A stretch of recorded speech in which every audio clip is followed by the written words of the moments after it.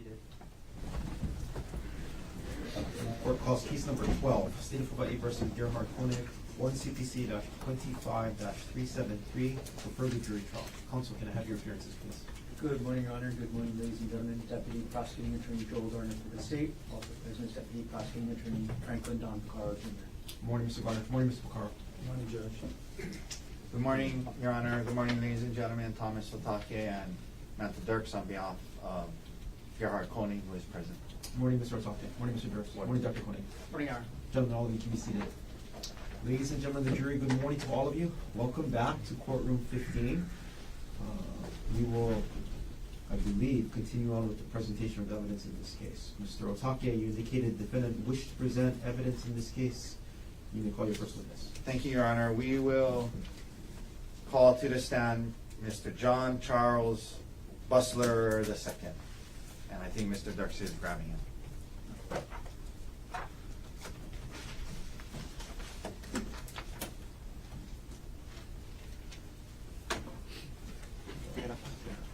Right up there, see up there. Thank you. And then she's gonna give you an oath. Okay. Thank you.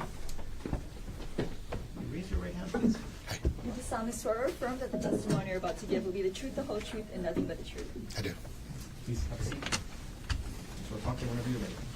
Okay, good morning, sir. If you could please state your full name for the jury and for the record. John Charles Bustler II. I go by Chuck. You go by Chuck? Is Yeah. it okay if I call you Chuck? Yeah. Okay, Chuck, are you associated with a restaurant called FET here in Honolulu? Yes, I'm the owner. You're the owner? Yeah. Okay. Tell us, well, first of all, is it F-E-T-E? Is that how you spell it? Yes, this first E has a circumflex over it. Okay. So, But it's pronounced FET. FET. Yeah. And tell the jury, what kind of restaurant is FET and where is it located? It's in Chinatown, New Anuan Hotel. It's farm to table, New American. My wife is also the chef there. She's the Hawaiian chef who won the James Beard Award 3 years ago. Yeah, I was going to ask you about that. So you guys are a pretty popular restaurant, award-winning restaurant? Yes. And your wife, what's your wife's name? Robin Mai. And she won the James Beard Award? Yes. Okay. Pretty popular place nowadays. We're doing all right. Okay, Yeah, good. Yeah. Sir, in the course of your business, do you keep records of reservations? Yes. So we use a platform called Open Table, which if you've been out to eat, there's probably one of two platforms you use most. That's the largest in the world. So that integrates with a lot of our systems, including our point of sale system as well. And did you receive a subpoena from my office in this case for the reservation records for the night of March 24th, 2025? Yes. Okay. Can I approach, Your Honor? Yes. With what has been marked as Defense 137. Okay. Yes. Okay, sir, I'm going to show you this. Is that the reservation record from your restaurant from March 24th, 2025? Yes. Okay. And is this a fair and accurate depiction of the reservation records you turned over to us? Yes. Okay. And, sir, in looking at, well, why don't we publish it, Mr. Dirks, please? No, not in evidence. Oh, I'm sorry. Thank you, Your Honor. We moved D-137 offered D-137 into evidence. Mr. Carter. No objection. Whether the marked for identification as defendant's exhibit D-137 is received into evidence. Okay, could we please publish it, Your Honor? Yes. Okay. Please. Mr. Dirks, can you blow up the portion there? Okay. Let's blow up can you blow up the whole line? Or no? Okay. Yeah. Okay, so you see at 6:30 p.m. on March 24th, 2025, was there a reservation for Gerhardt Konig for 2? Yes. Okay, and that was made through this platform prior to that night, correct? Correct. All right. And it turned out it was a no-show according to your records, yes? Yes. Okay, we can take that down. Okay, sir, thank you very much for coming down here this morning. That's all the questions I have for you. Okay. Mr. You want this? Please. Thank you. Mr. Gardner, any cross-examination? Yes. Please. Okay. Good morning, sir. Hi. You said that the program or software that your restaurant uses is called Open Table. Is that right? Correct. And you said that was a kind of industry-leading software for getting reservations? Yes. Okay. How does a person make a reservation on OpenTable? A few different ways. They can either call in and we make it for them and we program it in or we schedule it in, or they can do it online through either the app or the website. Do you know how the reservation was made with regards to this case? From your document, I don't see that, but I can look on real quick and I can tell you if it's made either through calling us, because it'll say in-house call, or if it was made digitally through a website. So could I bring you the exhibit then that we've just shown you? Sure. And would that tell you? Sure. Let me double check. Yeah. I'll approach with Defense 137, please. Oh, okay. Yeah, it does say it. So this says we made it through our network. That means that they called in. Okay, so it was a phone call reservation. A phone call, or somebody stopped by and made it, talked to somebody at the front or something like that. Got it. So essentially an in-house reservation. Yeah. Oh, I'm sorry. I'm mistaken. No, that means the phone in-house is that one. Your network means it came through our website linked to OpenTable. That's what that means. Got it. Okay, and I'm going to leave the exhibit up there with you just in case I have more questions about it, okay? Okay.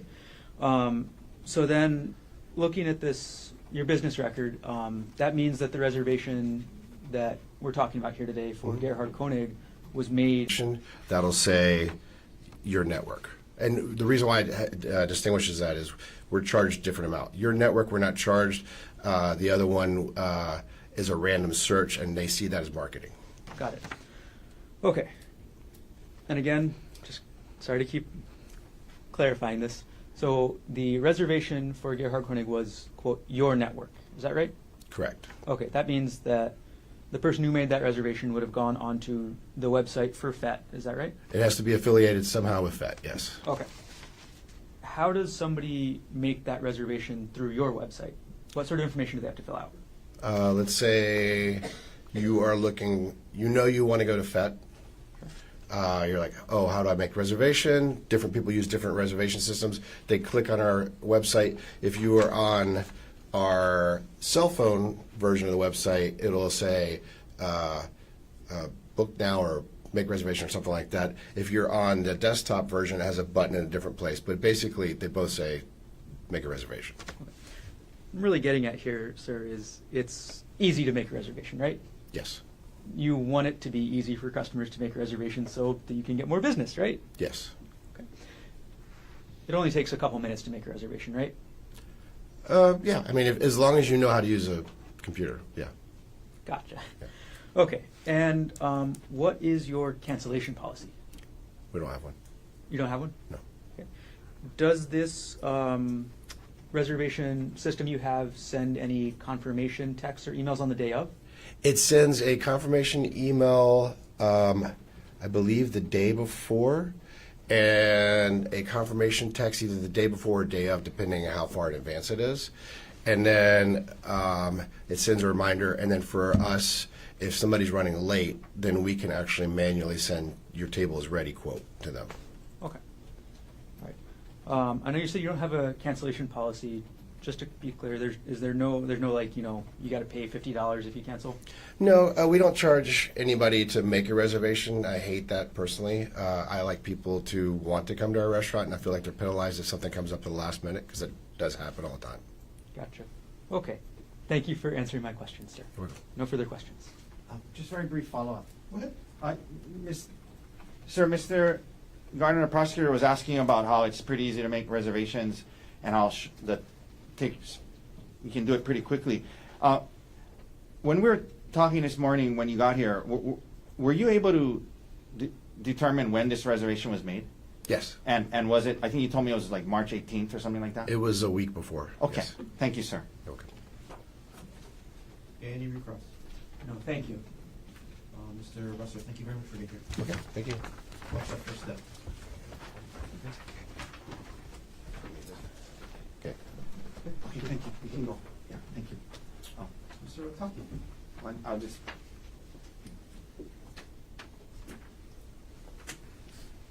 defense wish to present any other witnesses? Yes, Your Honor. At this time, we will call Dr. Jonathan Ardan to the stand.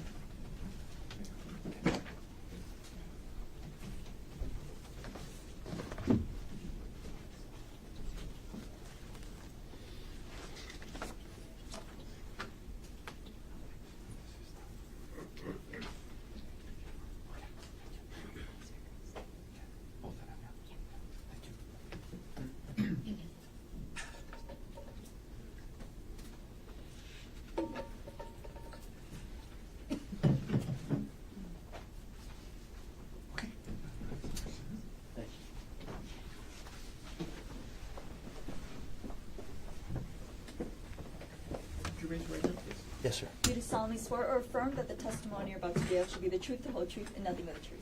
I do. Thank you. Have a seat. Thank you, Your Honor.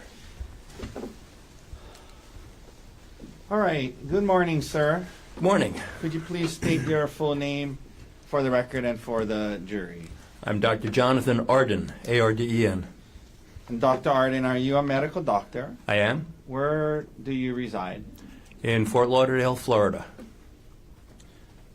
I'm going to walk through a little bit of your experience and qualifications for a few minutes, sir. Where did you go to medical school? I attended and graduated from the University of Michigan Medical School. I graduated in 1980. 1980. Did you do a residency after graduating? I did 2 residencies, actually. In what field? The first was a 3-year program in anatomic pathology at the New York University Medical Center in New York City. And the second was a 1-year program in forensic pathology at the Office of the Chief Medical Examiner for the state of Maryland. Okay. I'm going to take those one at a time. Could you tell the jury, please, what is anatomic pathology? To begin, the field of pathology in general is the medical specialty that studies the changes in the form or function of the human body or its components. And by changes, I'm talking about the effects of disease or injury. Anatomic pathology is the medical specialty that studies the changes of the anatomy, the structures of the body, and that includes things that you can see with the naked eye, hold in your hands, and some things that require a microscope to be examined. Forensic, I'm sorry. And so that's anatomic pathology. Yes. And you did a residency in that, is that right? I did. And then what is forensic pathology? Yes, forensic pathology takes the broad background of general medicine and anatomic pathology and then applies it primarily to the investigation and certification of certain types of deaths. Forensic pathology mostly studies deaths that occur either by violence, meaning any kind of death caused by an injury, and also deaths that occur suddenly and unexpectedly, so people who die in public, outside of medical care, that kind of thing. Okay. Are you board certified in any fields of medicine? I am board certified by the American Board of Pathology in both anatomic and forensic pathology. How long have you been board certified in those fields? Since 1985. And you've been board certified consistently since then? Yes, I have. So that's 40. 40 years. Yeah, about 40, 41 years, yes. Okay. Are you currently licensed to practice medicine in any states? I am. How many? I'm currently licensed to practice medicine in 5 states, those being Florida, West Virginia, Maryland, and New York. My New York license, to be technical, is in an inactive status, but legally I'm still licensed. Okay. Have you practiced medicine in the field of forensic pathology for the last 40 years? Yes, I'm going on about 42 years of practicing forensic pathology. Now,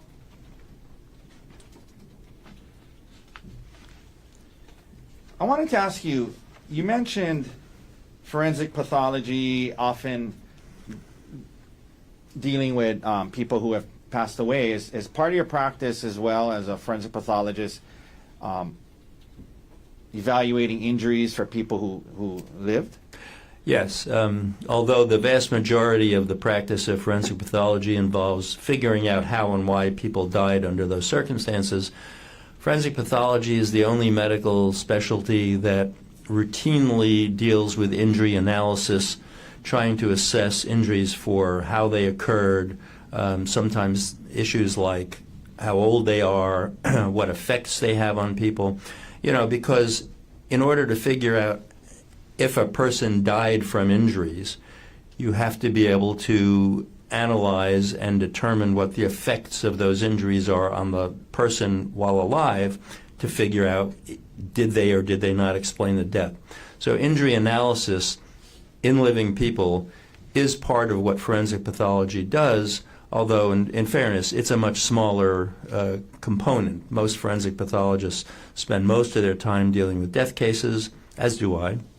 But many of us and many government offices of forensic pathology do apply that expertise to injuries in living people. Okay.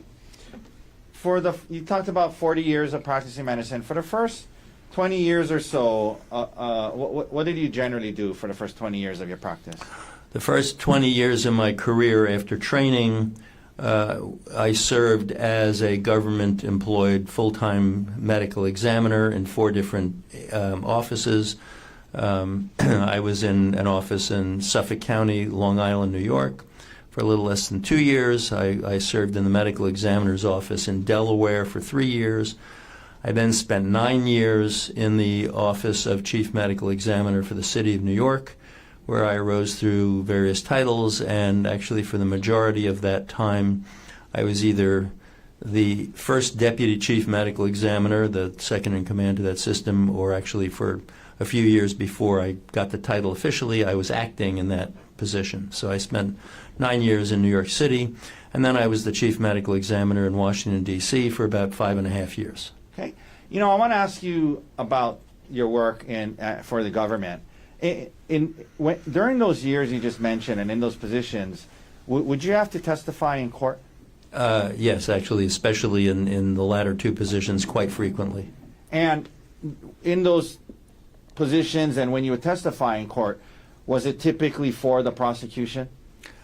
Yes, during the 20 years of government service, almost every time I appeared in court, I was called by the prosecution in criminal matters. Okay. Now, after that, did you at some point start something called Ardan Forensics? Yes, I did. And tell the jury, what is that? After 20 years of full-time government service, I then pretty much went out on my own, and I now have a a consulting practice in forensic pathology and medicine, the kind of work that brings me here today. And for most of that's been now, we're getting to about 22 years. It's been under my corporate name of Ardan Forensics. So that Ardan Forensics is my consulting practice in forensics. Okay. And in your consulting practice, providing consultation and opinions in cases, roughly how many times have you served as an expert witness? Well, I know I've been under oath, whether it's in trial, grand jury, deposition, hearings, well over 900 times in my career. Okay. That includes both the government service and the consulting years. Have you been qualified as an expert in state courts across the country? I have. Roughly, a lot, or? I've lost track, somewhere around 25 or 30 states, federal courts around the country, several military courts martial. Okay. Now, even now in private practice, do you at times testify for the prosecution? Yes, in the criminal consulting aspect, most of the work is for defense counsel because the prosecutors generally have the medical examiner. I do get consulted occasionally by prosecutors and then occasionally asked to testify. As recently as last month, I was called to the stand by the prosecution in the city of Portsmouth, Virginia. That prosecuting office has hired me for review of a series of older cases, several of which have now resulted in testimonial appearances, including one last month. And are you part-time do you have a part-time appointment with any state agencies right now? I do. I have a part-time appointment as a forensic pathologist for the Office of the Chief Medical Examiner for the state of West Virginia, and it's a very small part of what I do, but it is still an active appointment. Okay. Your Honor, at this time I move to qualify Dr. Ardan as an expert in the medical field of forensic pathology with emphasis on providing injury assessments of the living. Mr. Gardner. I'll be Please. quick.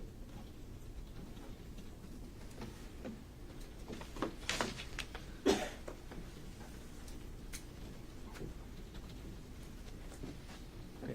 Dr. Ardan, good morning. Good morning, sir. Okay, I want to ask a couple follow-up questions about the qualifications you were just talking about, okay? Yes, sir. All right, so you said that you primarily deal with death cases, is that right? Yes, sir. Okay, could you tell us, percentage-wise, how many cases, what percentage of cases do you deal with that involve death investigations? I don't have an exact number for you. It's a very high percentage. I mean, the death cases, both as a medical examiner in my career and as a consultant, somewhere in the high 90s in the percentage. Okay, so high 90s percentage for cases involving death. Yes, sir. Okay.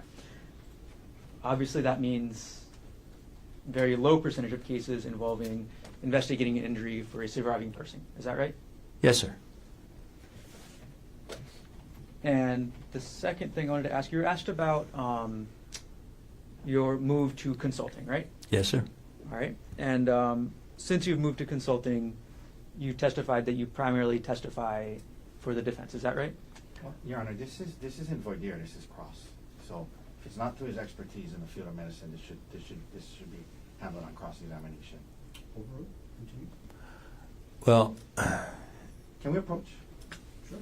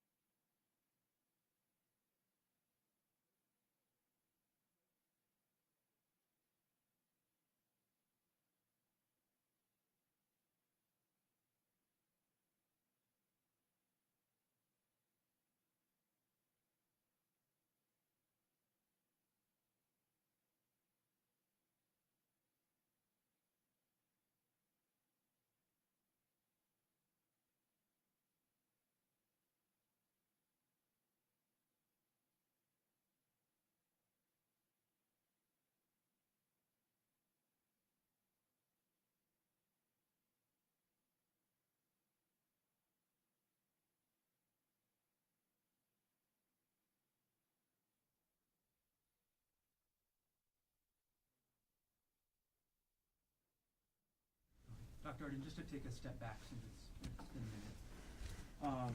You were asked to speak about your qualifications a couple minutes ago, is that right? Yes, sir. And during that time, you were asked to speak about how much time you've testified for the prosecution and how much times you've prosecuted, or how much you testify for the defense. Is that right? Yes, sir. Okay, sorry for stumbling. And you were asked about your transition from government work to consulting. Is that right? Yes, sir. Okay, and then since you've transitioned to the consulting being your primary practice, you testify primarily for the defense. Is that right?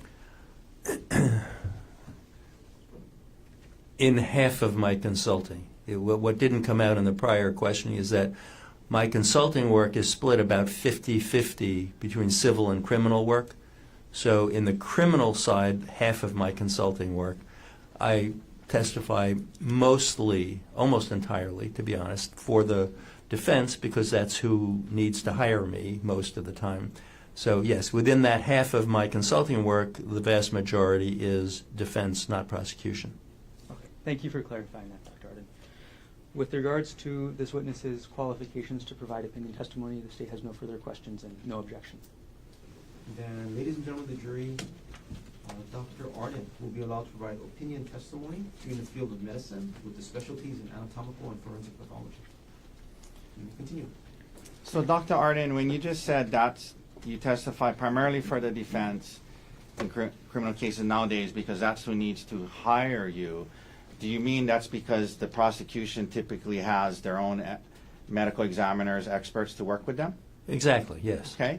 And for 20 years of your life and your career, that's what you did. You testified for the prosecution almost exclusively, correct? Correct. Now, when you say that, 90 whatever % of your work through the years has been on death cases, you explained that part of evaluating a death case is having to understand and know about how injuries affect the living, correct? That's exactly right. Okay. Thank you, sir.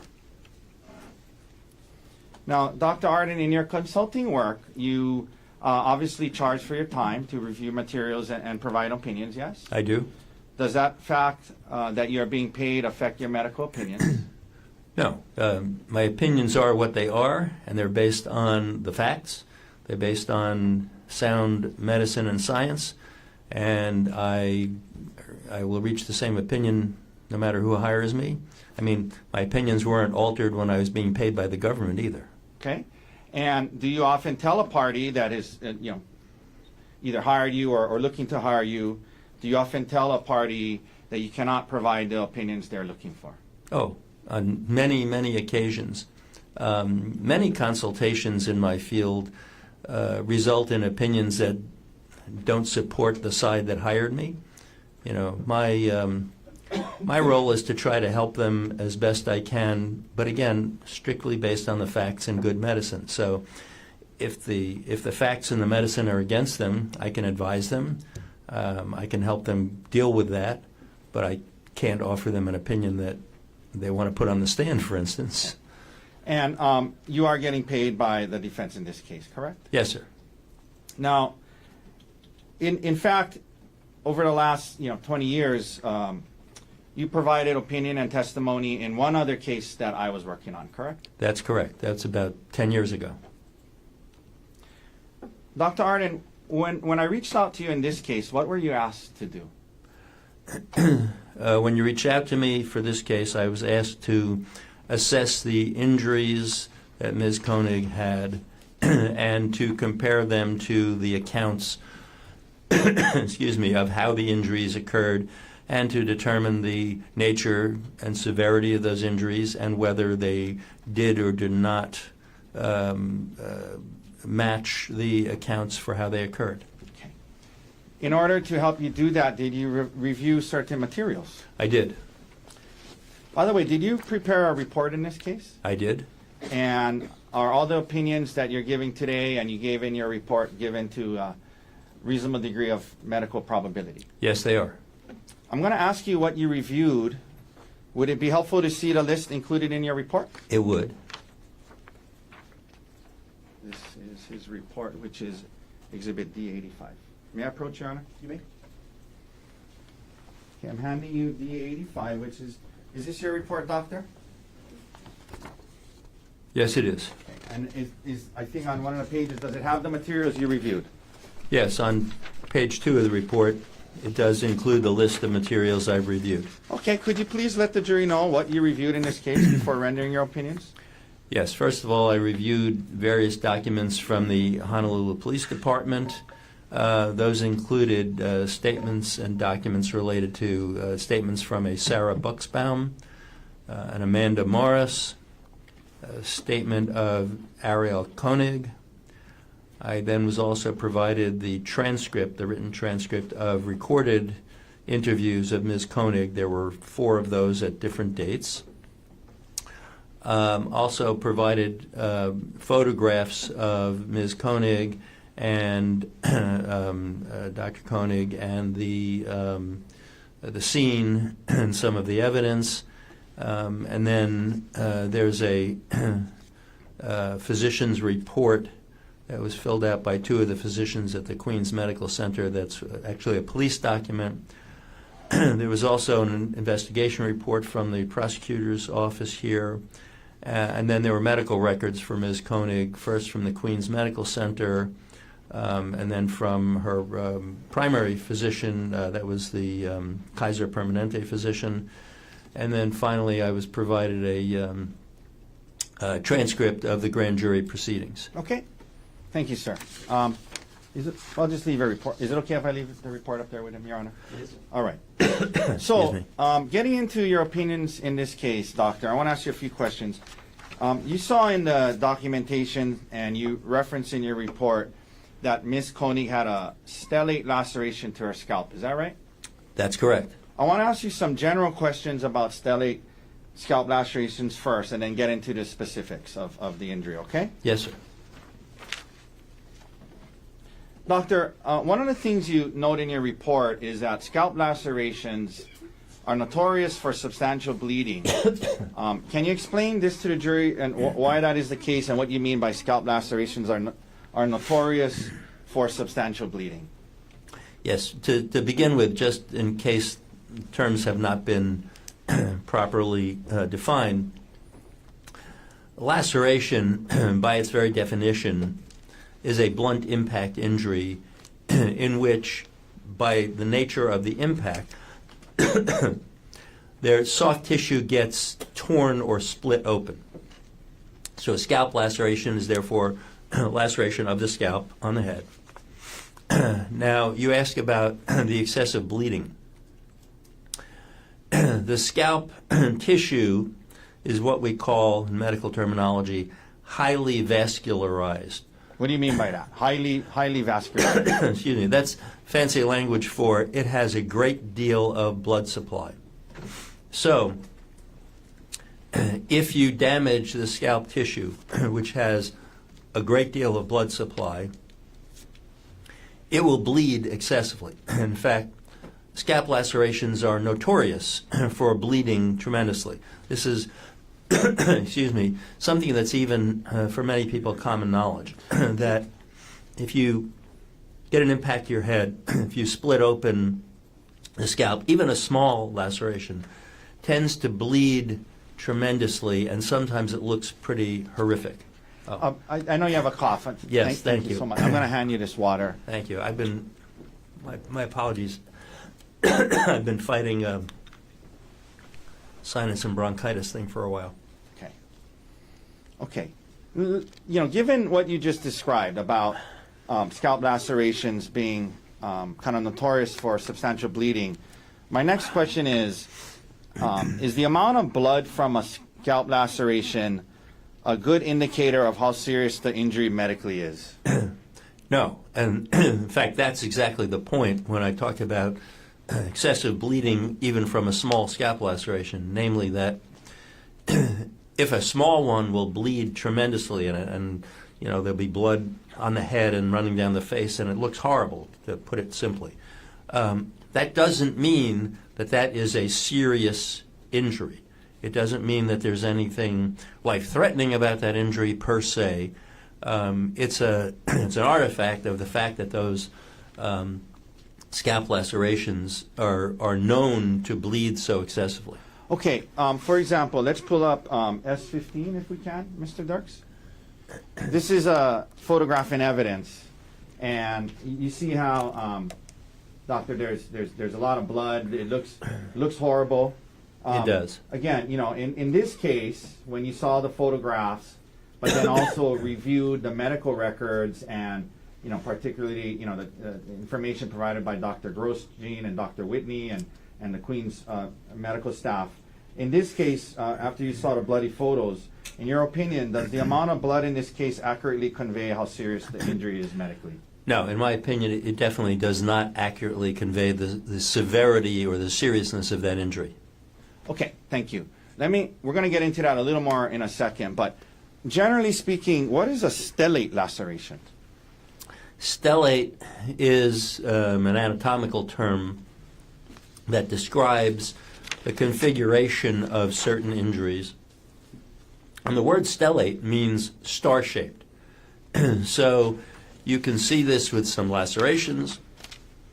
Just as an aside, it's not related to this case, you can see this with certain kinds of gunshot wounds where you have, instead of a very simple laceration, which will look like a line, it's a line of interruption of the tissue or splitting of the tissue. Instead of that, the stellate laceration looks star-shaped, so it will have limbs of laceration extending in multiple different directions from the center. Okay. You had a chance to see the photographs of Miss Konig's scalp laceration, correct? I did. And did you also review the available medical records that was provided by the state to us? Yes, sir. Now, two Queen's doctors testified and also filled out an HPD form, Honolulu Police Department form, that Ms. Konig's scalp injuries in this case did not create a substantial risk of death and did not rise to the level of serious bodily injury. Do you, after your review, doctor, in your opinion, do you agree with the Queen's doctors in that regard? I do, very much so. And can you please explain why you believe that her scalp injury did not create a substantial risk of death and did not rise to the level of serious bodily injury? Well, the first question is the easier one because it's very straightforward. The scalp laceration that she had, even though it was stellate, even though it was fairly large in comparison to the front left side of her head where it was, only injured soft tissue. You think about the anatomy of the head. The scalp is basically a specialized form of skin and the tissue beneath it. Then you have the skull bone, and inside the cranial cavity formed by the skull bone you have the brain. And in her case, the medical records demonstrated quite clearly that all of the injury was to the scalp itself. You meaning the soft tissues? Exactly, the skin and the tissue underneath it. We all have a layer of fatty type tissue called subcutaneous tissue. Subcutaneous means under the skin. So the scalp is both of those, the skin and the subcutaneous, and that's all that was injured. The bone wasn't fractured, the brain wasn't injured, there was no bleeding around the brain, anything like that. So simply having a soft tissue injury that requires cleaning out and sewing up is not a life-threatening injury. Okay. Next, and again, you agree with the Queen's doctors when they checked off the part about it didn't rise to the level of serious bodily injury, correct? Right, because you'll see in that form the questions about the serious bodily injury had to do with prolonged or permanent disfigurement, prolonged or permanent loss of function of part of your body, and a soft tissue laceration, even a big one, doesn't cause any of those things. Okay. So it didn't rise to that level. Now, doctor, the Queen's doctors also both checked off the box that said she did not have a serious concussion. Did you also agree with that? I did. Now, doctor, were you also asked to provide opinions as to whether Ms. Konig's injuries were consistent with what she reported? Yes, I did arrive at such opinions. And did you review her multiple statements given to the police to do so? Yes, sir. And you mentioned the grand jury and things like that, right? Yes, I did. Now, in those statements, you noted she reported that she was hit with a rock up to 10 times, and at times she said full blast, 100% of his power, all over her head. As an expert in the field of forensic pathology, in your opinion, were her injuries consistent with her statement that she was hit up to 10 times full blast with 100% of his power? No, sir, they were not. And why not? Well, several reasons.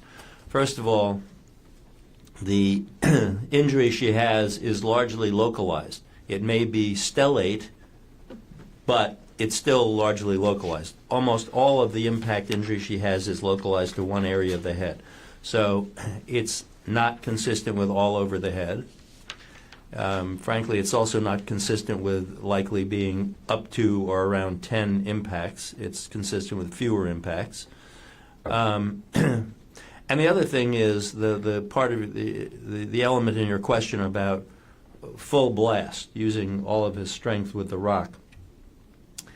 That would very likely result in more severe injury. Okay. It would likely result in skull fracture. It would likely result in bleeding around the brain or brain injury itself. Okay. Now, you indicated, not consistent with, up to or close to 10 blows. In your report, did you say that, you say in your report that your opinion is that it reflects several impacts at most. If you can explain what you meant by that. Yes. What I intended to convey with that wording of several impacts is that, in my opinion, that stellate laceration is most consistent with being approximately 2 to 3 impacts with the rock. Okay. So possibly 2? Yes? But to be fair, you indicated that looking at it, possibly could be 3, right? Yes. My best estimate is approximately 2 to 3 as being most likely. Okay, thank you. And that's after looking at her statement. I mean, that's actually after studying the photographs and whatnot, yes? Correct. In the statements that you were provided, did you see where Ms. Konig was telling the detective that her back of the head was being bashed against the ground? Yes, she did state that. And did you find her injuries to be consistent with that statement? No. She had said being grabbed by the hair and having her head bashed into the ground, the back of her head. There's no description of any injury to the back of her head in the medical records, nor were there any brain injuries. There's a particular pattern of brain injuries that could occur if the moving head strikes the stationary ground, such as being bashed into the ground that way, and she didn't have any of those either. Okay. And to be fair, I should ask you this earlier. I mean, to be fair, it was a complex laceration on her scalp. Yes. Oh, yes, sir. Okay. Now, you mentioned in your report an injury to her eye, and I want to ask you about. You made some comments about her eye injury. Are the orbital bones around the eye thin and fragile? Some of them are. The orbit is the eye socket, and some of the bones that form the eye socket, especially the roof of the eye socket, as we call it, those are very thin, fragile bones that can be easily broken. Okay.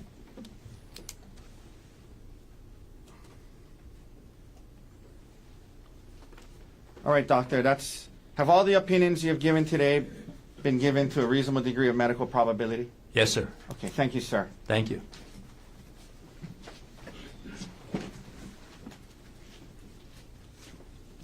Mr. Gordon, cross-examination. Yes, take just a moment to set up. I'm sorry. I had one last question. I apologize.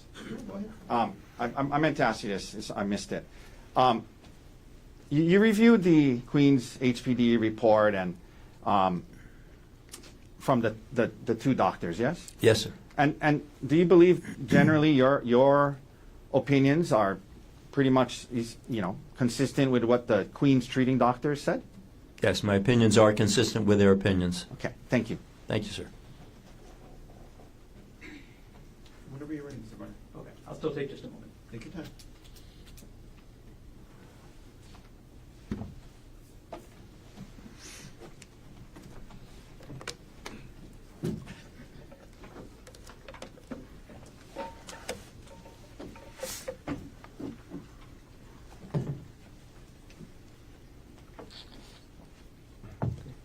Dr. Ardan, before I start with the questions in my cross-examination, I'm going to hand you a binder with several exhibits, including your report, your CV, the medical documents, the transcripts that you said you reviewed. So I'm going to approach you with that now, and previously shown to defense. Thank you. Thank you.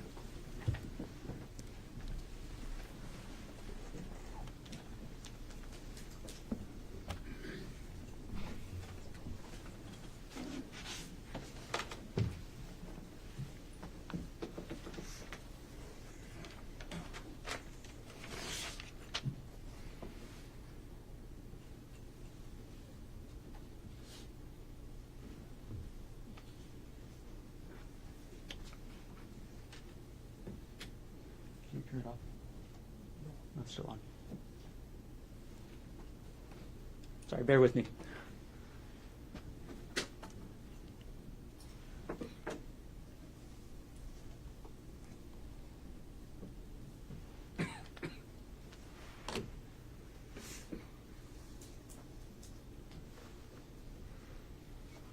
Okay.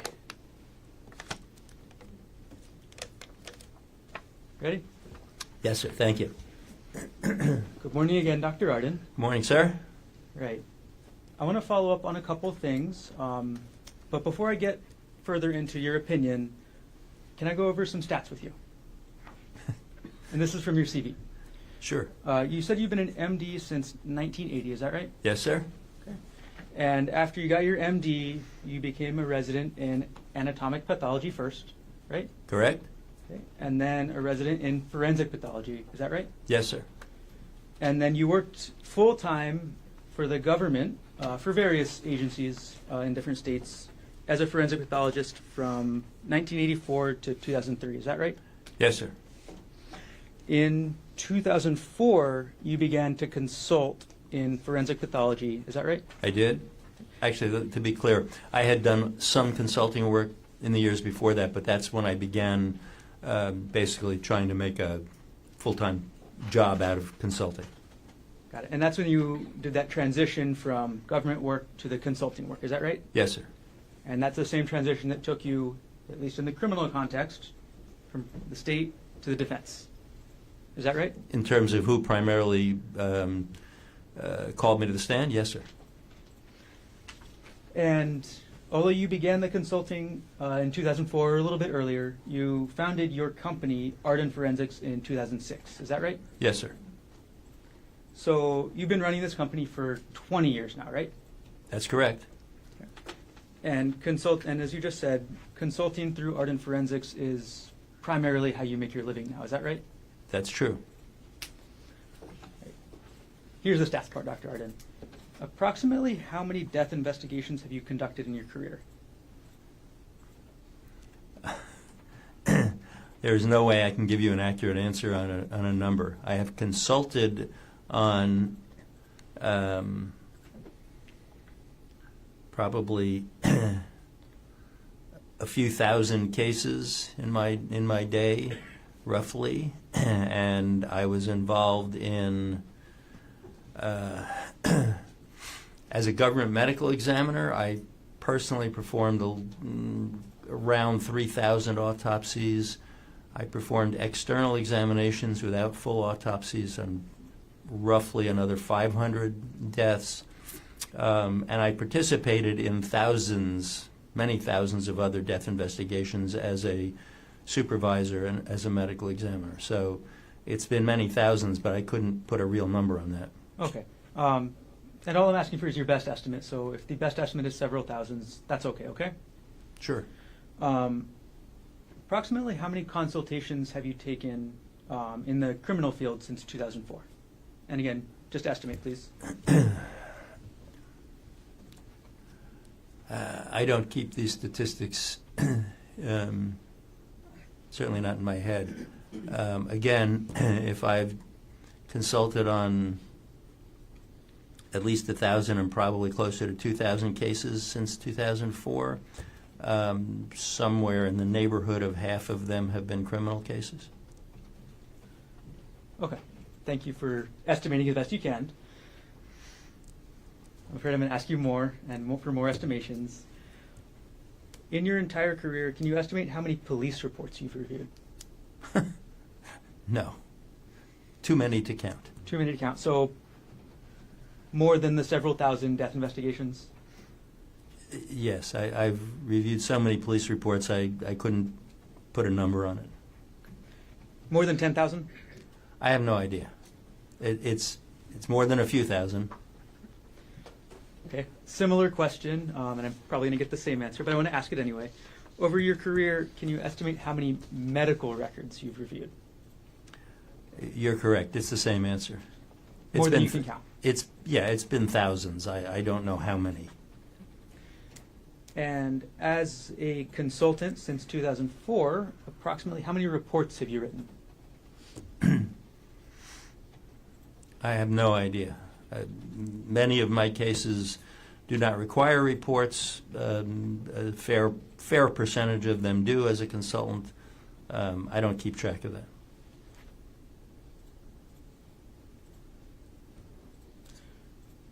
Okay.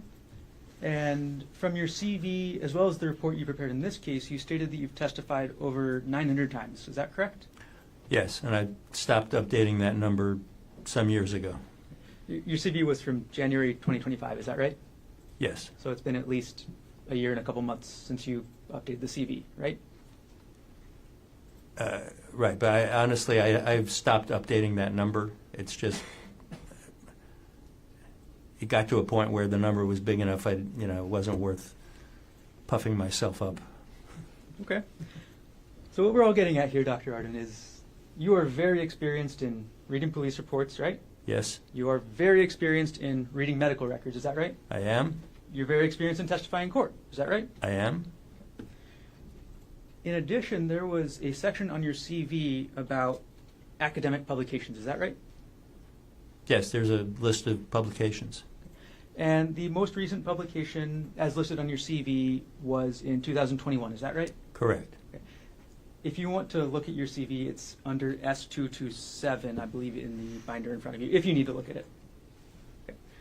That most recent publication in 2021 was titled Cognitive Bias in Forensic Pathology Decisions. Is that right? Yes, sir. And that was published in the Journal of Forensic Sciences, right? Correct.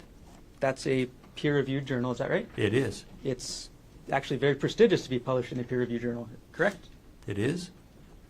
And that was, that was the most recent academic article that you have published, at least on your CV, right? Correct. Okay. We'll come back to that article later. Now, we've already gone over that you prepared a report for this case, is that right? Yes, sir. Okay. And if I ask you to review the report while we're talking this morning, could you look at the tab S226 in the binder? I have it. Okay. And that is your report, right? It is.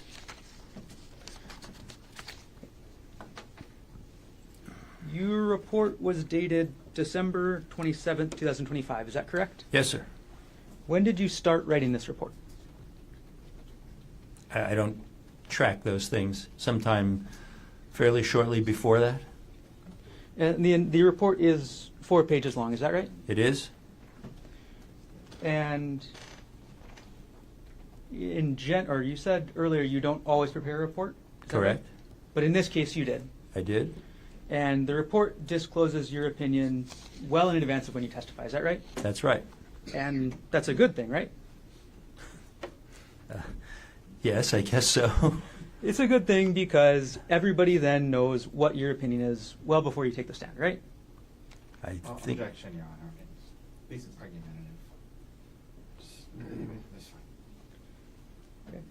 The report also discloses the materials you reviewed. Is that right? It does. And those are the materials that you went over earlier with Mr. Otake, correct? Correct. All right. And a report in this type of report for forensic pathology would also disclose, if applicable, any scientific sources that you cite in support of your opinion, correct? Correct. Only if you're actually citing sources, though, right? Correct. Okay. There were no sources cited in your report for this case, correct? That is correct. Now, this is your business again, right? This is my profession, yes. And you charge money for that, correct? I do. Okay. I'm going to ask you, doctor, how much do you charge per hour? $700 an hour. Is that the charge for the consultation and the report writing? It is? What is your fee for testifying? For a court appearance out of town when I have to travel, it's a flat $7,000 for the day.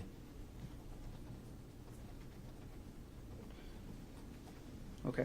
So in this case, obviously, you say you live in Florida, so you had to travel to get here today, right? I did. Okay. Approximately how many hours did you spend reviewing the materials to prepare this report? I do not know how many hours I spent reviewing the materials, but I can tell you the total of how many hours I spent reviewing, consulting, and writing the report. Could you tell us that then? That's 9.75 hours. Okay. Right. And you also have a website, correct, Dr. Ardan? I do? And that website is for your company, Ardan Forensics, is that right? Yes, sir. And on that website, you advertise, what kind of services you offer, correct? Correct? And you advertise yourself as an, quote, independent forensic pathologist with excellent credentials and a record of reliability and impartiality. Is that right? I'm going to take your word for it if you took it from the website. I don't remember all the wording exactly, but that sounds accurate. Okay. Reliability is important to you, is that correct? It is? Impartiality is also important to you, is that right? It is?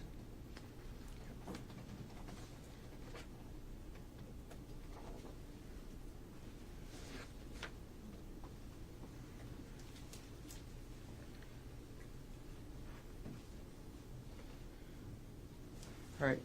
Dr. Ardan, I know you already talked about the materials you reviewed in writing this report, but I do want to clarify just a couple of them.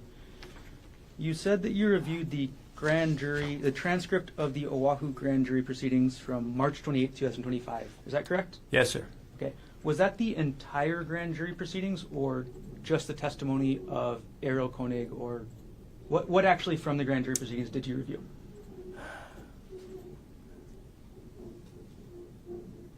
I am sure I reviewed the testimony of Ms. Konig. Honestly, I don't recall whether I was provided the entirety of the proceedings, but my recollection is I reviewed her testimony. And you mentioned that you reviewed some of the Honolulu Police Department reports, is that right? Yes, sir. Okay. You didn't review the entire police reports, did you? I don't believe that I reviewed the entire file that they had, no. And Dr. Ardan, you, in the next section of your report, after you talk about the materials you reviewed, you put a, quote, synopsis of pertinent facts. Is that right? Yes, sir. And that's where you describe essentially what you learned from reviewing the materials about the facts of what happened on March 24th. Is that right? It describes what I learned from reviewing the materials that I judged was pertinent to the opinions I was going to provide. I see. So it provided only what you judged was pertinent. Hence the name synopsis of pertinent facts, yes. So if you thought a fact was not important, you wouldn't include it. Is that right? It wasn't a matter of importance. It's a matter of whether it was pertinent.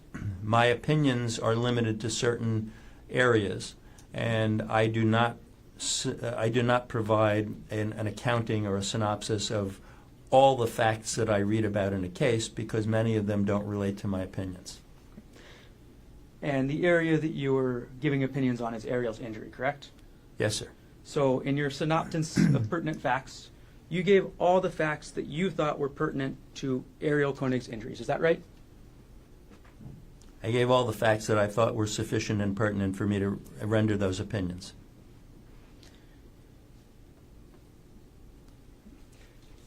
Now, I'm going to jump ahead in your report to page 3, okay? As you wish. And you talk about concussions. Is that right? I do. All right. And you state that, sorry, I got to zoom in here.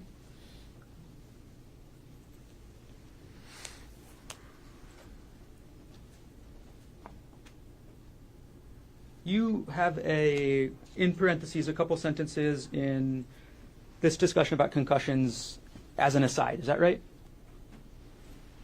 Yes, sir, I found that. It's on Okay. page 3. And in this section, you're actually discussing an email Ariel Konig sent to her primary care physician. Is that right? Yes, sir. And that was an email in which Ariel Konig asked for consistency's sake, for the primary care physician to add concussion or TBI to her chart. Is that right? Yes, that's true. And based on the opinion you gave, concussion and traumatic brain injury are the same thing, right? Concussion and mild traumatic brain injury are equivalent terms. They describe the same entity, yes.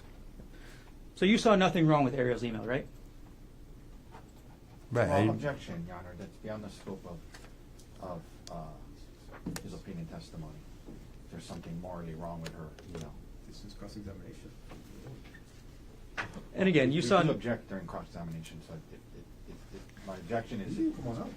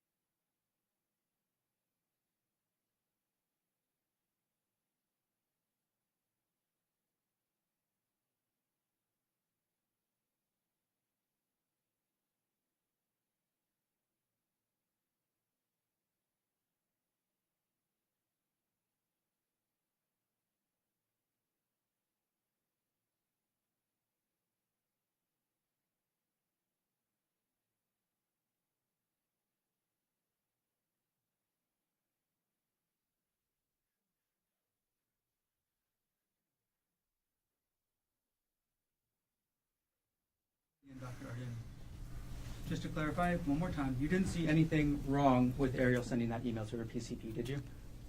I made no judgment about that email, right, wrong, or other. I made a comment on the substance of it and its meaning. Dr. Ardan, in your opinion, it would be pretty disingenuous to try and ding Ariel for that email, wouldn't it? Objection, Your Honor. That's a statement. That's argumentative. All right. Let's take a step back, Dr. Ardan, to your ultimate, I guess, assignment with this case. And that was to compare the injury to the various statements she, meaning Ariel, made describing how those injuries were caused. Is that right? That was half of it, yes. That's what you say your purpose is in your report, isn't it? Yes, and as I testified here today, my assignment was to assess her injuries and provide consultation, and specifically what you just said, to compare her injuries to her accounts of how they were caused. And if you're comparing Ariel's injuries to her statements about those injuries, it's absolutely crucial to your reliability and impartiality to use accurate statements of Ariel, isn't it? It is necessary to be accurate, yes. More than that, Dr. Ardan, it's necessary to use accurate statements from Ariel Konig. Isn't that right? It is. For example, if you take only parts of her statement, then your conclusions become unreliable, correct? Not necessarily. That's a possibility. If you exaggerate portions of her statement, your conclusions also become unreliable. Isn't that correct? That is likely.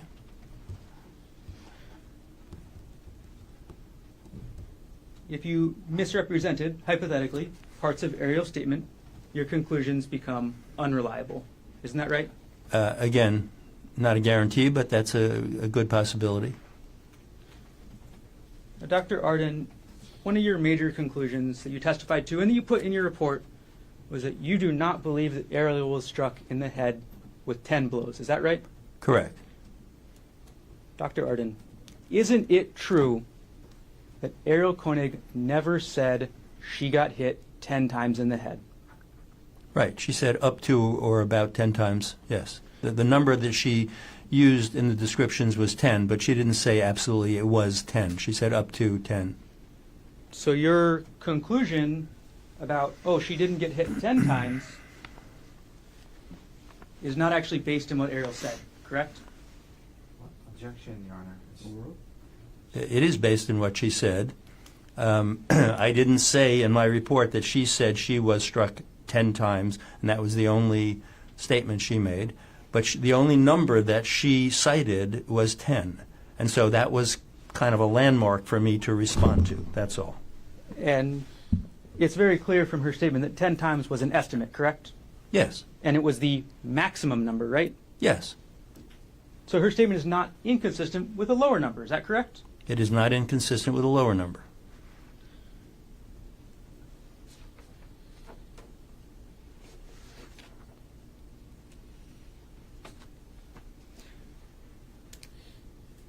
I'm going to take just a moment, and if I can retrieve Exhibit 2.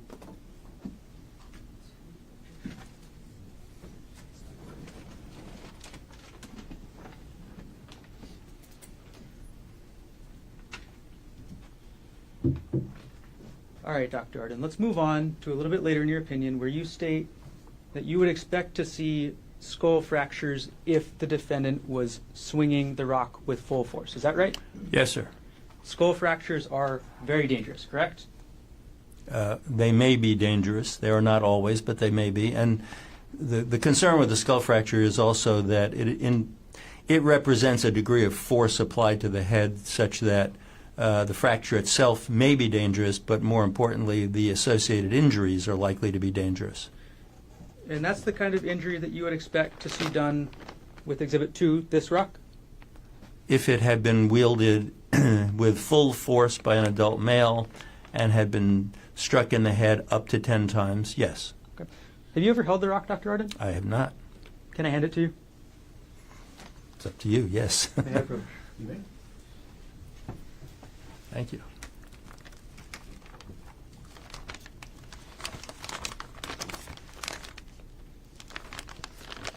Yes, sir. Okay. Now you've had a chance to hold the rock. Yes. All right. It's dense, right? Yes. It's got some heft. It's solid. Yes. And your opinion is now still that an adult male using full force could cause, or you would expect to see skull fractures, correct? If there had been up to 10 blows with full force, yes. Let me put it this way. You phrased the question, I would expect. The better way to express an opinion is, in my opinion, it is likely that there would be some skull fracturing and likely some internal head injury. Your actual statement from your report is on page 4. Is that right, Doctor? Can you direct me where you're... Sure. It is the second to last paragraph where you state, had she been struck with that rock with extreme force, quote, full blast, it likely would have caused skull fractures and underlying brain injuries. And then you have a parenthesis, especially if she had been struck 10 times. Is that right? Yes, sir. So, you would expect to see brain injuries and skull fractures even if it wasn't 10 times. Is that right? Correct. And now that you've held the rock, you still have that same opinion, right? I do. Now, there are some assumptions to unpack when you make that statement. Is that right, Dr. Ardan? Well, argumentative, Your Honor. I mean, So it's their yes or no? question. Overruled. It's a yes or no answer. Well, it's vague. Doctor, you can answer it if you understand the question. I'm not sure exactly what you're asking about. What assumptions? Well, you had to make some assumptions to make that conclusion. Is that right?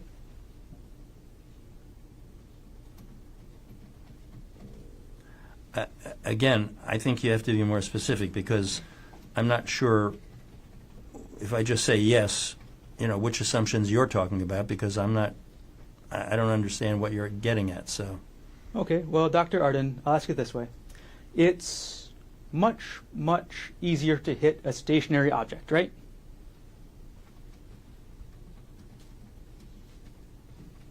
I think that's a fair generalization. It's much, much easier to hit a person's head if they are entirely stationary, not moving, correct? Makes sense to me, yes. On the other side, it's much, much harder to hit that person's head if they're moving around and squirming. Is that right? I'm not going to be able to answer a question with too muches in it. If the person is moving, it likely introduces an element where it is at least somewhat harder to hit the head because the head is moving. In some circumstances, there could be so much movement that it is much, much more difficult to hit. In some circumstances, the movement could be to a lesser degree, and striking it could be pretty easy. It's also, I'll just use one much, it's much harder to hit somebody if they're fighting back. Is that right? It's the same answer. If a person fights back, it introduces an element that will make it more difficult to hit the person. How much more difficult depends upon how much fighting, what the circumstances are, what each person is doing. So, yes, it does introduce an element to make it more difficult. In some cases, probably much more. In some cases, not.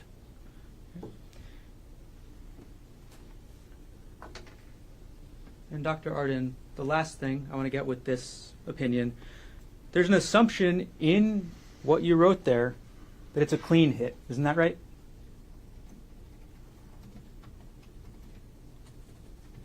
No.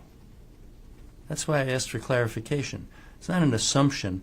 I'm basing this on what was described about this rock, and I'm basing this on the evidence from her scalp laceration, knowing what it looked like and what its configuration was.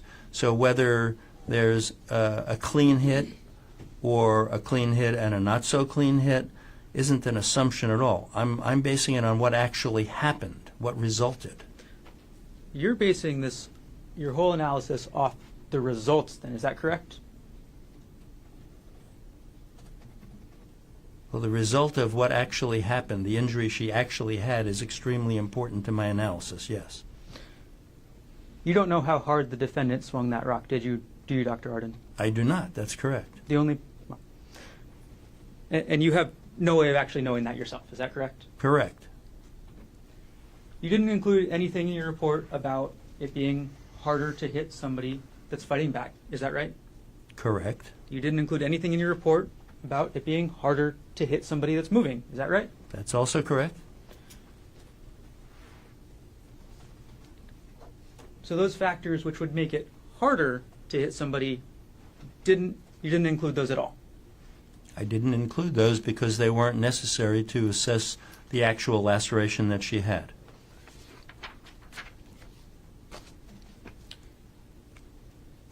Dr. Ardan, you testified that you reviewed aerial statements, correct? Yes, sir. You reviewed 4 of the transcripts of her recorded interview, correct? Correct. You reviewed her testimony from the grand jury, is that correct? Correct. And could you go to S180 in that binder? And then when you get to that, go to page 5. What exhibit? S180. Page 180.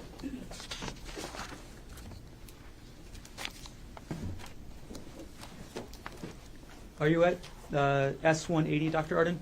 Yes, sir. Okay, and can you go to Excuse page me. 5? I have it. Okay, and in that, there's a quote that says, "We kind of just kept wrestling," end quote, Can correct? you direct me to the line? Sure, I'll pull it up here. I won't put it on the screen or anything, but I'll pull it up on the iPad so we can go along together.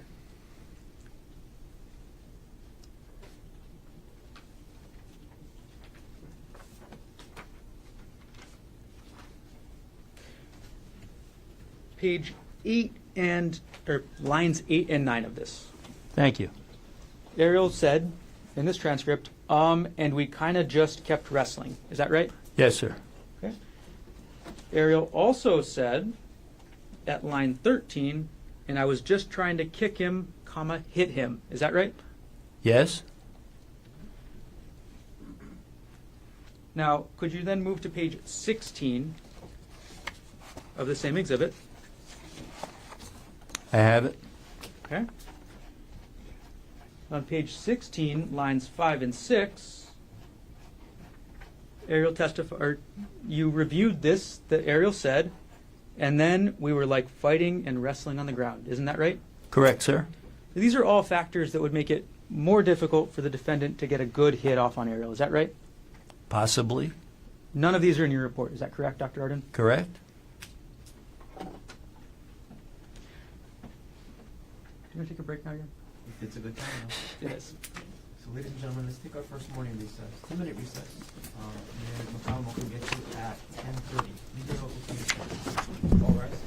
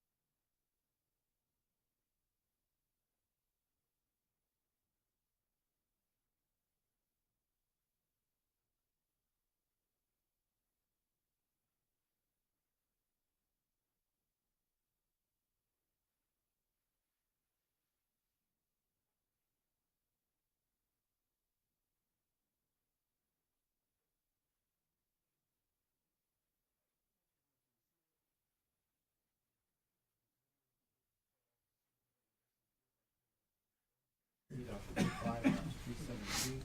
Dr. Konig is present in court with all 4 counsel of record. All jurors are back in the courtroom. Dr. Jonathan Ardan is on the stand and still under oath. And Yes, Your Honor. And Mr. Gardner, whenever you're ready, you may continue on with the cross-examination. Thank you.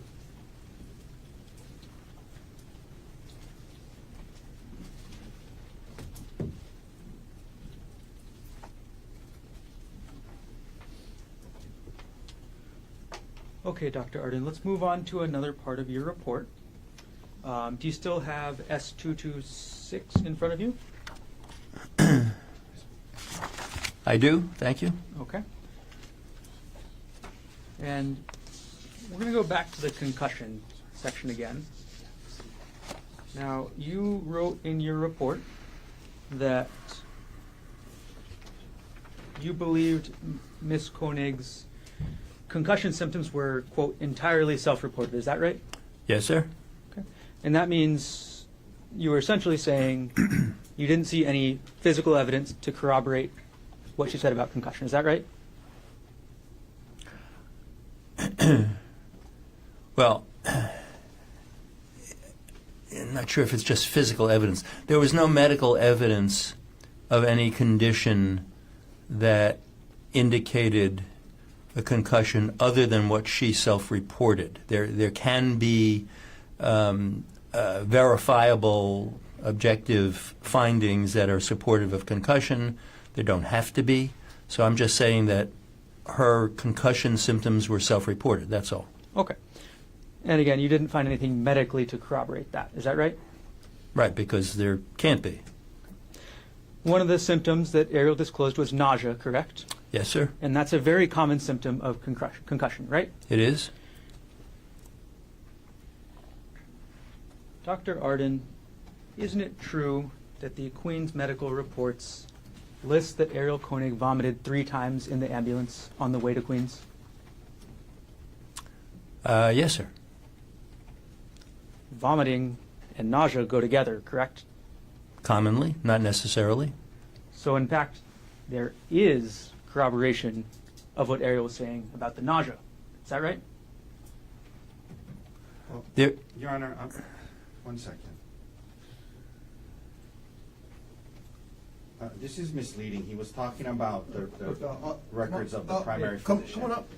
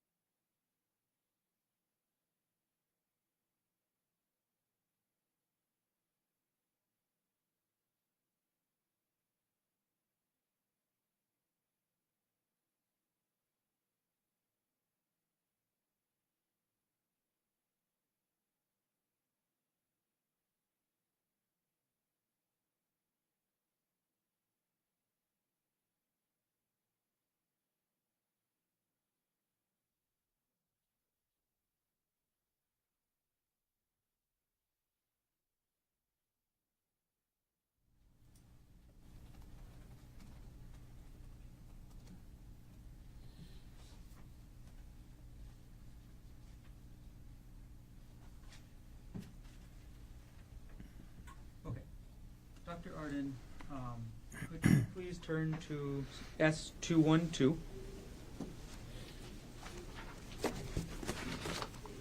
Yes, sir. Okay, and these are the Queen's medical reports that you reviewed as part of your preparation for writing your report, correct? Yes, sir. Okay, and on page 4 of that document, which actually has on the bottom left of it page 3, so there's a title page and then it begins, right? Yes, sir. Okay, on page 4, Dr. Grosjean's notes indicate PT vomiting ×3 with EMS. Is that correct? In the middle of the page? Yes. Okay. PT means patient, correct? Correct. Okay. So the medical reports show, and the medical reports that you review show that Ariel was vomiting. Is that right? She did vomit when she was with EMS, yes. And that wasn't included in your written report. Is that right? Correct. And again, vomiting is a symptom of a concussion. Is that right? Vomiting is a symptom of many, many different things. It may be associated with concussion. It may be associated with many different things. All right. Let's keep going on things that are not in your report, Dr. Ardan. In your report, you write about, on page 2, and I'm sorry, you can switch back to S226. You write about Ariel's thumb on page 2 of this report, correct? Yes?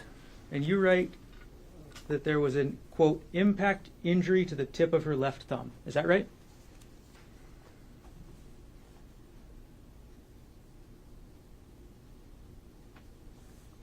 Yes, sir. Okay. That is the only time you mention any thumb injury in your report, correct? Correct. Dr. Ardan, it's not in your report at all that this was actually a fracture, correct? Correct. It's not in your report that this is a distal phalanx fracture, correct? Correct. You didn't think that was pertinent, right? It wasn't pertinent to the opinions that I was offering, which were largely centered on her head injuries. And you're aware that a distal tuft or a distal phalanx fracture is also known as a tuft fracture, correct? It is? Okay. Is it okay if I call it a tuft fracture from now on? Sure. Just shorter. Okay, so you're aware that a tuft fracture is a, quote, crush injury. Is that right? Yes, that would be typical of mechanism of causation. You commonly see it in people who hit their hand with a hammer. Is that right? That's certainly one good explanation for it. And in the Kaiser records you review, this tuft fracture is referred to as a crush injury. Is that right? I believe so, yes. Let's go through it, Doctor. So that's going to be S215.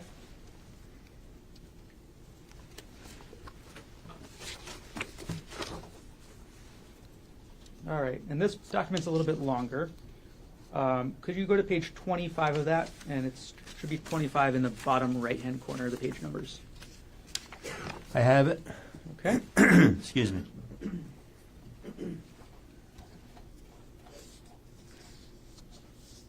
I apologize. I think I have the wrong page number. I think so.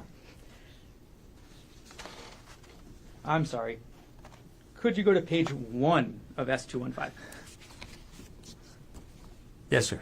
All right. And there it is at the very bottom of the page, diagnosis number 8, left thumb distal phalanx fracture. Is that right? Yes. Okay.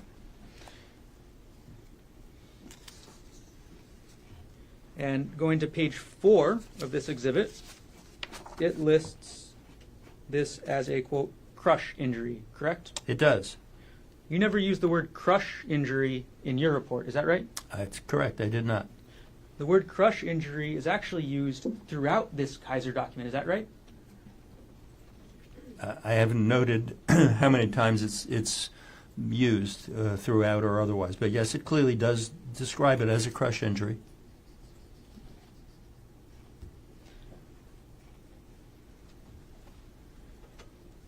And you thought this crush injury was not related to Ariel Konig's head injury, is that right? It is not her head injury. It's a different injury. you reviewed the testimony of Ariel Konig's grand jury, or you reviewed the transcript of Ariel Konig's testimony at the grand jury, correct? Yes, sir. And isn't it true that Ariel stated at the grand jury proceeding, I also have a fractured thumb, you know, and finger lacerations from trying to keep the rock off my face so I could maintain consciousness? Yes, that sounds familiar. So you remember that statement? Yes, sir. And that statement is essentially saying that Ariel Konig was trying to block with her hand. Is that right? Yes.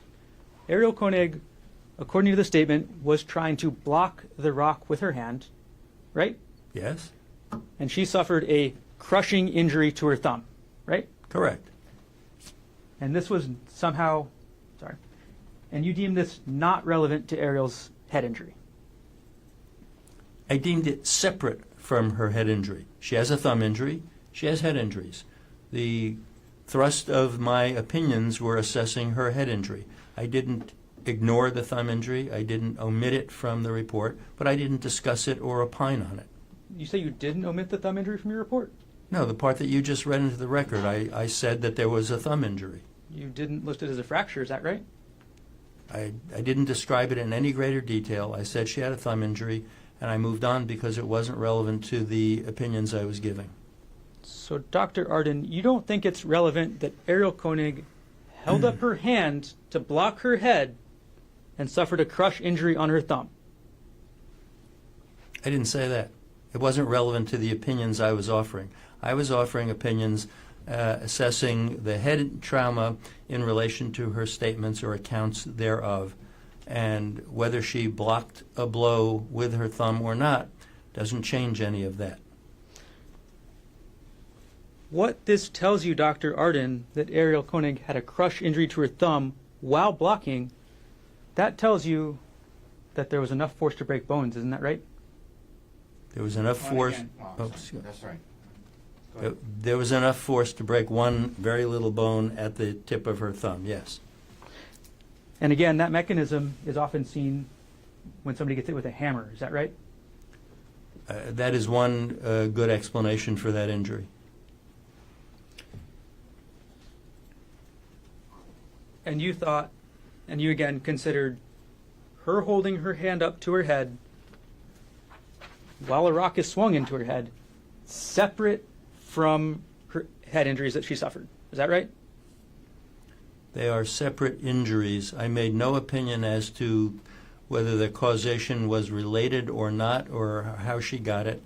Again, the real focus of my opinions was on the head trauma. It wasn't to ignore that, but that thumb injury is a separate part of her body. It's a different injury, and its relevance otherwise wasn't part of my analysis and opinions. You provided an opinion about the level of force you believe was used, isn't that right? I provided an opinion regarding Ms. Konig's accounting of her description of the level of force, yes. And the fact that there was a broken bone did not factor into that opinion. Is that right? Correct. Even though that bone was blocking her skull, right?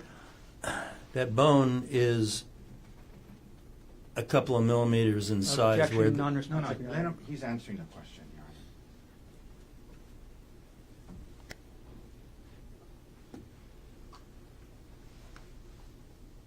Objection is sustained. It's not Can we responsive. approach, Your Honor? You wanna?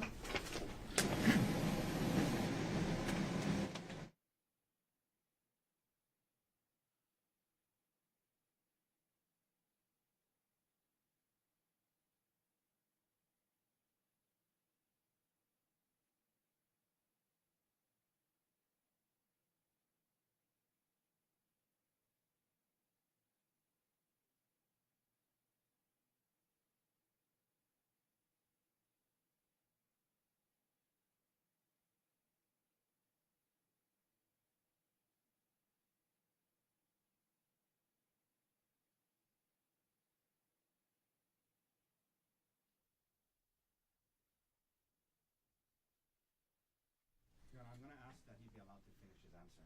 He's trying to finish his answer. Objection is sustained. all I was. No. Oh, I'm Next sorry. question is coming. I'm sorry. He's going to ask another question, Doctor. Dr. Ardan, if I ask you a yes or no question, can you give me a yes or no answer? Your Honor, he needs to ask a question. Just ask a question. And if he needs to explain it, he's going to do his best. Was that not If a it's question? non-responsive, then the appropriate motion will be made. Please continue. Okay, Dr. Ardan, if I ask you a yes or no question, are you willing to give me a yes or no answer? Your Honor, it's an improper question. You can ask the next question and we can deal with it. Sustain. Ask the question.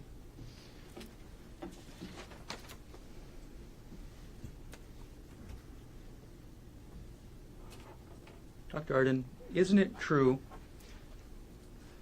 that the fact that Ariel Konig held up her hand to block that rock is highly relevant to the level of injury she sustained? No.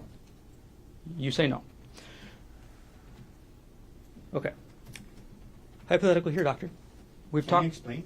Can you explain this answer? So no, next question. You can ask on redirect. All right, doctor. It's very clear that a blocking hand is an interfering force, right? Objection. Objection. Argumentative. Phraseology of a question. Well, overruled. You can ask the question. A blocking hand is an intervening force. Is that right? No. You don't believe that a block is interfering with the defendant swinging that rocket, Ariel? It's not what you asked. Do you believe, or isn't it true, that Ariel blocking the defendant from that rock that's, I think, still in front of you, with her hand, is an intervening force? No, it is not an intervening force. Isn't it true that Ariel blocking helped protect her head? Can't answer it as yes or no. Isn't it true that blocking a hit with your hand protects what's underneath? The real answer is sometimes. And again, this is all things that you didn't think were pertinent to Ariel's head injuries, Ask right? and answer. They're not pertinent to the analysis and opinions that I offered about her head injuries. That's true.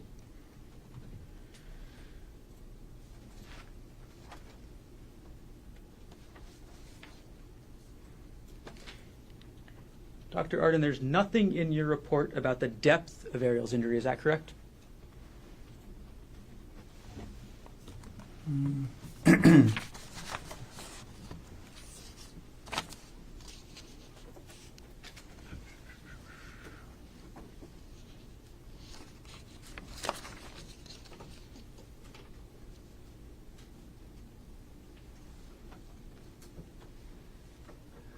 Depends upon what you mean by the depth.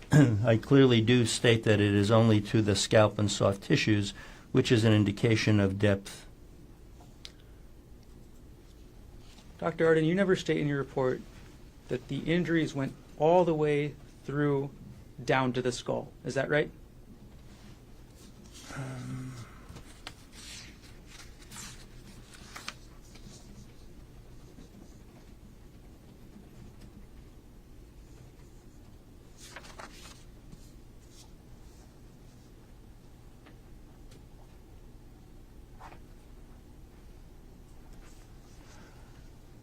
You are correct. That specific detail is not in my report. The injuries went through her skin, correct? Yes. And medically, that's the epidermis and the dermis. Is that right? Correct? And then under the skin, you described that there's a layer called the subcutaneous fat. Is that right? Yes? Okay. So the injuries went through the dermis, correct? The epidermis, right? Not in that order, but yes. And the subcutaneous fat, correct? Correct. All the way down to the skull. Is that right? Yes. And if you look at a photo, there's actually a significant amount of depth to that. Isn't there correct? I'm sorry. I'll rephrase the question after I publish the exhibit.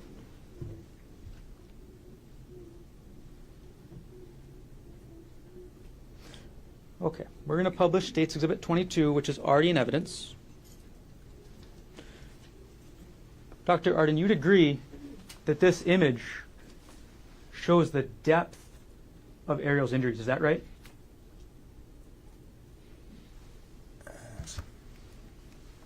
Dr. you need to step down and get closer to the screen, please. Thank you, Your Honor. And if you'd like me to zoom in, I can also do that.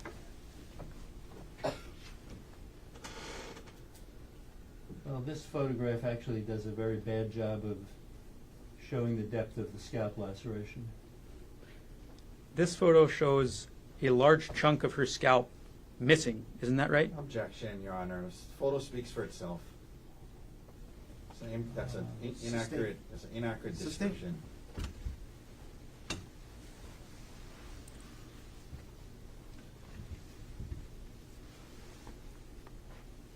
I'm going to zoom in on the top right of this photo, Dr. Ardan. This is the area of impact. Is that right? Part of it. Again, the picture isn't taken for that, and it's not displaying that particularly well, but it's part of the area of impact. And how deep is this injury in this photo, Dr. Ardan? I can't tell from that photo how deep the injury is. I mean, we've already established, and I've agreed in testimony, that it went through the full thickness of the scalp down to the skull bone. This photo is not demonstrating that. Dr. Ardan, there's also nothing in your report about the presence of rock in her injury, correct? Correct. You didn't include that there's presence of rock throughout aerial scalp injury, is that right? I did not include specifically what foreign material was in her scalp laceration. I did mention it having to be cleaned out, but I did not include that detail.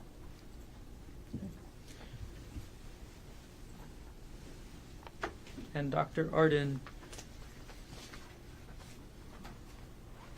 you testified earlier about a lack of injury to the back of Ariel's head, correct? Correct? You viewed photographs of the scene, is that right? I did. Okay.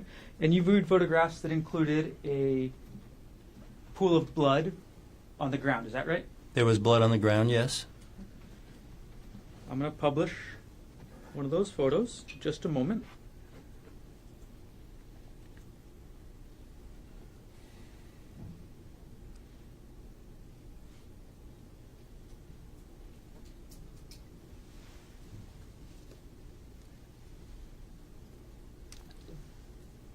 All right, I'm going to publish States Exhibit 64. Dr. Ardan, this is a photo that you reviewed, correct? Yes, sir. And you stated in your report that there were no injuries to the back of Ariel's head, correct? I did. You said nothing about the environment of where her head was hit on the ground, correct? Correct. You said nothing about whether the ground was rocky and hard, right? Correct. You said nothing about whether there was piles of brush on the ground underneath her head. Is that right? Correct. And either way, that would matter in your analysis, correct? The nature of the surface certainly could matter as to the likelihood of injuring or how the head would be injured in the rear of the head. It doesn't really affect my analysis because my analysis basically pointed out that there was no such injury. Well, the surface could be a reasonable explanation as to why there isn't such an injury. Is that right? It's a possibility. But you didn't do that analysis. Fair? Correct. The bottom line was there were no injuries to corroborate that aspect of her account, and that was what I was commenting on. Now, looking at the ground in this photo, Dr. Ardan, it's not rocks. Is that right? Correct. It's brush and what looks like straw. Is that right?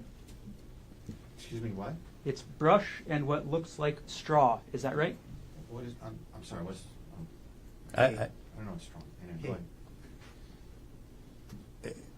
It looks like the ground, there's some vegetation. I have no idea if that's straw or not, but there's grassy looking stuff and there's some leafy vegetation, and it's the ground, the earth. This is a softer surface than concrete, correct, Doctor? It is. This is a softer surface than lava rock, right, Doctor? It is. This is even a softer surface than compacted dirt, right, Doctor? Yeah. That's a maybe. Well, you see the picture, right? I see the picture, but I really am not an engineer. I'm not going to be able to comment on this earth versus compacted dirt. take the exhibit down.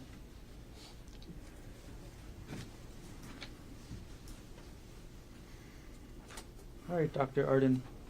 We're going to move on to our next topic that we're going to talk about this morning. We're going to talk about bias, okay, Doctor? Well, objection. Is there a question, Your Honor? I mean, ask a question. It's not a proper statement or question. May we approach, Your Honor? My objection is argumentative. Overruled. Can we talk about bias this morning, Dr. Ardan? Well, again, Your Honor, that's an improper question. You can ask a question. Your Honor, can we approach? Sure, come on.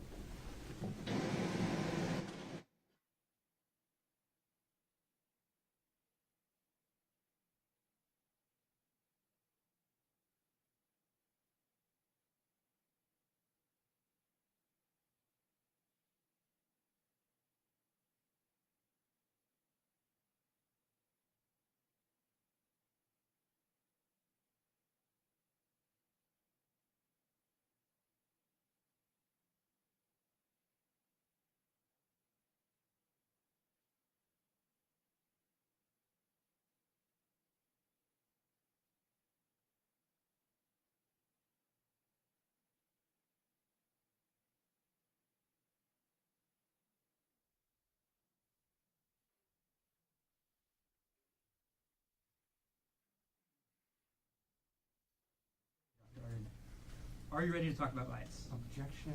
Argumentative. Ask the question. Oh, that's argumentative? Overruled. Ask away. Are you ready to talk about bias in general? Sure. Okay. Now, it came up on your direct examination that you have a prior business relationship with Mr. Otake. Is that right? Yes, sir. And you stated in your report that despite the outcome of any case you testify, your fee remains the same. Is that right? Yes.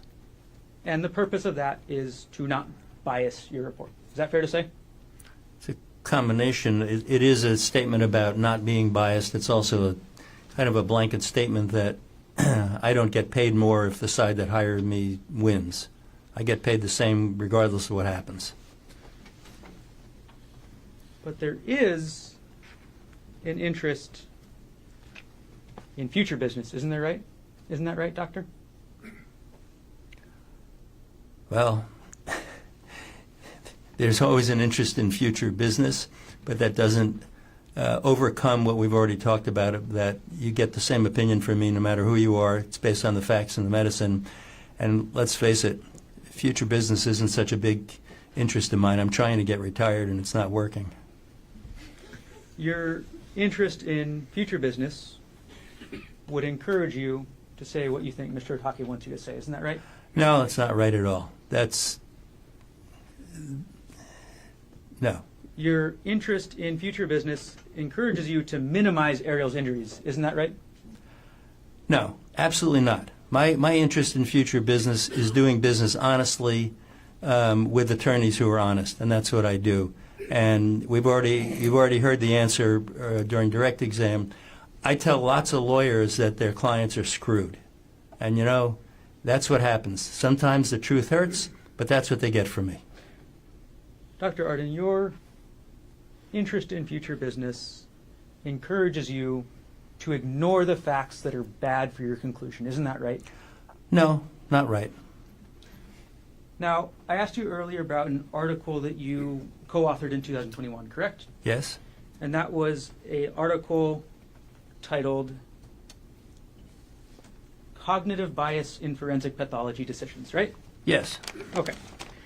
And again, this was peer-reviewed, correct? It was? And you obviously care about bias since you wrote an article about it, right? I do?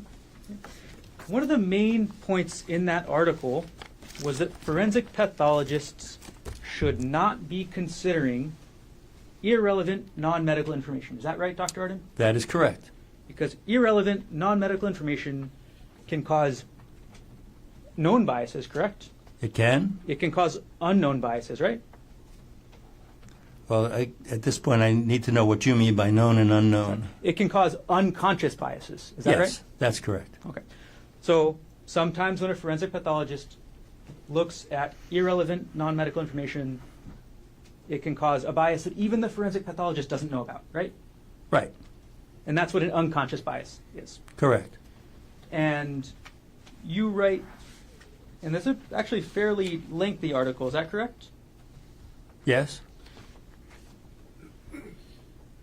And you write, there should be transparency about if and what contextual information was relied upon.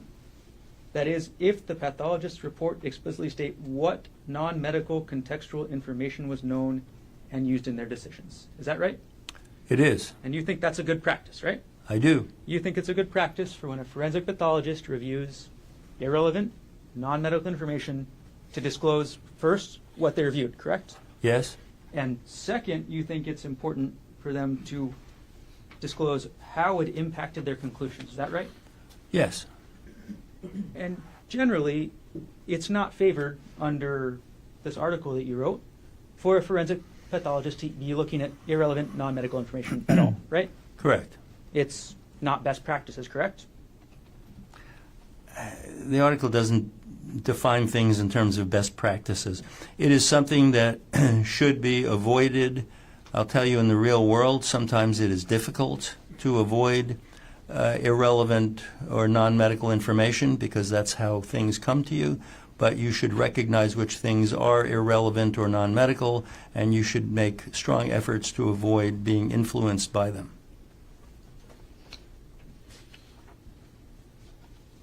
Dr. Ardan, in this case, you reviewed Ariel Konig's third interview transcript. Is that right? I did. And that is S-184. Is that right? I don't know, but I'll find out.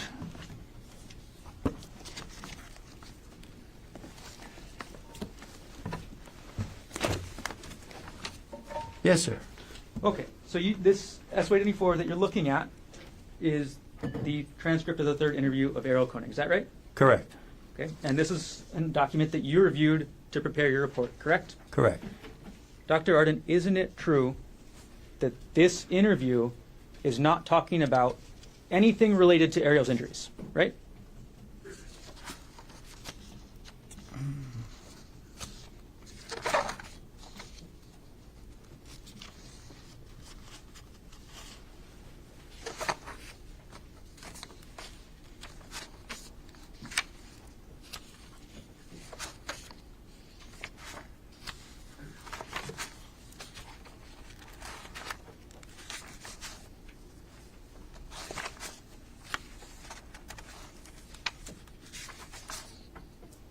Right. This transcript of the third interview does not discuss any of her physical injuries, the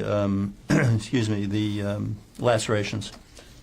So this interview, transcript number 3, is irrelevant, non-medical information. Isn't that correct? It is irrelevant, non-medical information relative to the blunt force injuries or blunt impact injuries that she received. Yes. You also reviewed Ariel Konig's fourth transcript. Is that right, Doctor? Yes. And if you want to turn to S-186, could you? Yes. And could you review that for just a moment?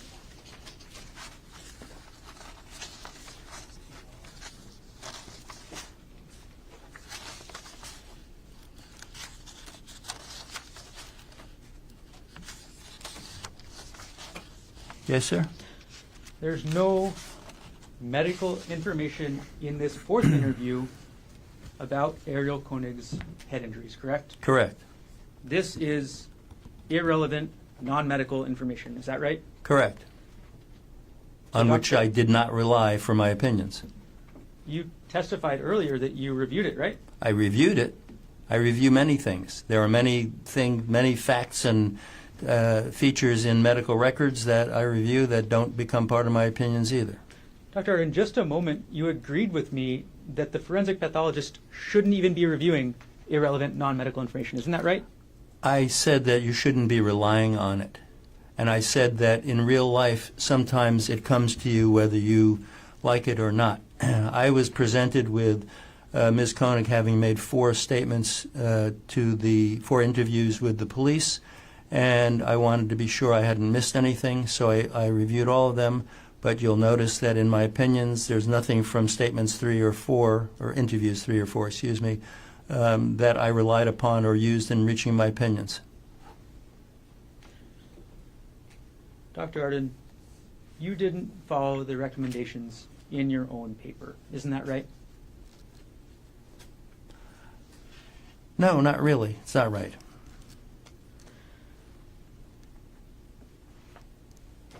You testified earlier, Dr. Ardan, that you were the chief medical examiner in Washington, D.C., correct? Yes, sir.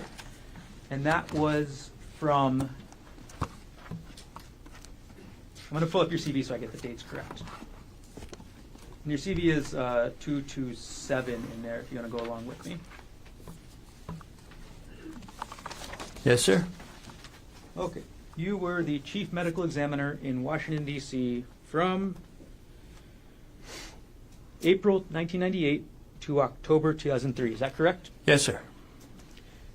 Normally, that's a 6-year term. Is that correct? Objection, Your Honor. Can we approach?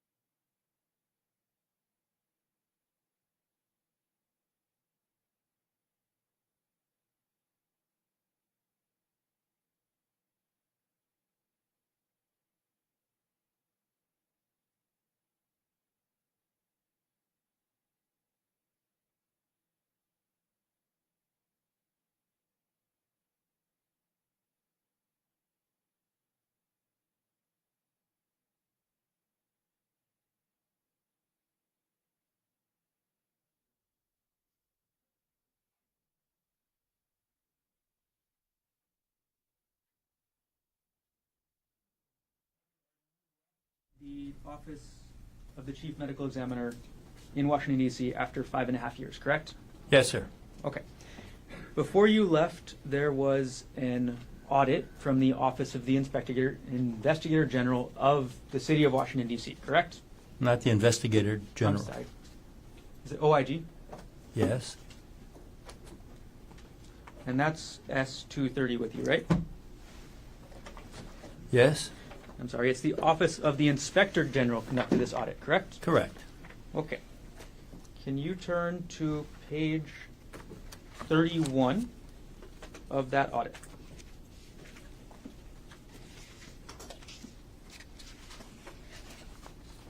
Yes, sir. And I'm sorry, page 31 will be in the bottom right. I know there's a couple unmarked pages at the beginning. I have it. Okay. Now, there was a specific finding in this audit about the policies that you set as chief medical examiner, correct? Yes.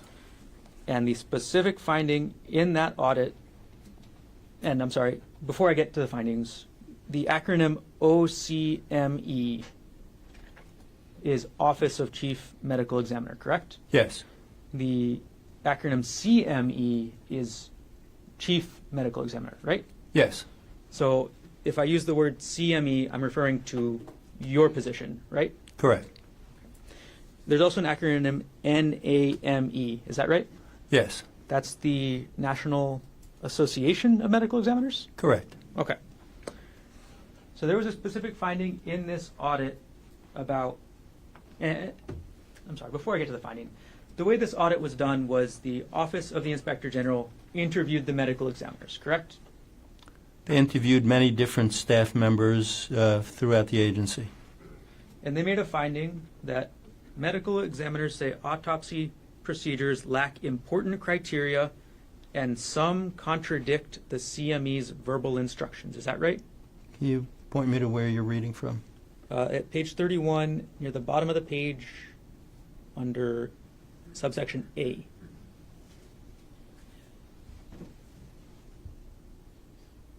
Okay, could you read the excerpt again, please?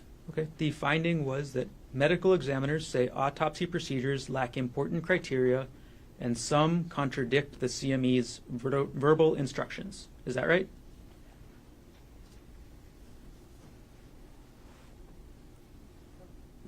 Yes. And the CME again is you. Is that right? Correct. And they explain that finding in the next paragraph. Correct, Doctor? Yes. And they say the medical examiners also stated that many of OCME's written procedures differ from the standard operating procedures used in surrounding jurisdictions and from NAME standards. That's the finding in the audit, correct? That's what the medical examiners claimed, yes. You wrote the procedures for the DC Office of the Chief Medical Examiner, is that correct? Some of them. The audit, or the finding further states that these medical examiners stated that some procedures contradict verbal instructions that they have received from the Chief Medical Examiner. Is that right? That's what they said. They go on to say that the decision on what procedures should be followed is at the discretion of the Chief Medical Examiner yourself, correct? Yes. Who is inconsistent in the criteria he uses and does not conform to established best practices. Is that right? That's what they claimed. This is the finding in the audit by the Office of the Inspector General of the City of Washington, D.C. Correct, Dr. Ardan? Right, reflecting what the medical examiners claimed. There's a conclusion sentence at the end, right, of this paragraph? Sorry, hang on one second.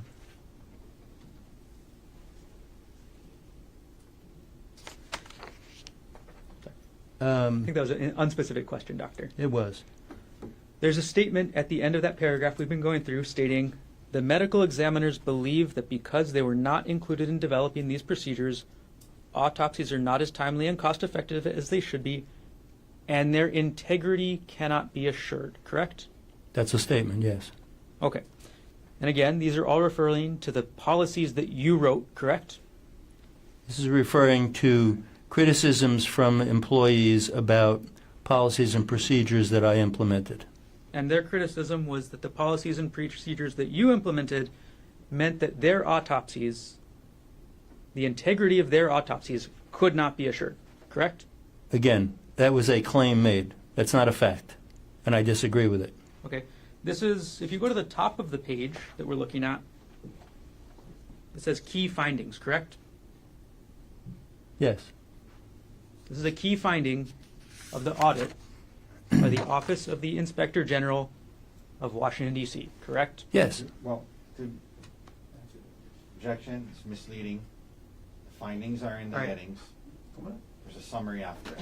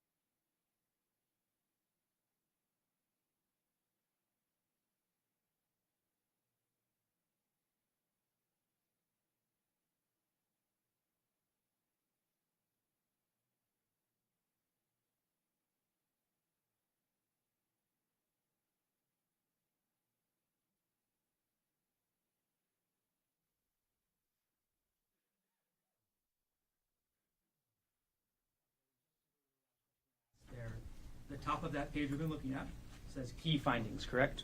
That's the section of this report. The multiple pages say key findings.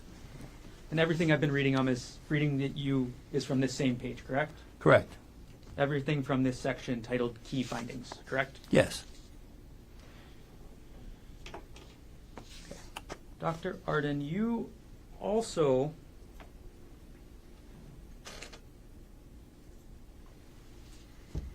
have a long history of going on the news, correct? There was a period of time when I did talking head kind of things on news programs, yes. I haven't done it in a number of years, but for a while I did. You would go on CNN, correct? That was one place. You would go on Nancy Grace, is that right? I did. It's a little embarrassing, but I did many Nancy Grace shows. I'm not going to comment on how embarrassing that would be for anybody or any comment about that. But you were on the show, right? I was. Okay. Now, you did a specific statement in, or could you turn to S229, Doctor?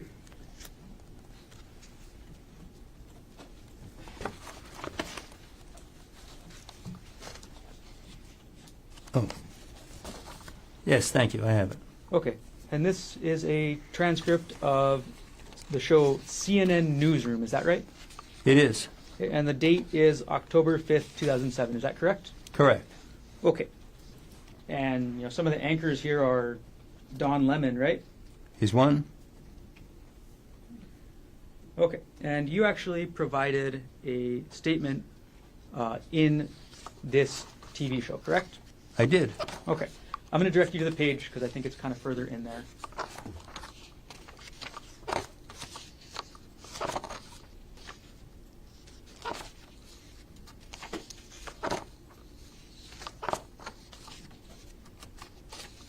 Okay. Dr. Ardan, could you go to page 11 out of 15? I apologize. There may not be page numbers. There are no page numbers, but I think I was there.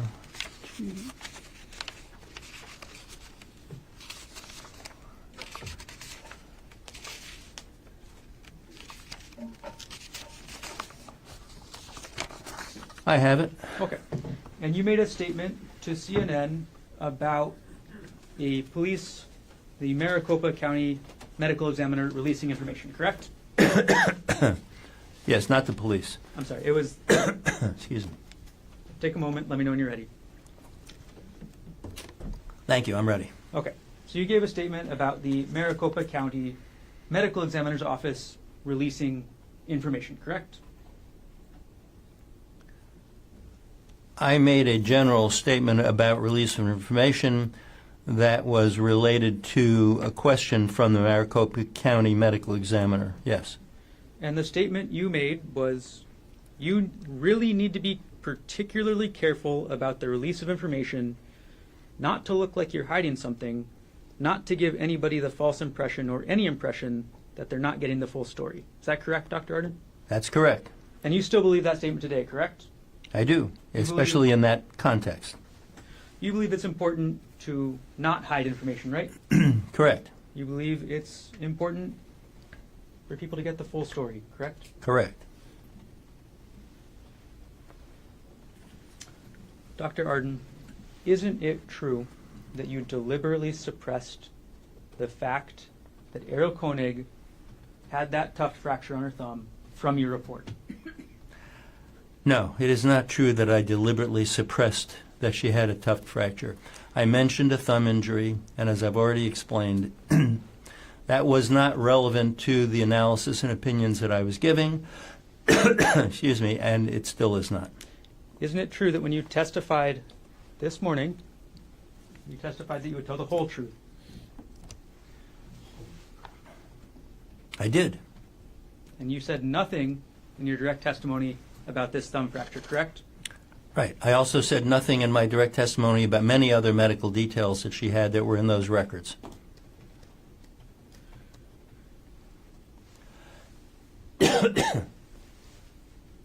One last section, Dr. Ardan. I'm going to publish what's been entered into evidence as State's Exhibit 236. It'll be up on the screen next to you. It's not in your binder. Thank you. Excuse me. Okay, you put on the screen State's Exhibit 236, Dr. Ardan. Objection, Your Honor. Can we approach? Sure, come on up.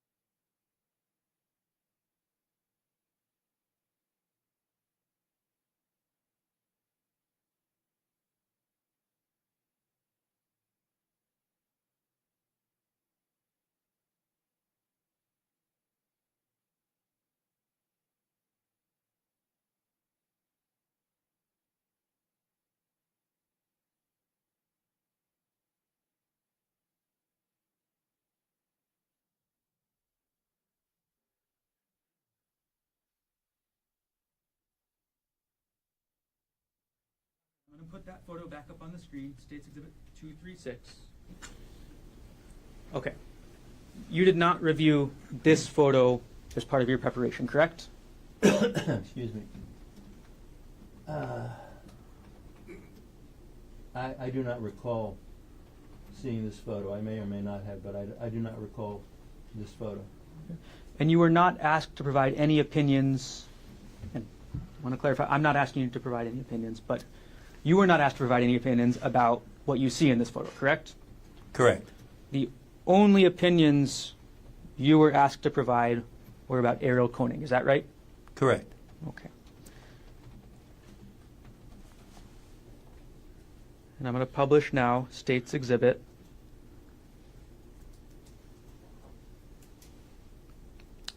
State's Exhibit 25. Dr. Ardan, this is a stellate laceration that we see on the screen, correct? Yes.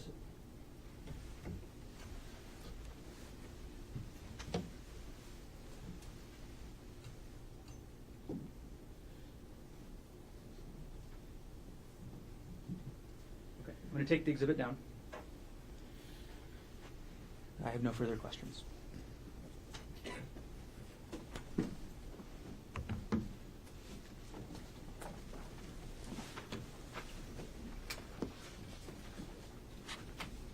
Mr. Wasaki, three different. Thank you.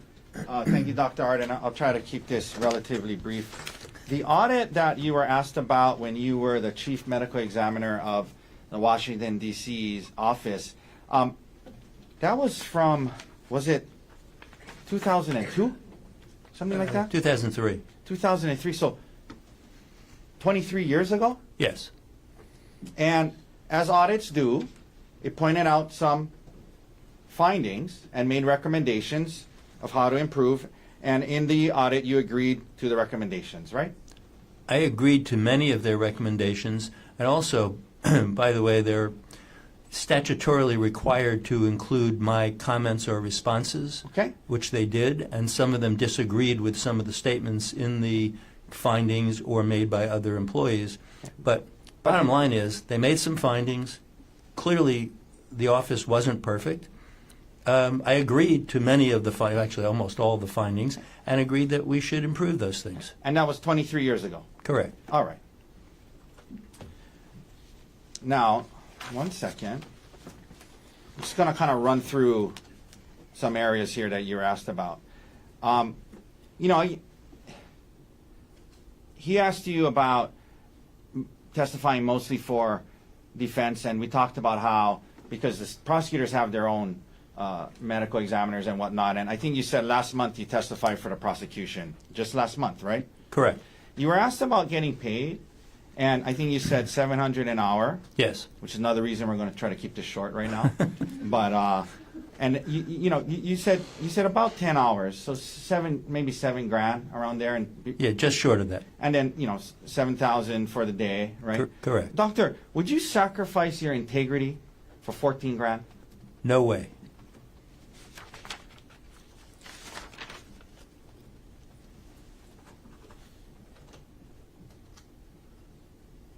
You were asked about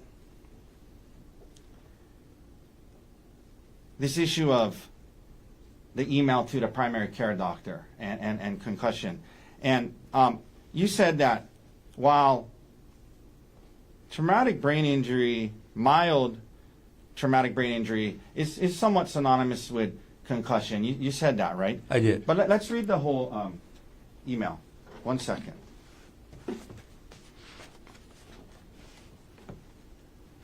One second, I had it here somewhere.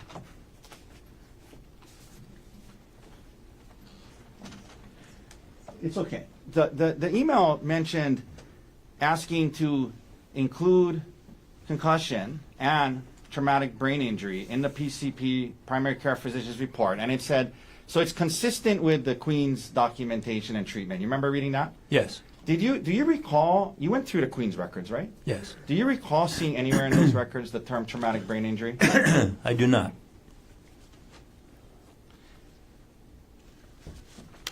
You were asked about the statements gave by Ms. Konig where she said up to 10 times and, things like that. The only number she mentioned was 10, correct? Sorry. Yes, that's the only number. Yeah, and so, and there were places she said, 100% with all his might, right? Yes. All And- full force. Full force. And you were asked to give an opinion about whether her statements were consistent with her injuries, and you said, in your opinion, it's likely consistent with 2, maybe 3 hits, is what you said today, right? I said several blows in my report, and I testified here today. Excuse me. Most probably 2 to 3. Okay, so consistent with 2, maybe consistent with 3, right? Yes. But not likely consistent with 4, 5, 6, 7, 8, 9, up to 10, correct? Those are, excuse me. Yeah. Those are unlikely.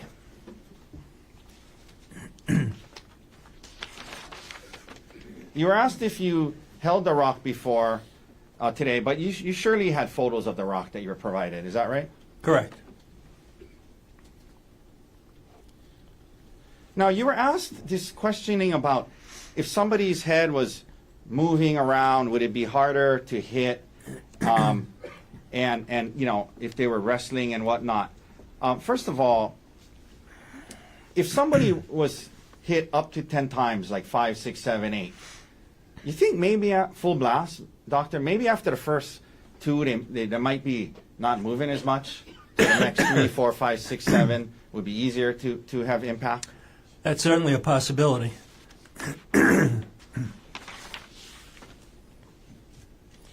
Now, I just want to make sure that we're being fair here to you. So you were asked about when you were saying that Ms. Konig's complaints about concussion were subjective and self-reported. And then he brought up, well, isn't it true at the Queen's she had vomited. Remember that? I do. But isn't it true in your report that he had, when you were talking about that, it said the records from the primary care physician, indicated that Ms. Konig was experiencing post-concussion symptoms of dizziness and nausea. And you said, I note that her complaints were entirely subjective. You were talking about the complaints to the PCP, right? Correct, at a later date. Yeah, you weren't trying to say that there was no vomiting at Queens, right? Correct. You're talking about her complaints to the primary care, right, in your report. That's correct.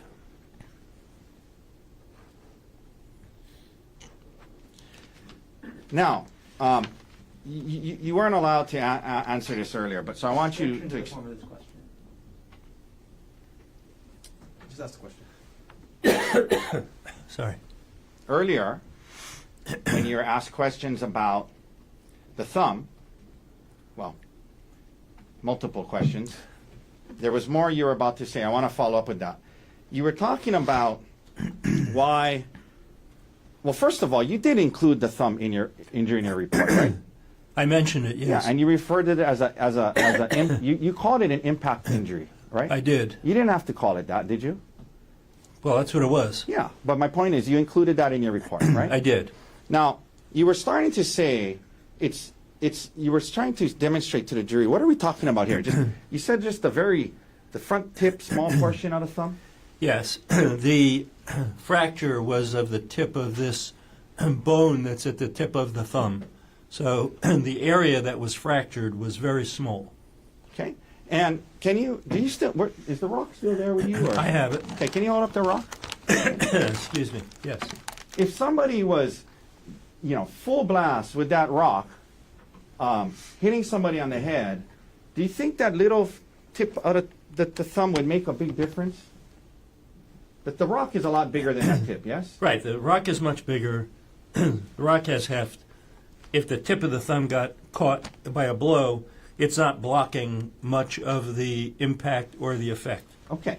And the injury wasn't she didn't have broken hand bones or anything like that. Just the very tip of her thumb, right? Just the tip of the thumb. Excuse me. Is that what you're trying to explain earlier? Yes. You were asked multiple times about what was in your report and what wasn't. You remember that? Yes. Doctor, when you reviewed hundreds of pages of documents in this case? I did. Okay. And your report is 4 pages long, right? Correct. And in your work as a consultant, is that common, not just for you, but have you also reviewed other expert reports in the course of doing this work? Many. And isn't it true that the report is just a summary of your thoughts and opinions, correct? Right. It's not the recitation of the entire material that I saw.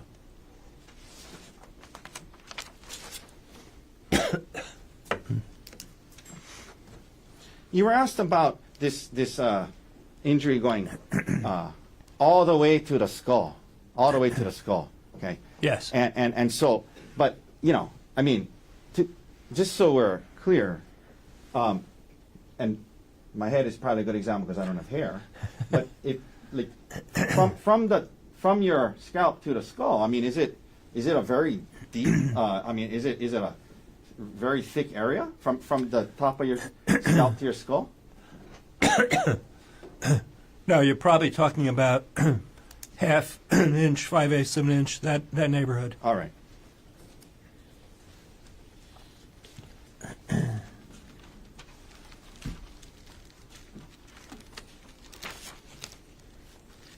You were asked about the lack of injury to the back of her head, and I guess photo of. First of all, do you know if that photo he showed where that blood was? Do you know if that's where Miss Konig suggested her head was bashed on the ground? I do not. Okay, but even assuming could a head being bashed on the ground multiple times on dirt or a trail, could that cause injury to the back of the head? Sure, it could. Objection beyond the scope. Move to strike. He asked about this very subject. Approach. Go on up.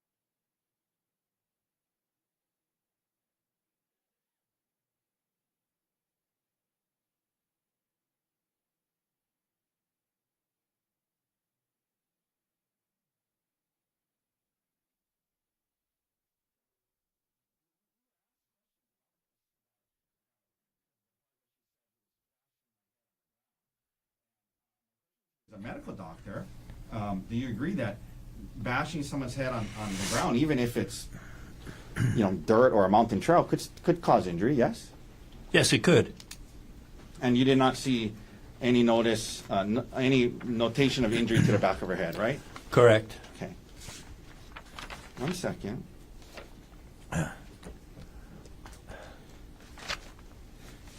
Let me, 1 second. Let me ask you two last subjects here. Okay. So, you were asked by the prosecutor. Apparently,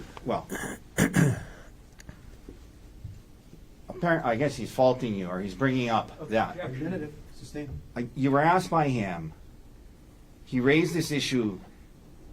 You understand from what was well. First of all, you review what's provided to you, right? Correct.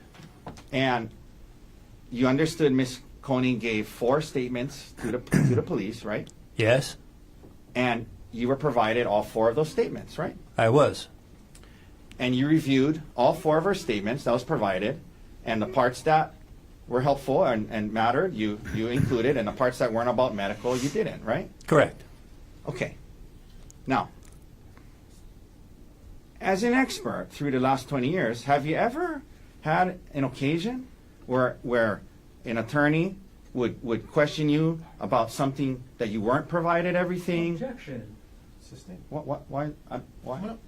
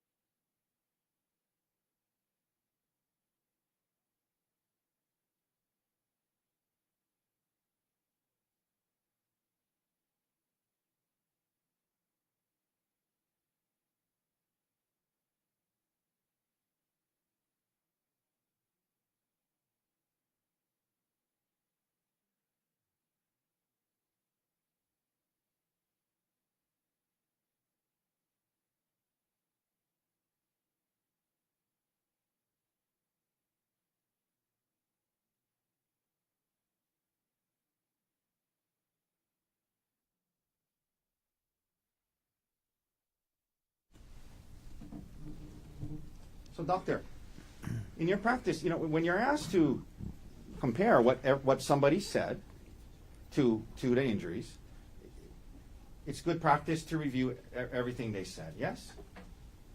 Pretty much, yes. And you can be criticized for not reviewing everything, correct? Yes, that's true. So, for example, if we didn't give you 3 and 4 statements 3 and 4, he might be cross-examining you that you didn't review everything, right? Correct. You've seen that happen, right? Yes, sir, I have. Damned if you do, damned if you don't, I guess, right, doctor? Objection argumentative. That's sustain.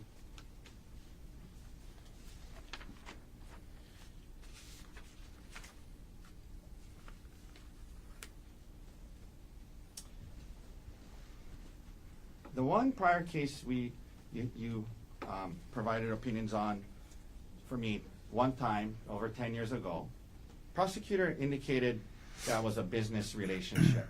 Just to be clear, we've never been in any business together, but you were retained once before over the last 10 years, correct? That's right.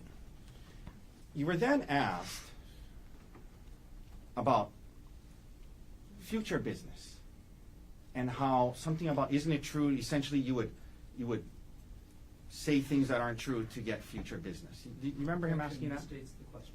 No, overall. Do you remember him asking that? I do. And first of all, again, is that offensive to you? Highly. Apologize for asking this question, but how old are you, doctor? No embarrassment. Well, this month I'll be 72. Okay. And you mentioned that you're trying to retire, trying to slow down, right? Trying. Not succeeding so well, but I'm trying.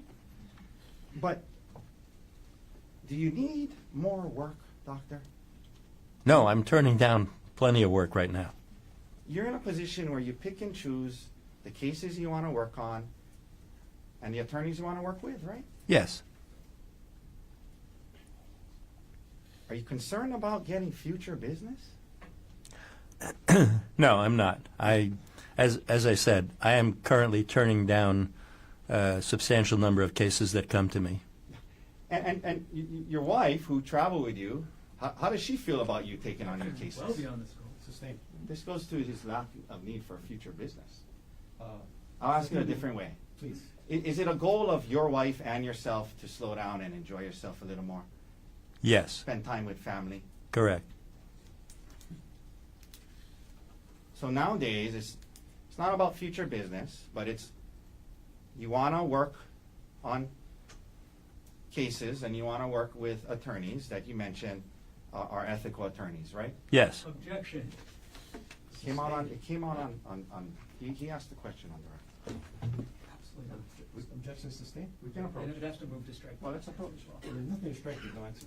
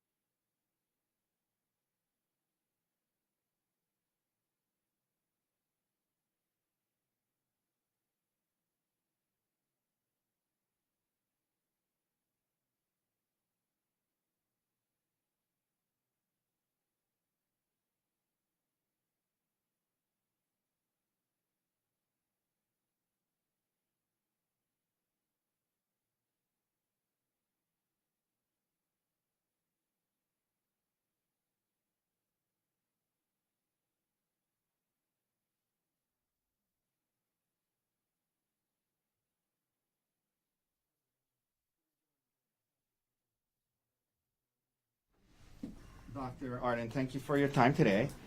So as far as this idea that you would say things, for whatever to get future business, it's true that you're in a point in your life and your career where you don't need the work, but you choose to work on the cases that you want to and work with the attorneys that you want to, right?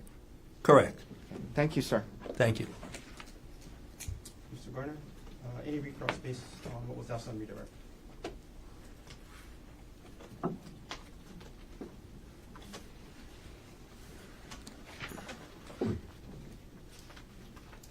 Dr. Ardan, Hawaii is a good place to slow down with your wife, right? You're talking about living here? Visiting. Visiting Hawaii is wonderful. Now, you testified on redirect that you believed that Ariel's injuries were 1/2 inch to 5/8 5/8 an inch deep. Is that right? Objection, that mistakes his testimony. Oh, overruled. That's the testimony. I testified that the approximate thickness of the scalp down to the skull is about 1/2 to 5/8 of an inch. It's an approximation. And again, the injury was all the way down to Ariel's skull, correct? Correct? So A plus B means that the injury was 1/2 inch to 5/8 of an inch deep on Ariel, correct? Approximately, yes. Right. You were also asked on your redirect about the unconsciousness or the effect of several blows to the head in rapid succession, correct? Correct? And you said that that could cause unconsciousness, right? I don't think I ever used the word unconsciousness, nor was it in the question. I did agree that it was possible that a person might be moving around less after being affected by several blows. And that's because the person could go unconscious, right? Well, person could go unconscious, person could be kind of dazed without being unconscious, person could be in pain and stops moving, lots of possibilities. The person could also be dead, right? Well, if you're dead, you're not moving. All right. Last thing, Dr. Ardan. You testified on your redirect that you now believe, or you're consistent with your report that you believe that it was at minimum several blows, correct? That miss. Well, go ahead. I didn't say at minimum. I said approximately, I said several blows, several impacts in the report, and I testified here today to clarify that I believe most probably 2 to 3. And as we've been very clear with your cross-examination, Dr. Ardan, you're not counting Gerhardt Konig's thumb fracture, correct? Correct. You're not counting the damage to her face, correct? Correct. That's separate. You're only counting her scalp, is that right? Correct.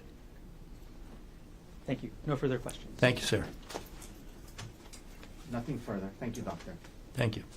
Thank you. You can step down. Appreciate you being here. Watch that step. Yes, thank you, Your Honor. Counsel approach off record. Turn some of these.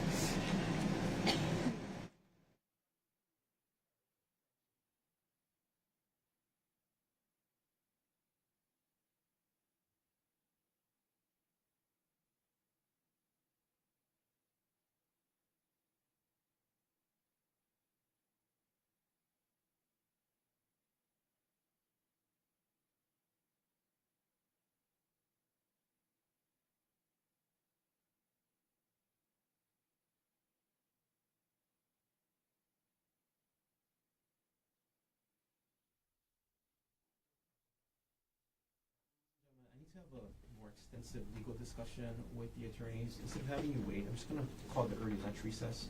Have you come back at 1:15. Leave your notebooks on the chair. Don't talk to anybody about this case. Keep an open mind. Do not try to learn about this case outside of the court. All of you, have a good lunch. See you at 1:15. All rise.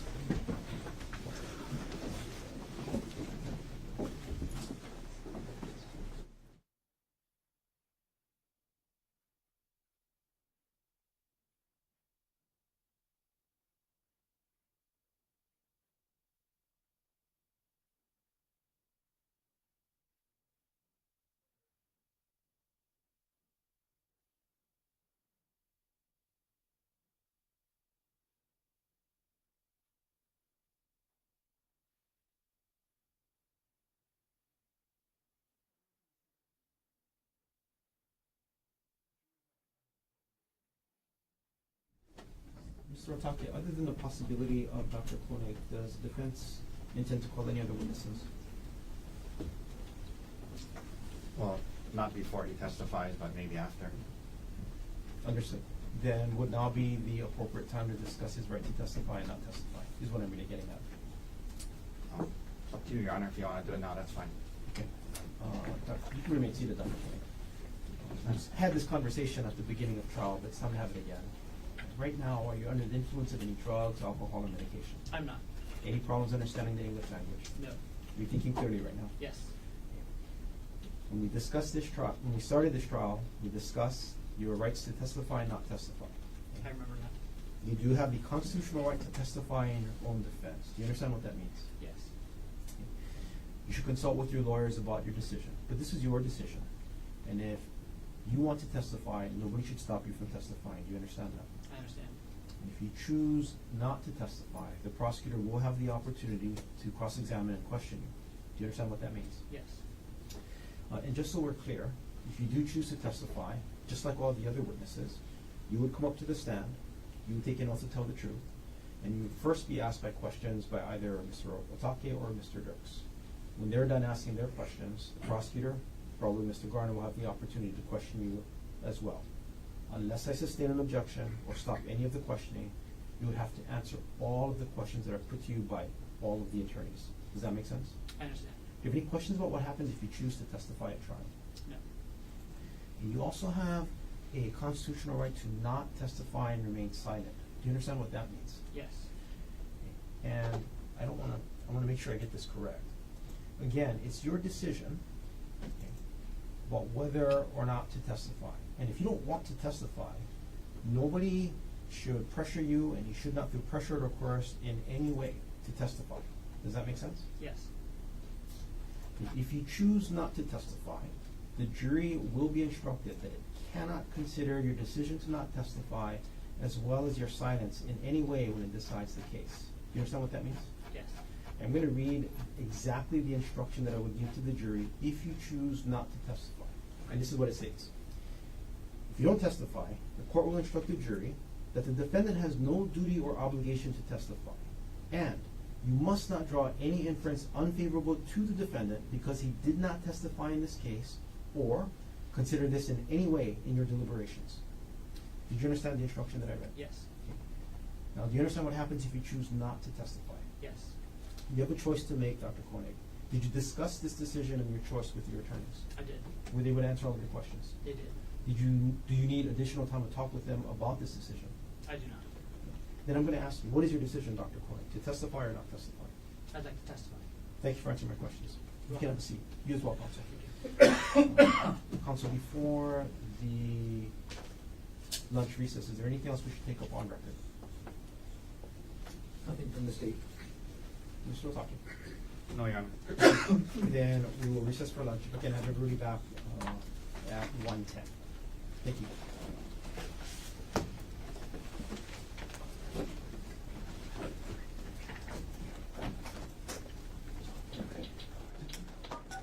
You are muted.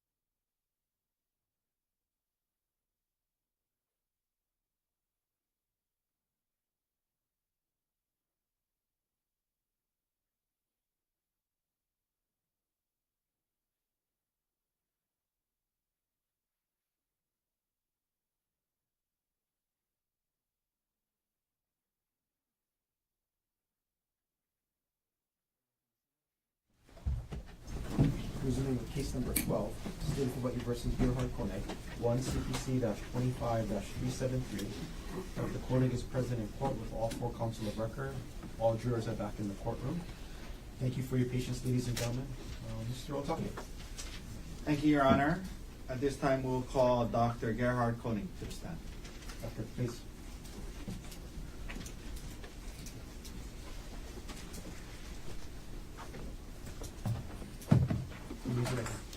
You do solemnly swear or affirm that the testimony you're about to give will be the truth, the whole truth, and nothing but the truth. I do. Thank you. Please have a seat.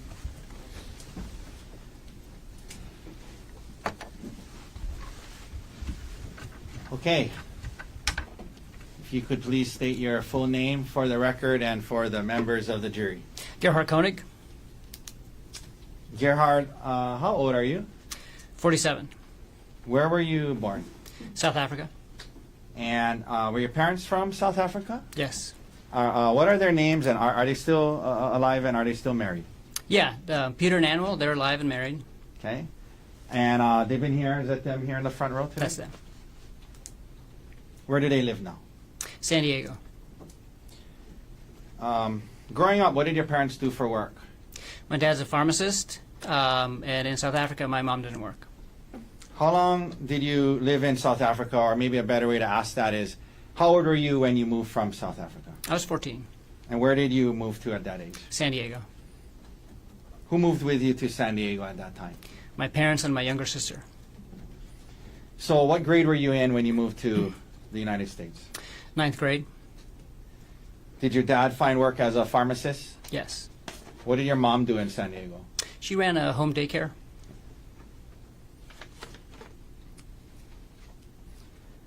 Siblings? Yes, 2 older brothers and a younger sister. What year and what high school did you go to, and what year did you graduate? I went to Rancho Bernardo High School, and I graduated in 1996. By the way, was growing up in South Africa, was English your first language? No, What was? Afrikaans. Okay. After graduating from high school, did you go to college? I did. And where'd you go? UC San Diego, What did you major in? bioengineering. Now, the jury has heard about how later in life you married Ariel Konig. Was that your first marriage? No, Okay. Were you married before that? I was, yeah. And to who? Jesse Patella Ray. Okay. How old were you when you and Jesse got together? 16 or 17, 11th grade in high school. And then how old were you when the two of you got married? 20.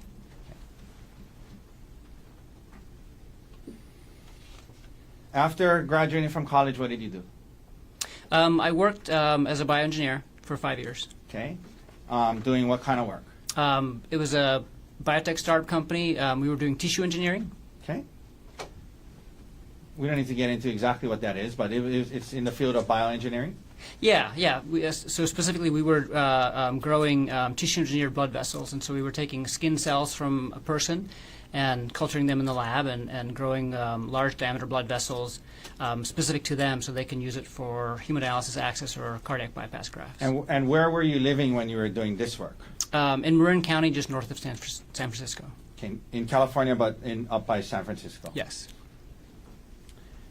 Did you and Jessica have kids while you were working and living in San Francisco? Yes, 2 kids. What are their names? Ophelia and Emil. And what years or how old are they? Ophelia is almost 25, and Emil is 20. Now, the jury has heard that you're a medical doctor. After doing this work in tissue genesis for a while, where'd you go to medical school? At the University of Pittsburgh, in Pittsburgh, Pennsylvania. And is that a good medical school? It is. It has a really good reputation, yeah. So Ophelia and Emil were born before you started medical school? Or Yes. Okay. Yeah. Why did you choose Pittsburgh? Because of the reputation of the school and because the cost of living in Pittsburgh was low. Okay. And you had yeah. the 2 young kids. We had two young kids, and I wasn't going to make any money, and it was a great place to go to school. Did you graduate from medical school in 4 years? Yes. What year did you graduate from medical school? 2010. After graduating from medical school, what did you do? I did a 1-year internship, and then I did a 2-year research fellowship. What was the research fellowship in? It was an NIH-funded fellowship at the University of Pittsburgh, and I did mostly blood transfusion research. Specifically, I was working on autotransfusion. It's when you take a patient's own blood that they were losing in the operating room, and I was figuring out ways how to give it back to them safely. Okay. Did you and was that in the Pittsburgh area? Yes. Did you eventually do a residency? Yes. And in what field did you do your residency? Anesthesiology. If you could explain to the jury, what is anesthesiology? I mean, we all kind of know what it is, but generally, how do you define anesthesia? Yeah, anesthesiologists are, it's a specialty of medicine, and we're trained to acutely treat organ system failure and techniques to limit pain and awareness. And so basically what we do is we take care of patients that are either very ill or injured, and we keep them alive until they can get patched up. And we make sure that they don't feel or remember anything. Okay. And why did you choose anesthesiology for your residency, and did you enjoy it? Oh yeah, I loved it. It's all hands-on, which is kind of what my personality is and my background in engineering. So I like that about it. Okay. And yeah, I mean that was So you enjoyed it. yeah. Now, what years were you doing your residency in anesthesiology? 2013 to 2016 And where was your residency at? in Pittsburgh. Now, you mentioned your residency 2012 to 2016. Did you at some point you and Jessica got divorced? Yes. Or approximately when was that, or when did you get separated? We separated in 2014. Yeah. Is that during your residency? Mm-hmm. Yeah, after 15 years of marriage, and we tried to make it work. We got married very, very young. Okay. Did you after that you guys were both living in Pittsburgh, Yes. and were you involved in Emil and Ophelia? Oh yeah, 50-50 custody. 50-50 custody. Mhm. You finished your residency in 2016. What did you do for work when you were done with your residency? I was hired as an anesthesiologist by UPMC. I worked at UPMC McGee Women's Hospital, and then I was also hired by University of Pittsburgh as a part-time assistant professor. As a part-time what? Assistant professor. Okay, so in terms of your work that you were you doing clinical work, actually treating patients in the hospital? Yeah. So 4 out of 5 days, I was doing clinical work, anesthesiology, and basically 1 day a week. So 20% of my time, I was doing teaching and research. And so teaching, who were you teaching? Anesthesiology residents, mostly at the hospital. And for the last 3 years that I was in Pittsburgh, I was the site director for the anesthesiology residency at my hospital. So I was in charge of the teaching of the residents at the hospital there. And that was all in Pittsburgh? Yeah. Okay, now, after separating from your first wife, did you at some point start dating again? Yes. And did you try out dating apps? Yes. How'd that go? I used some free dating apps in the beginning and met some people and finally signed up for a paid app, eHarmony. eHarmony. Mm-hmm. And after you signed up for eHarmony, is that how you met Ariel? Yeah, she actually found me on there, and we connected on there and chatted on there for a little while. And I think we connected in February of 2016, and then we met in the bar at the end of March 2016. Your first time you met her, first date-ish, what you want to call it, was at a bar? Yes. In Pittsburgh? Mm-hmm. Okay, and then did you guys continue to see each? Yes. Is that a yes? Yes. Okay, sorry, I should correct you. And after that, did you guys continue dating? Yes. I think you said you met in 2016? Yes. Okay. When did you and Ariel get married? 2018. Between 2016 and 2018, where were you living? We were both living in Pittsburgh in like kind of different suburbs of the city. She lived north of the city, close to where she worked, and I lived kind of to the west of the city. We were about an hour apart, but so we spent 1 week at my house with the kids when we had the kids, and then we'd spend 1 week at her townhouse up Okay. north And that was in Pittsburgh. in Pittsburgh. Okay. Yeah. And you were working in the job you just described to us. Yes. Now, after your first divorce, you had 2 kids. Did you want to have more kids with? I with, did. With Yeah. Ari? Yeah. Okay. Yeah. I had that in my profile on online dating and. That you wanted to have more kids. Yeah. Okay. And did you and Miss Konig have kids together? Yes, 2 kids. And what are their names? And tell us when they were born. Olin was born right in the middle of COVID, May 2020. Okay. And Vigo was born just a few weeks before we moved to Maui in 2023. Just a few weeks before Maui? Yeah. Okay. In 2023. Yeah. So you guys are still living in Pittsburgh when, well, at least Olin, 2020, you guys are in Pittsburgh. Did there come a time when you and Ariel decided to make a move and move to Hawaii? Yeah. Tell us about why that came up and what was the interest and if it was a joint decision. Yeah, it was a joint decision, and this was something that, we kind of bonded over ever since we met, and we both love Pittsburgh and love the city and the town and Steelers fans, but we wanted to move somewhere where the weather's a little nicer, and she knew I had family in California, and so we had talked about that for a while. And then after we started having kids, we started talking about it some more and realized that actually our main priority is safety and just finding kind of a place where we can raise our kids in a safe environment. What do you mean by safety? Just like the random gun violence, like school shootings and things like that, were really concerning for us. We wanted to go to somewhere where that's relatively rare or, Okay. or less of a concern. How did you guys decide on Maui?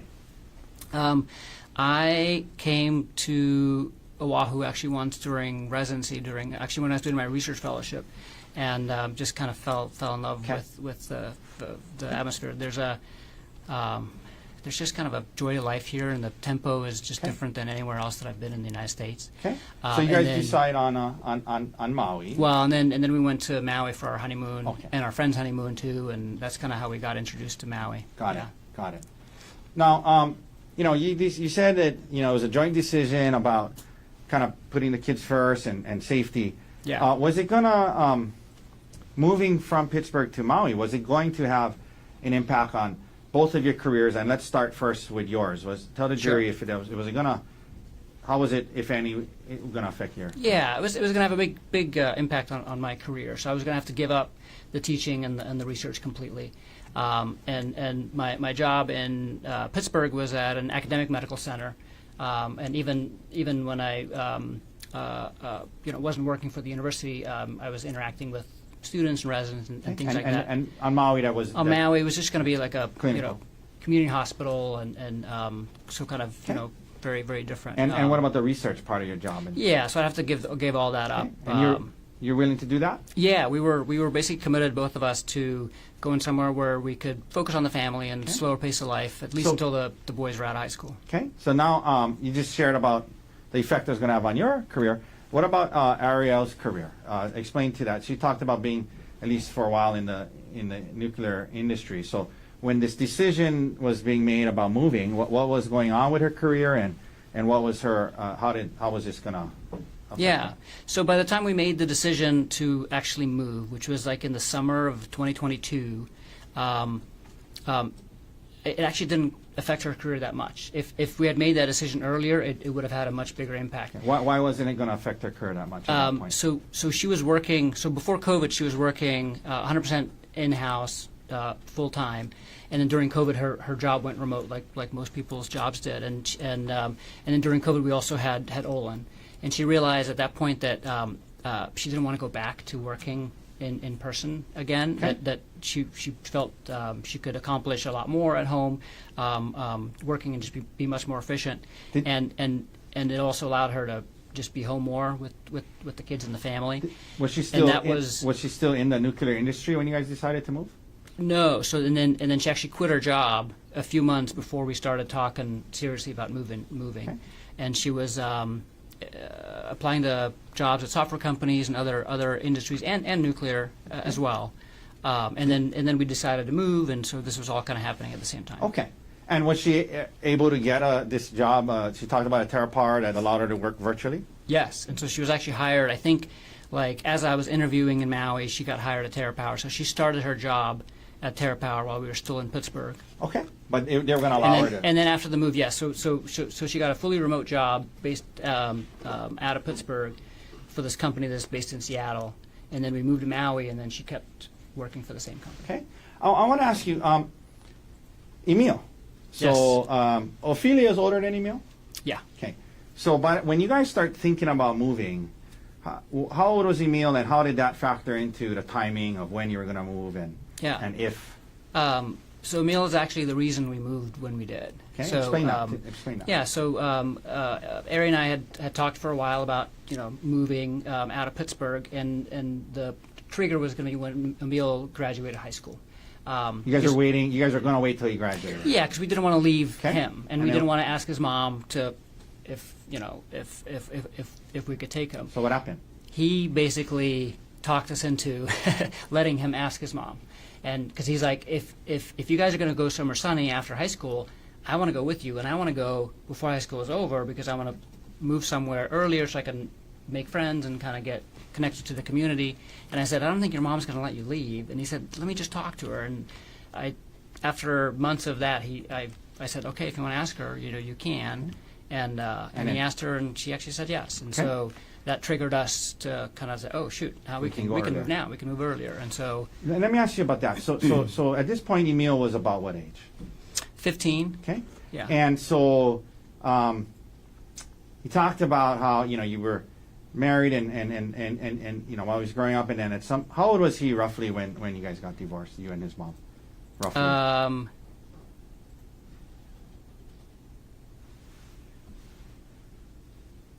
9. Okay. Yeah. And so from when he was born till 9, you obviously very active in his life. Is that right? Yes. And then after that, you had him every other week. Is that right? Yes. Okay. And then come a time now he's 16, and he's actually asking if he can go to Maui with you. Is that right? Yeah. Okay. Yeah. No, we've had a really good Okay. relationship. And so that kind of made the timeline where you guys could go sooner. Is that right? Yes. And what about Ophelia? By the time you guys were moving, was she already over 18? Yeah, she was over, and she had moved out of the house already, and Okay. so yeah, she didn't come to Maui with us. Okay. Now,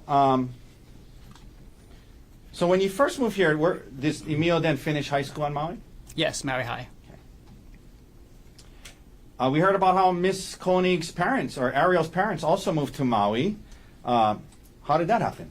Yeah, no, they that was really nice actually, how it worked out. But because we didn't have any family here, Okay. and two young boys. But when we told them we're moving to Maui from Pittsburgh, and they were living in Florida at the time, they said that that's too far, and they To be actually decided away from you guys. Yeah, and so they decided they're going to move to California because they didn't want to move to Hawaii, but they'd never been to Hawaii, and so they had this trip planned where they were going to go look at a few different places in California, and we convinced them to come to Hawaii too for a few days, Okay. just to basically, visit with us. Yeah. We're trying to see if they like it. We just told them, just come visit with us, and we'll show you where we're going to live. Yeah. This was right before we actually moved, and Did they like it? in less than 24 hours, they were like, "We're coming here." Yeah, And that was okay with you? Yeah, it was great because they ended up buying a house just down the street from our house, and we see them. We would see them all the time, and they're a big help with the kids, and it was just nice to have family on the island. So you, when did you guys move then to Maui? So I had to give 6 months' notice at my job. So I got a job offer in like August of 2022, but we didn't end up moving until end of February of 2023. Okay. And your job offer on Maui was what? It was so the group's called TMG, and we're the only anesthesiology group on the island. It's a private practice group, So you applied with them, yeah, and they hired you. yes. So I know this is a big question, but I'm going to ask you to kind of just maybe summarize. You get here to Maui, March 2023. You got these two young kids. Your son's here. Your in-laws are here, You got a job. What was life like for you and your family from March 2023 until December 2024? Can you just summarize what it was like? Yeah, it was amazing. The move was a little stressful at first, getting here, but once we were here and settled in, it was our dream life. So we bought a house really close to the hospital, so I could walk to work, and it also meant that I could take all my call shifts from home. And whenever I was done at the day, I could be home in a few minutes, and it translated into me being home a lot more than I was in Pittsburgh at my previous job, and so that meant that I was spending a lot more time with the kids and with Ari and with Emil. I was doing a lot of home improvement projects, and then as a family, we were doing lots of exploring. Like every weekend, we would explore Maui. We did a lot of beach activities. We went to the beach almost every weekend, snorkeling, surfing, paddleboarding, hiking. Okay, so it was a good life. Yeah, we made a bunch of friends through my work and through Olin's preschool, some of his friends and friends' parents, and we were getting settled in. Yeah, and let me ask you, Ariel, when you testified, when the detective asked her about how the marriage was before December 2024, she said it was a good marriage. Do you agree with that? I thought it was a great marriage, yeah. Okay. I totally agree.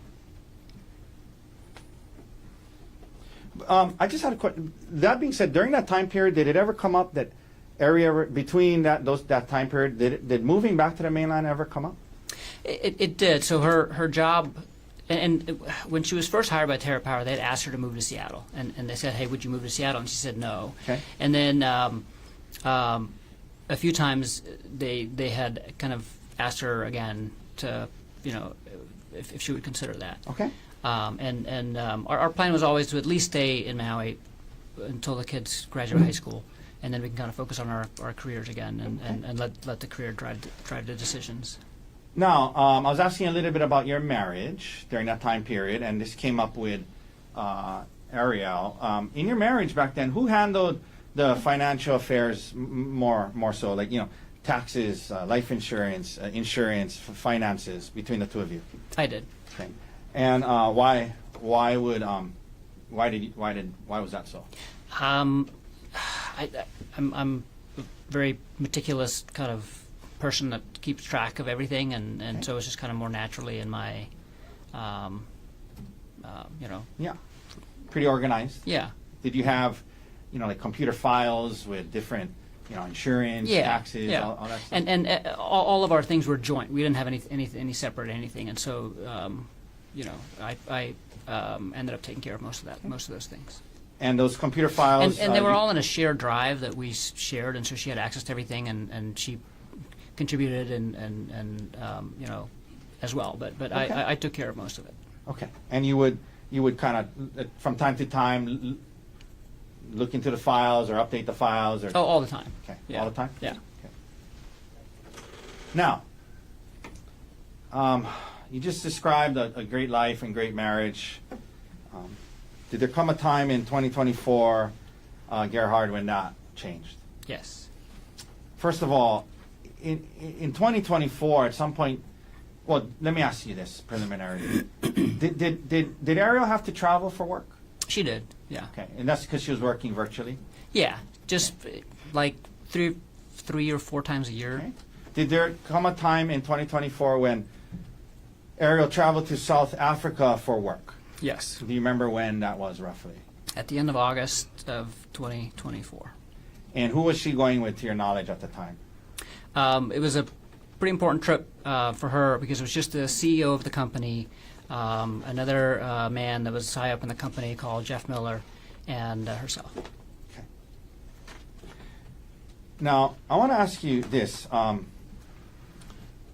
the way, when you guys were on Maui working, and she was working virtually, like, where was she actually doing her work? Like, when she was working? Yeah, she had a home office set up, but it was in her house? In our house, Okay. but it was in our bedroom. So, and there was no divider or anything between it. So her desk was basically right next to our bed. So like a third of the space in the bedroom was taken up by her office. And when what were her hours? Was she on Seattle time? She started? Mostly West Coast time, sometimes East Coast time. So she would usually get up Early. either 4 or 5 a.m. and start work around there, and So- then work until around 2 p.m. So were you, because it was in your bedroom, were you exposed a lot to A lot. her yeah. work and her things she was doing and the yeah, people? she has a huge monitor on her desk. She has one of those desks that can go up and down. Okay. And it's facing into the room, and all of her meetings are on speakerphone. Okay. Prior to this, well, leading up to this South Africa trip, you mentioned did she go with a man named Jeff Miller? Yes. Did you have any concerns about Jeff Miller at that time? No. I know you mentioned no concerns, but was there anything weird on that trip, behavior-wise, that you took notice of? The South African trip? Yeah, it was a really quick trip. It was just 2 nights. But the one weird thing was that on the second night, I remember noticing that she never contacted me at the end of the day, and that's kind of out of character. Whenever she went on work trips, she would always kind of check in at some point. At the end of the day, even usually we would check in several times during the day as well, and just do text. We would text a lot. Okay. And the one night on that trip, she never reached out. And I was at work, and by the time I got home and realized that she hadn't reached out, I knew she was asleep, and so I didn't reach out to her either. But, but normally she would reach out to me when she's done with her work day. Did you think much of it at the time, or? No, Okay. I took note of it, and I asked her about it, and she just said, like, I'm so sorry. We got back late from dinner with the hosts that were hosting us, and I'm sorry. I should have texted, but I didn't. Now, she returns from South Africa. Later on in 2024, did you and your family go on a trip to Kauai? We did, yeah. When was that, roughly? In October, I think it was October. Yeah, we told Emil as a graduation present we'll take him to one of the other islands that he hasn't been to yet for a little trip, and Okay. he picked Kauai. He picked Kauai. Now, did anything happen on this Kauai trip that made you become concerned to a degree about Mr. Miller? Yeah, a little bit. What happened? Tell the jury what happened. Yeah. So we were there at the end of I think from like Thursday to Monday or something like that. So it overlapped with her work week a little bit, and she was able to take most of the time off. But there was a few meetings that she still had to do that she couldn't. And so and they're early morning meetings because they were West Coast time, and I just overheard her talking to him on the phone and from the other room, and it just seemed that they had a very familiar tone, more so than what I was used to, the way that she used to talk to him and the way that she talked to her other work colleagues. Now, you get back from Kauai after the trip. From October to December, did you notice any other red flags or concerning behavior? Yeah. So What happened? The biggest, the only thing that I noticed was that she was constantly on her phone. She was just constantly on her phone. Was that more so than usual? Yeah, much Okay. more than usual. And she would hide the screen from me. So What do you mean by that?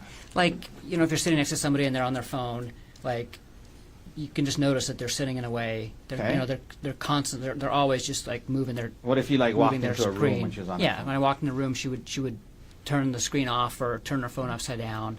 phone? Did you ask her about it? I did several times, And what- and she would always say, "I'm talking to Gianna. I'm talking to Gianna," which is her best Who's friend. Gianna? Gianna's her best friend. Okay. So you did ask her about it a couple of times, Yeah, And- more than a couple. and you continue to see this concerning. Well, was this behavior concerning to you? Yes, And I was just I was curious. Okay. I was concerned. You're right. And did she told you it was, don't worry, it was just Gianna. Yeah, and she was like defensive about it. Okay. Um, Now, what did that lead you to do in early December? All this yeah. behavior, red flags. No, when she kept doing it and she kept being defensive, I unlocked her phone. Okay. And while she was sleeping. Now, do you recall when you did this? There's been talk about a San Luis Obispo trip, right? Were you guys going to go on a trip in December? Yes, And with who? with our friends Brant and Gianna. And so what day of the week were you going to leave for the trip, if you recall? So Ari and Gianna were going to be there on Wednesday, Okay. and Bryant and I were going to join them on Thursday. So the And then girls we were going first. Yeah, to and then we're spend- all staying there until Sunday. The girls were going to go spend a night together. Yeah, so they had like a girls' day planned, and they wanted to just go for the first day. The trip was mostly for Gianna's birthday. So that was going to be on a Wednesday. When did you look into her phone? On Monday night. Okay. Right before the trip, a couple days before the trip. Yeah. So tell the jury what you discovered. So Monday night, when I looked at her phone, I went to the screen time application on the iPhone, and then I noticed that the app with the highest usage was an app called WhatsApp. And I was What is really- WhatsApp? WhatsApp is a communications app. So it has texting, it has voice calls and video calls. So instead of using your phone's built-in texting or voice or video, you go through WhatsApp. Okay. And it's separate from the phone. So then once you saw that? Yeah, so then Well, first of all, I mean, was that surprising to it you? was. I had not seen her on WhatsApp at all over the Okay. previous months. And so I was very surprised about that. And then I also saw that she had turned off all the notifications for WhatsApp, so she had everything silenced for Okay. WhatsApp. And then it wasn't like on the main screen. It was like a couple pages over in a folder, so it was kind of hidden. So did you open the WhatsApp? Yeah, so I opened the WhatsApp. What did you see? And there were 2 conversations with Jeff Miller. And the way WhatsApp works is that your account is always linked to a phone number. And so the one conversation was a conversation with his work phone, and the other conversation was a conversation with his personal phone. Okay. And so let's talk about the conversation with his personal phone. Tell the jury what you saw. Yeah, it was. So what I saw. So this was Monday night. What I saw was that the messages from Monday and from Sunday, so the previous 2 days, it was like a full-on conversation the entire day long, and it would start day long? off. Yeah, and it would start off at like 2 a.m. Hawaii time. So and Jeff Miller lives in Maryland, and he travels extensively for work. Like he probably travels 3 out of every 4 weeks, and I know this because I'm always hearing them on the phone and Okay. talking about that. So basically, wherever he was, he'd be texting her good morning, but it wasn't just like a good morning text. It was like 5 or 6 texts. It's like a whole like a good morning. I had a great, I slept great. I'm looking forward to the day. I hope you're sleeping great. And then at like 5:45 a.m., her good morning. She would be responding. She would respond, and then the whole day long, like, this is where I am. This is what I'm doing. This is what I'm thinking, until good night at the end of the day. And that was for Sunday and Monday. Okay. So for the 2 previous days. So Sunday is a weekend, right? Right. Yeah.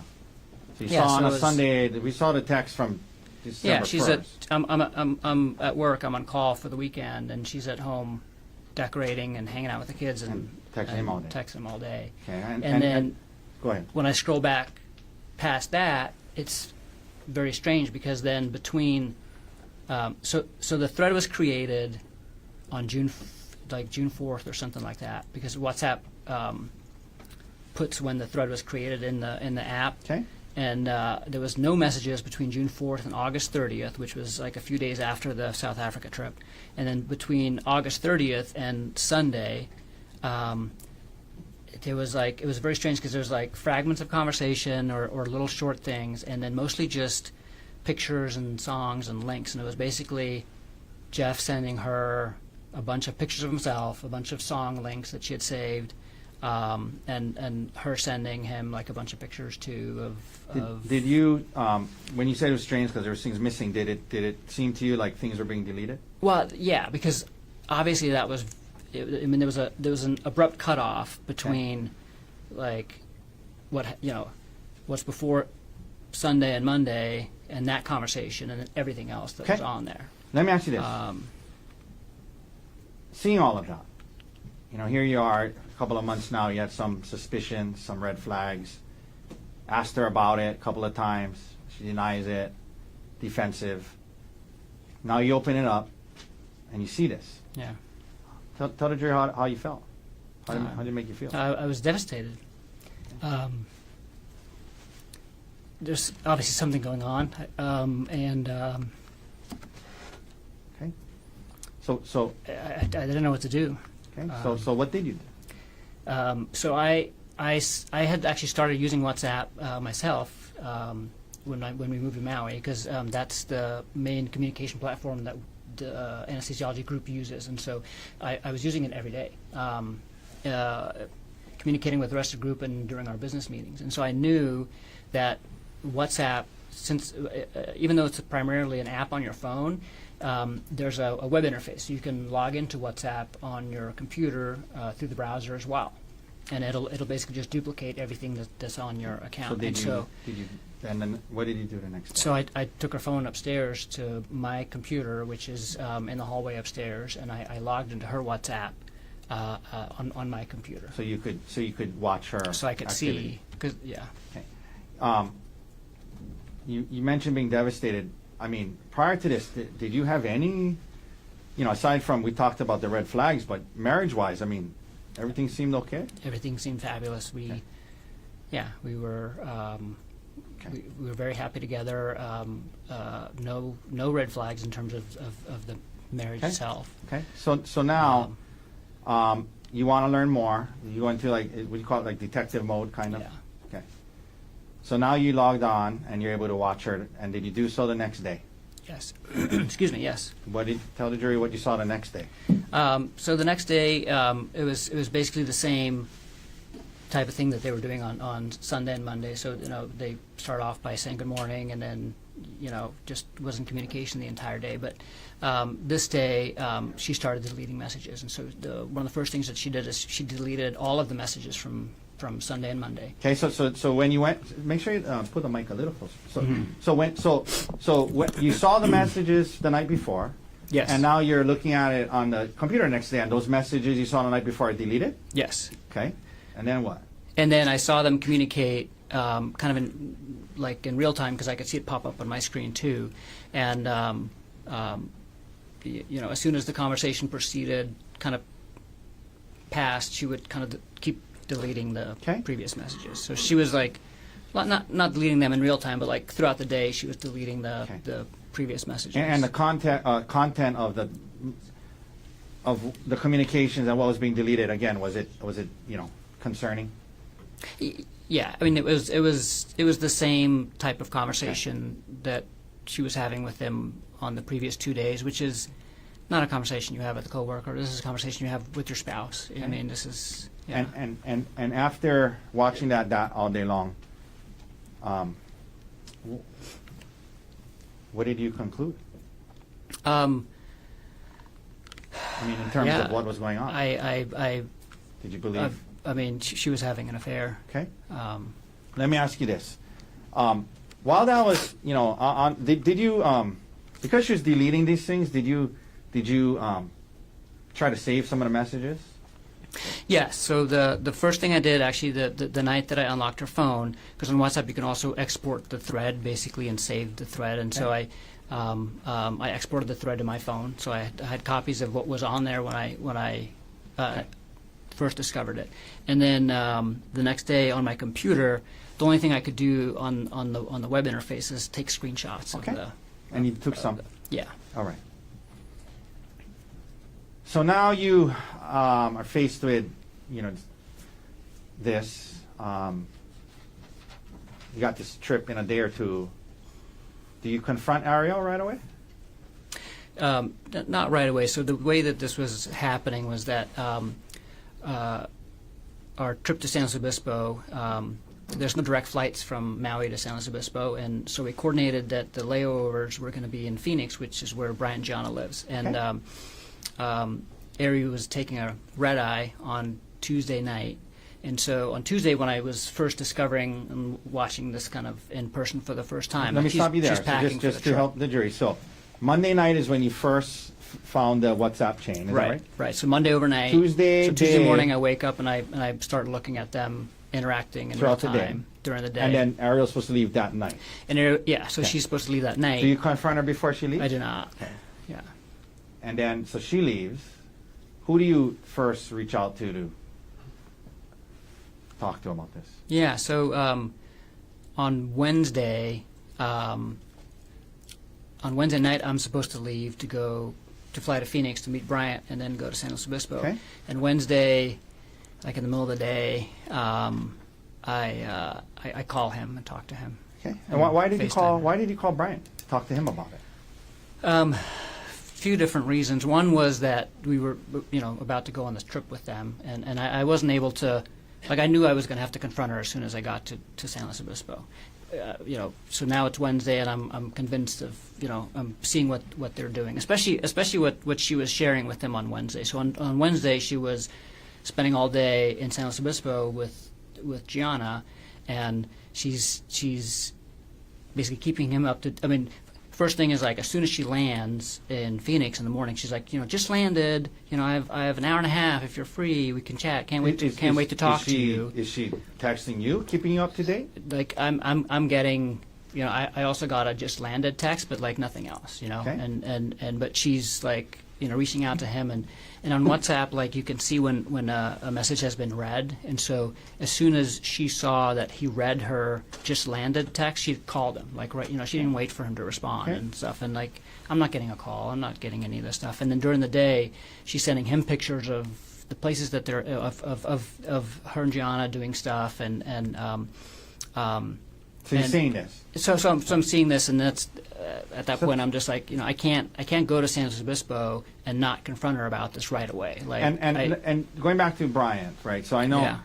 Did you guys have like fun activities planned? It was supposed to be a fun couples yeah. trip. So I mean, it was supposed to be a couples trip, right? And it was Gianna's birthday, and actually Ari planned it because she used to work for, one of the power plants that she. That was her responsibility for refueling is just outside of San Luis Obispo. So she used to travel to San Luis Obispo all the time for work, and Okay, so were you planned like were you a bunch of fun reaching out to activities. Brian and you said there's several reasons. Was one of it to kind of let him know, like, hey, this might not be the fun trip we had Yeah. planned? So the first reason was like, hey, like, this is, I'm just giving you a heads up. Like, I'm gonna confront Ari with,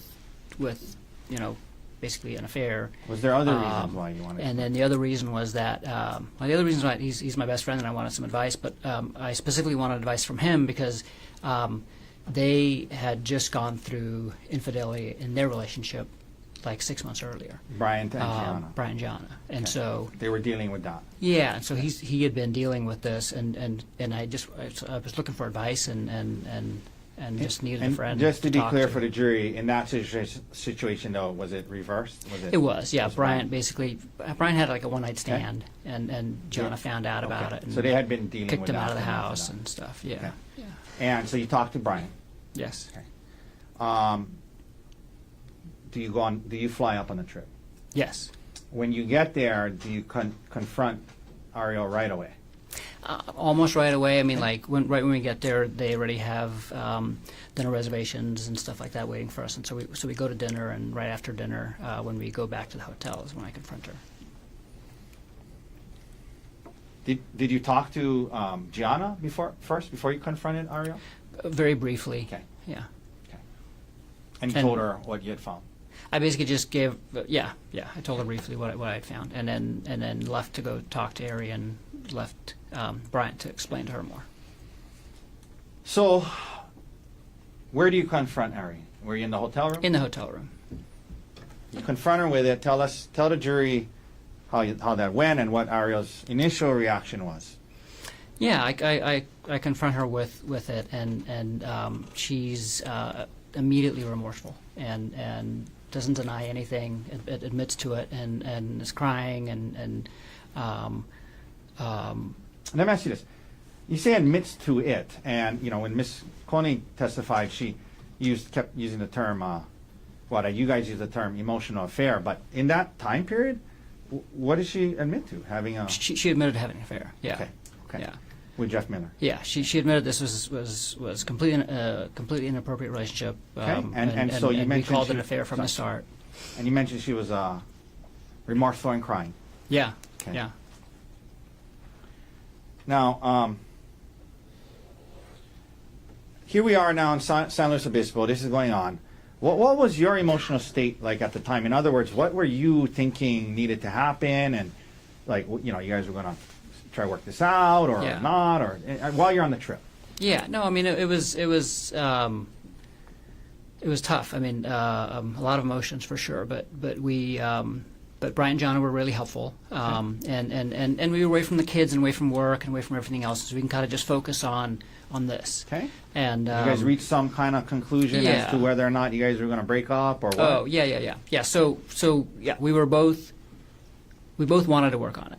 We both, well, she basically said, like, I'm so sorry, I can't believe I did this, and I'll do anything it takes to heal our marriage, Okay. and you and our kids are more important than anything to me, and I'll do whatever it takes. And we start talking to Brian and Jana, and they kind of help us talk about some things, and we figure out what the next steps are going to be. Now, during the trip in San Luis Obispo, did the topic of her possibly moving out come up? Yes. And- Yeah, and- that was one of the big conversations we had. And did you guys settle in on, okay, she's not going to move out just right now, we're going to try? Yeah, so I preferred for her to move out. Do you mean like break up?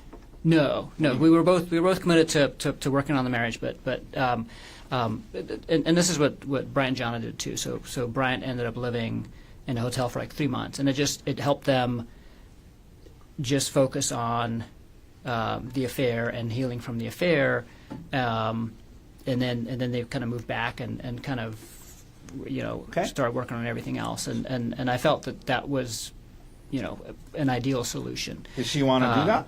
Well, both of us, we decided together not to do that, and because we had the two big complicating issues for us was one, our two little boys. So we at the time they were like 1.5 and 4. So at this time when she was having this relationship with Mr. Miller, how old were the boys? 1.5 and 4. Okay.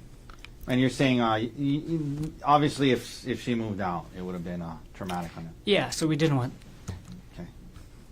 Okay. So it's okay. You guys decide to not do that then. Yeah, we didn't want them harmed. Okay.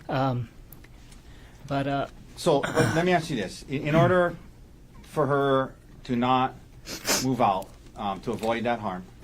Sorry. May I approach Anna? thank you. Excuse me 1 second.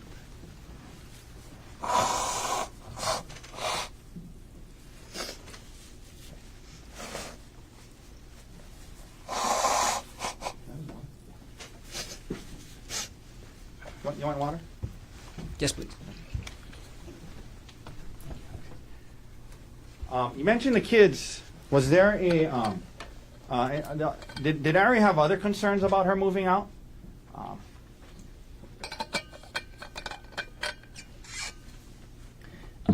Yeah, and the other concern, and again, this is a joint decision, is that we wanted to protect her reputation with family and friends, and so Bryant was able to move out, and really nobody else knew. It was just Ari and I actually that knew, and that was it. So in other words, if Ari moved out on Maui, you talked about you guys had formed a pretty good close group of friends. Her parents. We did, and everybody lived right there, and it's a small community, and I mean, people were going to know that she moved out and would ask why, and So that was part of the joint decision. yes. So you guys are up there, San Luis Obispo, decide that we're going to try. It's not going to move out. What about, were there some talk about if we're going to do that, at least initially, was there some talk about what was needed to happen as it related to Jeff Miller and her job? Yes. What was that? Tell the jury about that. Yeah, so I mean, she obviously needed to terminate the affair immediately, but also to terminate all contact with Jeff Miller, and that would involve her quitting her job and getting a new job. Initially, what did she say? I mean, was that something she was agreeable to initially? Absolutely. Okay. And so we decided that was the plan. And she said she just needed a little bit of time, and so she didn't want to quit her job right away, but that she would limit contact with him. And so she actually sent him an email through work, like a work email, and said, basically, hi Jeff, from this point on, all of our communication needs to be in email only. If we do meet, because they would have virtual meetings all the time, if we do meet, it would have to be with one other person present. And she did this without talking to me, but showed it to me afterwards. Said, hey, this is what I did. Is that okay? And I said, that's fine. So the plan was that she was going to quit her job and maybe find a new job, but in the meanwhile, For sure, she was going to quit her job and find a new job. Okay. But in the meanwhile, there was going to be some boundaries related to her interactions with Miller. yes. Okay. Was she supposed to go on another work trip with Jeff Miller soon after the San Luis Obispo trip? Yes. To where and when? So the San Luis Obispo trip ended on Sunday, and then on Sunday I was going to fly back to Maui to take care of the kids, and she was flying to Seattle, and she had a week-long business trip in Seattle starting right after this Oh, right trip. after? Mhm. She was going to go straight? And Mr. Miller was supposed to be there? Yes. Did you later learn anything about the hotel situation related to that? Not even later. It was. I mean, so while we were in San Luis Obispo and while we're still talking about all these things, she, I told her basically, I'm not okay with you going to Seattle. And she said, no, I totally understand. And she said, I'm going to cancel that trip. And she admitted that she had changed her hotel from the hotel that she was supposed to stay in with her primary team that she works with at TerraPower to the hotel that Jeff Miller was in, and they already had dinner plans for Sunday night. Okay. And then she canceled that trip. But she canceled all of that. So she told work she had a family emergency and couldn't go, and so we flew back together to Maui on Sunday. You get back to Maui on Sunday, and there was some kind of initial conversations about what needed to happen with her job and whatnot. When you get back to Maui, are you still kind of just trying to figure out how to deal with this whole situation? Yes. Did you tell anyone other than Gianna and Brian? No. And was that for the reasons you talked about earlier about Ariel's reputation? Yes. But you did. We saw the email that you sent at some point to Mr. Miller's wife, right? Oh, yeah. And I did that in San Luis Obispo. Yeah, and that was in San Luis Obispo. Okay. Mhm. Yeah, that's the day that I found out. Yeah. And Well, that's not true. That's the day that I confronted her Okay. about it. And why'd you do that? I just felt that if I was in her shoes, I would want to know. Okay. Okay. So now you get back to Maui, and to your knowledge, immediately after was as far as you knew, Ariel limiting contact with Mr. Miller? Yes. Did she ever start to look for a new job? Yes, right when we got to Maui, she was updating her CV and her LinkedIn profile and looking for jobs. All right. At some point, did you start listening to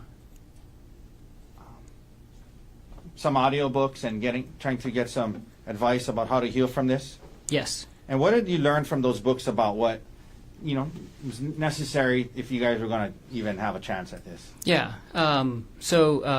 Listen to several books and talk to Bryant a lot, and there's a lot of different things that the books recommend. But the five main things are basically, the first is always to terminate the affair, obviously, and terminate all contact with other cheating spouse. Okay. And all the books talk about, if this is something at your workplace, you need to quit your job or move departments or something like that, because it's something that's commonly happens between coworkers. And then the second thing is that the cheating spouse needs to put in the work to understand all of the damage that they've caused to the relationship, and because it's not immediately apparent, just how deep the trust issues are going to impact things, and potentially putting the family dynamics and the kids at risk and things like that, and all the different ways that you hurt your spouse. And Okay. so that was the second thing. The third thing is, Was there anything about privacy? yeah, so one of the main things is actively rebuilding trust, and that means that you're going to have to proactively give up privacy and then also tolerate some invasion of privacy. Meaning, basically, like you need to tolerate if your partner is saying like, "Hey, can I see your phone, for a sec and see who you're talking to," or "Hey, I can I see who you're emailing?" So Not get defensive. and not get defensive. Yeah. Okay. Um, Now, and did you discuss those things with Ariel? Yes. Okay, and was she doing these things? In the beginning, and then very inconsistently the rest of the month. Very well. Very inconsistently the rest of the month. So she was kind of initially willing to do some of these things, but then seemed to become unwilling. Yeah. So basically, it seemed like her whole attitude changed, really within a few days of us getting back to Maui. Tell us about that. She started minimizing the affair and trying to say that it wasn't like a big deal, and she started blaming me for the affair and just saying like, well, you caused some of these things, and some of the Okay. telling me some of the things that I was doing that potentially contributed her doing. Was doing the she affair. open to your questions about, hey, let me see your phone, or who are you calling? Like on and off, she would get defensive and get irritated at me, basically asking those things. So when she was kind of now backing off of some of the things you guys initially had agreed to, did that cause you to kind of go into detective mode again and look into, try to obtain more information about the extent of her relationship? Yeah. Okay, and Yeah. what new information, if any, did you learn at that point? I was trying to talk to her about the affair and just trying to get more details, because we didn't talk about it in detail in San Luis Obispo. We were just kind of talking about big picture. Are we going to stay together? Okay. Are we going to move But out? she admitted all to these it, though, things. right? Yeah, she admitted to it. And then later, a few weeks later, I was looking, and the two main things that I found out. Let me just back up. So I was trying to ask her more questions about the affair, and she wouldn't basically engage Okay. and answer questions. And so everything that I found out is I basically found out on my own. And I found out that when they were in South Africa on our phone bill, actually, there's records of them texting just through regular text, like up through past like 10 o'clock on that night that she never got back to me. Okay. And then again, like a 1-minute phone call at 5:30 the next morning, local time, and I was like, that seems odd. And then Okay. in that combined with in the work thread that they had on the WhatsApp, not the personal one, the work one, the next morning they're talking about work stuff, but then they're also talking about how they can barely stay awake and they're both so tired and So that made things. you wonder. Yeah, I just Okay, what that else did made you me, learn? What else new things did you learn? concerned. And then the other thing was just the sheer scope of the number of deleted messages, because I saw that WhatsApp has a statistics area where you can go to for the app that shows you how many total messages have been sent or received since the last reset So what did of you the see? app, and she had deleted over 10,000 messages Over- during that time. Over what period of time? I'm assuming during, Okay. So the thread was created on June 4th, and I'm not sure when. She said that the affair started after the South Africa trip, is what she admitted to Okay. me. So it was either over 3 months or 6 months. Okay, did you start doing some But it's like, rudimentary math 50 in your to head? 50 to 100, or like 60 to 120 messages a day. Okay. During that time period. If it's averaged throughout the whole day, and then Okay. 19 hours of phone and video calls too. Okay. This is probably a dumb question, but did that make you feel better or worse about the situation? No, it made me feel worse, and I was just feeling worse about the whole situation overall, because it takes some time to kind of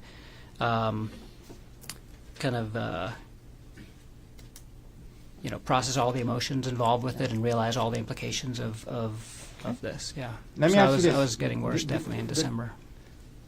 The new information that you discovered, did you discuss it with her or try to? I tried. And how did that go? She really wouldn't engage about anything with the affair. She kept saying like, "Stop asking me questions. It feels like you're asking me 21 questions." Like, things like that. After this new information, and now it's kind of seems like it's regressing her attitude. Did you ever ask her to move out in December again? I did. Yeah. Tell us how many times 2 times. and what happened. So the first time was around the middle of the month, I just told her like, you're not doing what you said you were going to do, which is to take accountability for your actions and to basically do whatever it takes to heal the marriage. At that point in time, she became very apologetic and said, "I'm so sorry. Like, you're right. Like, Okay. I'll do all those things." But again, that didn't last, and so.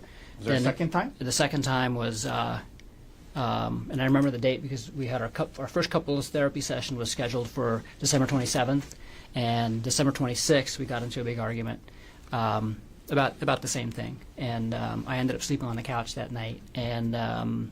Did you ask her to move out? Yeah, so I asked her to move out, and I ended up sleeping on the couch that night.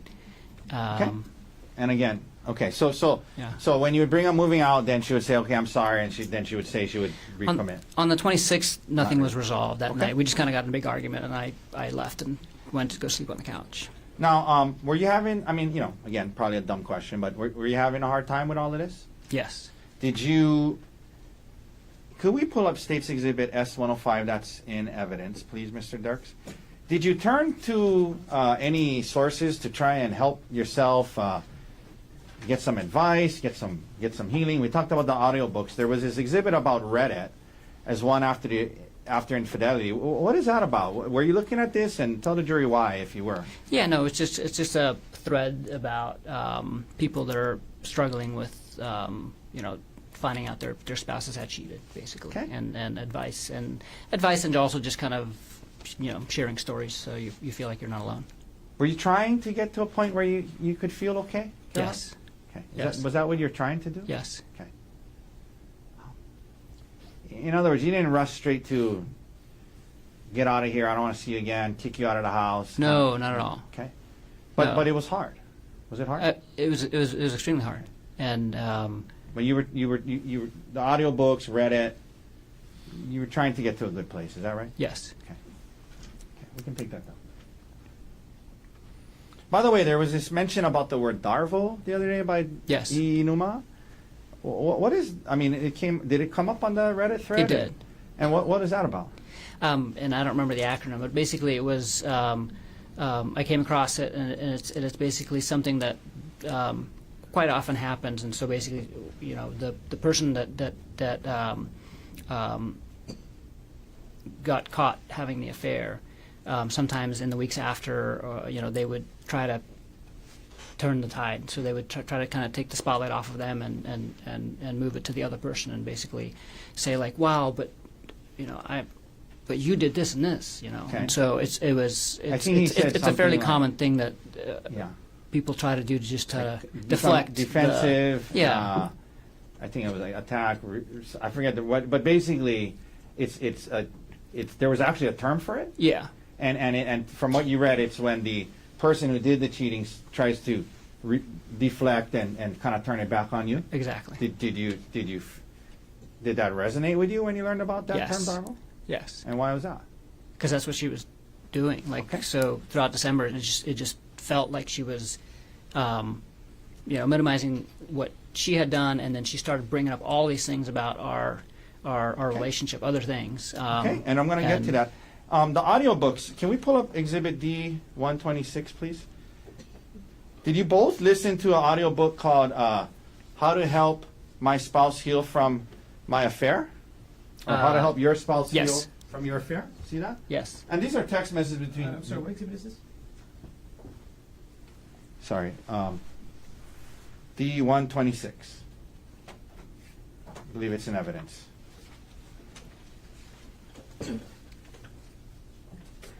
It is not. It is. Not. 1 second. Take your time. I apologize. So I did ask her about it. There was text messages between the two of you guys about an audio book called How to Help My Spouse Heal from My Affair, correct? Yes. And is that something that a audio book you both listen to in your efforts to try and get to a better place? Yes. Okay. I know I listened to it, and she told me she did.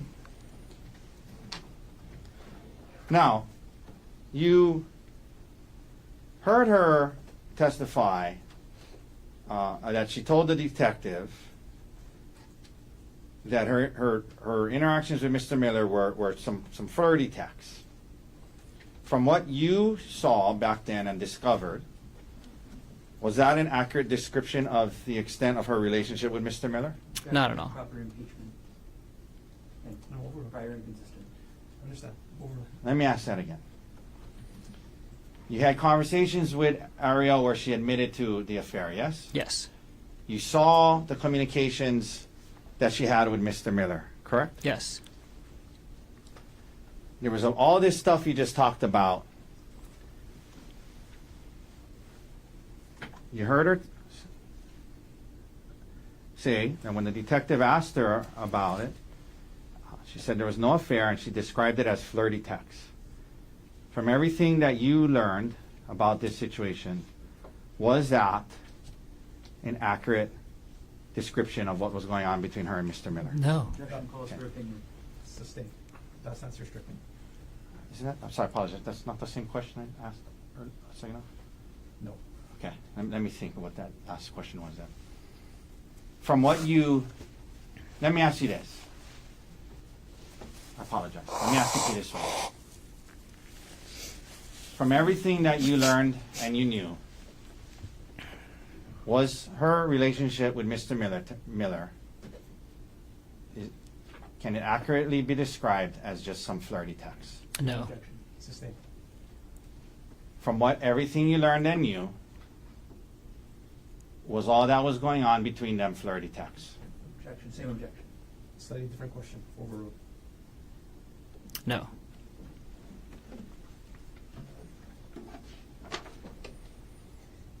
Ms. Watake, whenever there's a convenient break, we'll take our. I think we're almost to a good place. You just let me know. Yeah, maybe 5-10 more minutes. Okay, if everyone's okay with that. Anybody? Okay. You know, we just talked about the audiobooks. Did she also admit in text messages to you that she had an affair? Yes. Okay.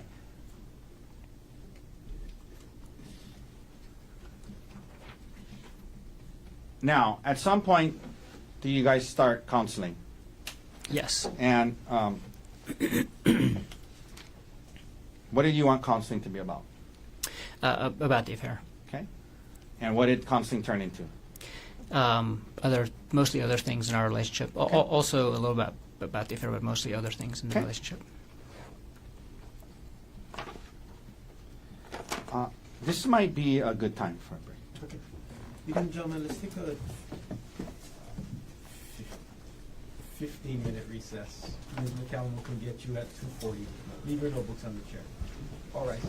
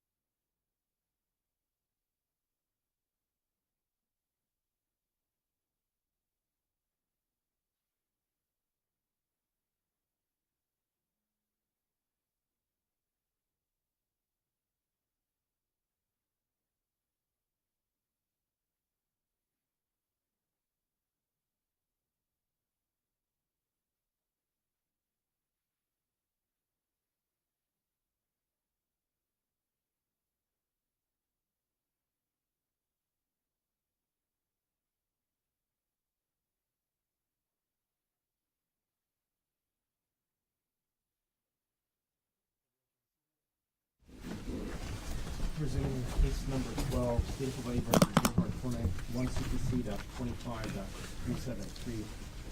Dr. Gerhardt Konig is present in court on the stand and still enrolled. All four counsel of record are present. All jurors are back in the courtroom. Mr. Taki, can you continue on with your direct examination? Thank you, Your Honor. All right, Gerhardt, before we get back into the counseling, there were two exhibits I wanted to introduce, or at least attempt to introduce. This is Exhibit 126. May I approach, Your Honor? Yes. So, Gerhardt, we were talking about the audio books that you and Ariel were kind of reading to get, bouncing off each other, learning from. Did you guys text each other about it? Yes. And can you just look through this text and look through this document and let me know, is that a fair and accurate depiction of the text messages you guys are having back then related to some of the audio books you were listening to?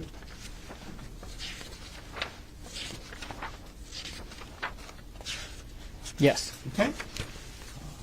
Your Honor, move to admit 126. Mr. Garner. No objection.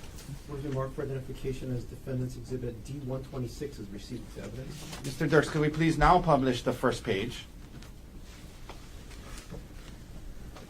So if we can blow up this top part here, how to help this one here, Mr. Dirks, please?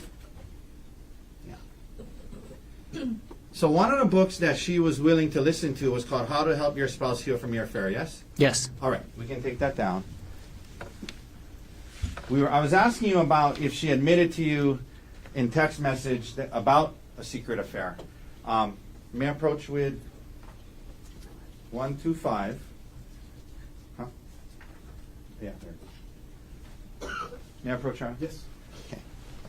I want you to just quickly thumb through that and take a quick look at it.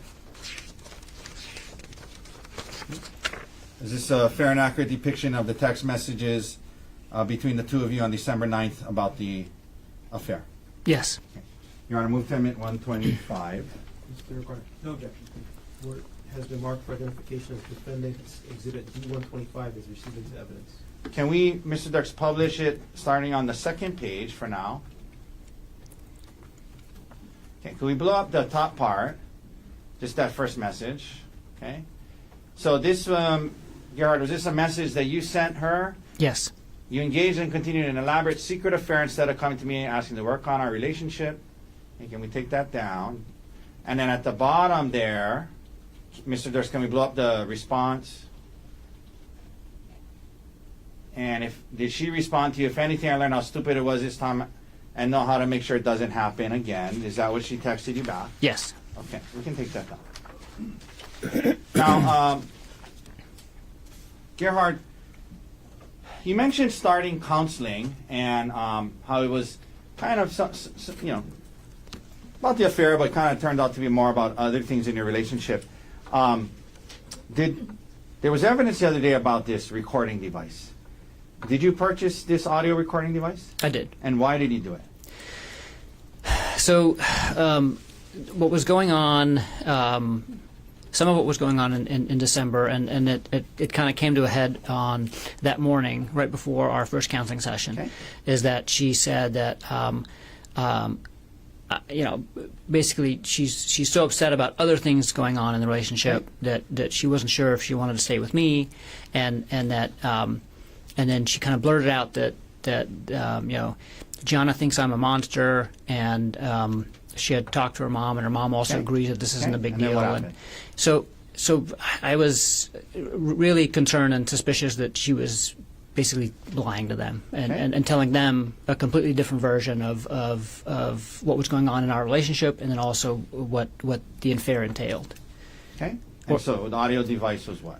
Your So phone. I was like, I have to catch her in a lie, basically. And so it was me like thinking like kind of like an engineer. How do I fix this? And I was like, I fix it by getting more evidence. And so so I bought that in the hopes of basically. So I was going to use it to record conversations that we would have, The two of and you. then the two of us, and then if things weren't moving in the right direction, I can be like, listen, this is what you said. Listen, like this is what she's telling me, because if she's telling a different story to her mom Judy and to Gianna, Okay. then I could basically catch her in a lie. Did you end up actually using it?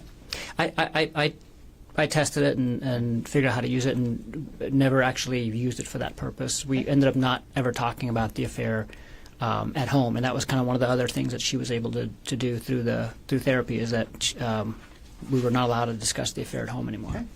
And back at that time, were you just your head was kind of just spinning, and were you just trying to figure out how to get through it? Yes. Okay.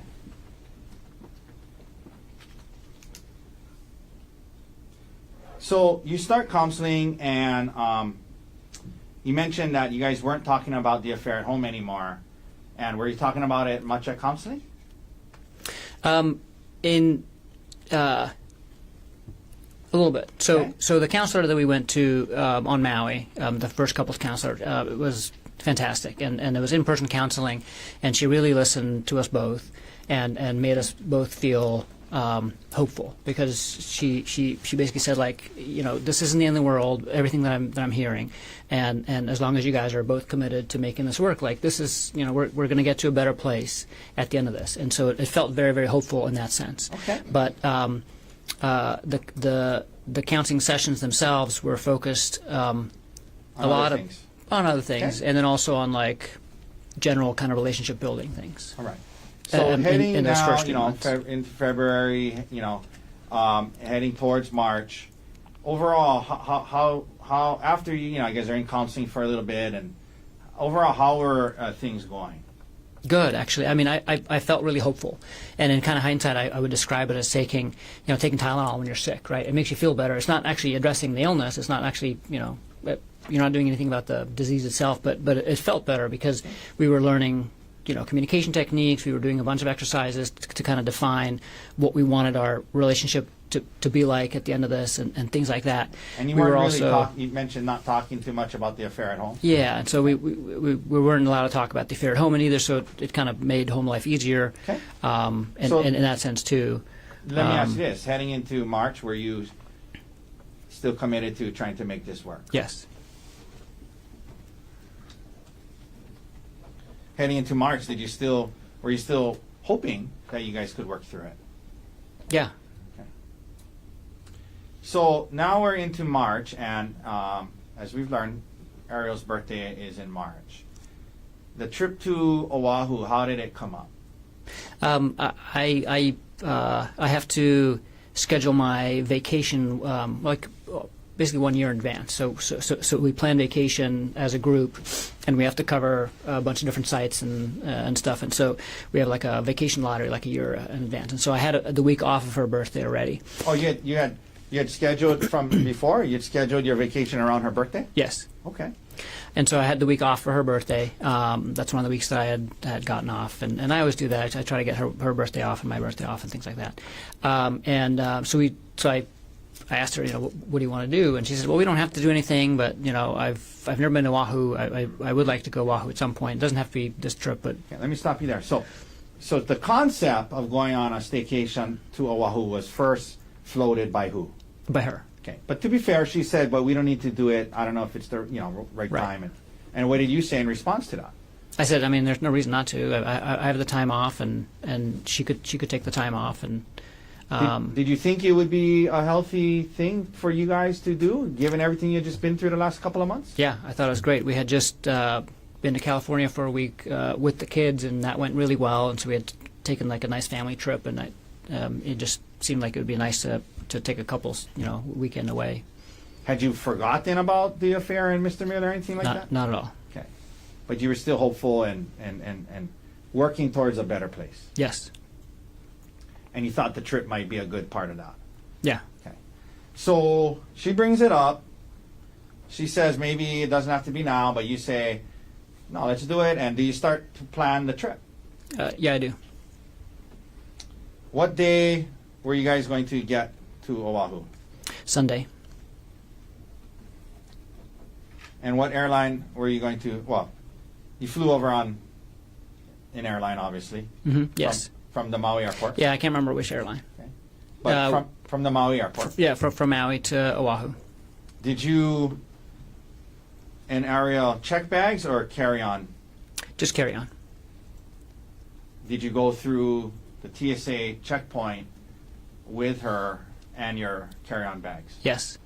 Were there any problems going through the TSA checkpoint? Not at all. No, the bags weren't searched or anything. You land on Oahu on Sunday now, I think you said? Sunday morning. Sunday morning. What was planned for the first day? The first day, we were gonna do like a couples spa therapy, like a couples massage, at the hotel, Okay. and then just walk around Waikiki and shop and just kind of explore Waikiki. And was that what you guys did? Yes, And how'd it go? it went great. Yeah. 1 second, Your Honor. This is 172. Your Honor, may I approach with what's been marked as Defense Exhibit 172? Yes. Okay, I want to show you this. Gerhardt, you recognize that? Yes. What is that a photo of? It's a photo of us at the hotel. Okay, on the day, this at the top it says March 23rd. Does this look like it was the day you guys got there? Yeah, this is right after we got there. Fair and accurate depiction of how you guys looked that day you got there? Yes. Your Honor, could I please move into evidence Defense 172? Mr. Barnett, No objection. was it marked for identification as Defendant's Exhibit 172 is received into evidence? Could we please publish? Okay. Could we zoom in on the photo, Mr. Darks, please? Okay. So this is the day before March 24th, right? Yes. You guys had a good day? Yes? Yes. Okay. Did you plan this trip on Oahu to try and kill your wife? No. Were you trying to do something nice for her birthday? Yes. Okay. Okay, we can take that down.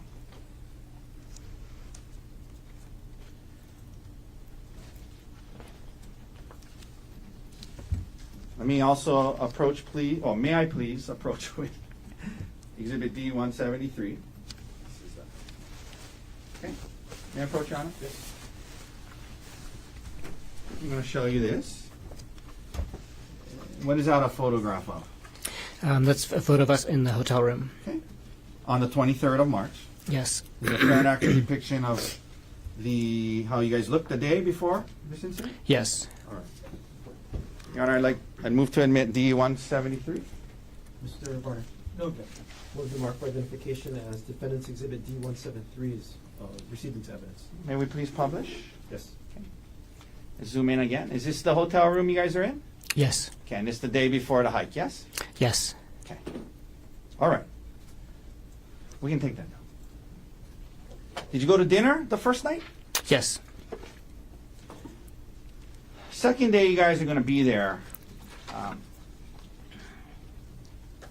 Were you planning on going on a hike? Yes. And why? Why a hike? How did that come up? Tell us about that. Is that something you guys would do often? Tell the jury about that, hiking. Yeah, so we would hike often, and we would travel often too. So we pretty much wherever we went, we typically would hike at some point during the trip. And we weren't like crazy campers or anything like that, so we wouldn't do like a bunch of overnight things. But we like to do Okay. hikes, and she also wanted to see Oahu, and so I was looking for hikes that we could do that would kind of show the island. Okay.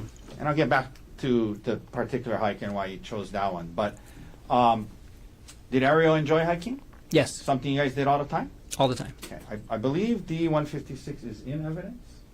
May I publish D 156, Your Honor? Please. Okay. Can we zoom in on that photo? So is that Yeah, that's at Iao on Maui. okay? And that's a hike you It's guys like would do. it's like a secret hike behind the Iao monument that you can Okay. do if you know where it is. Some steep cliffs here and there. A lot of them, yeah. Okay. All right, we can take that down.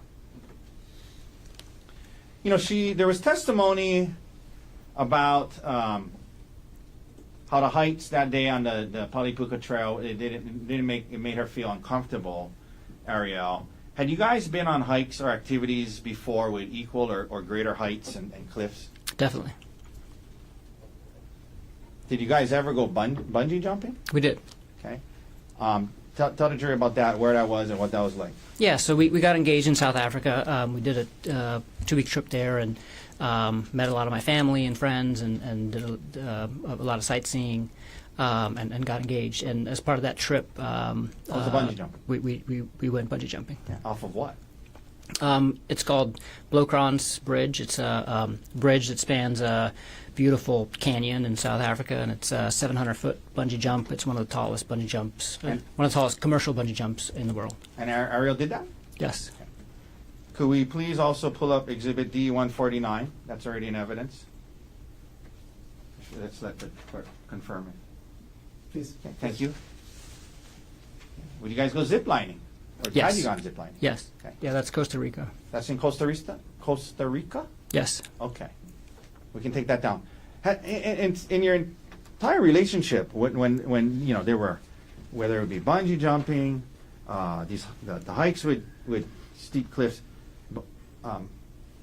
zip lining, had she ever expressed any concern about heights before?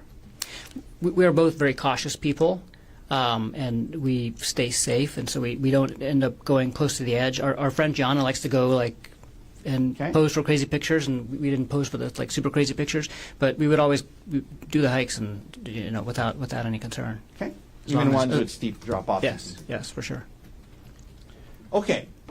Now, there was testimony from Detective E. Numa about some of the searches you did on hikes. And first of all, there was some searches in there about Maui hikes. Why were you searching hikes about Maui in that early March time period? I was looking for hikes on Oahu, and then while I was looking at hikes, I just started kind of looking at hikes that I had meant to look up in Maui too.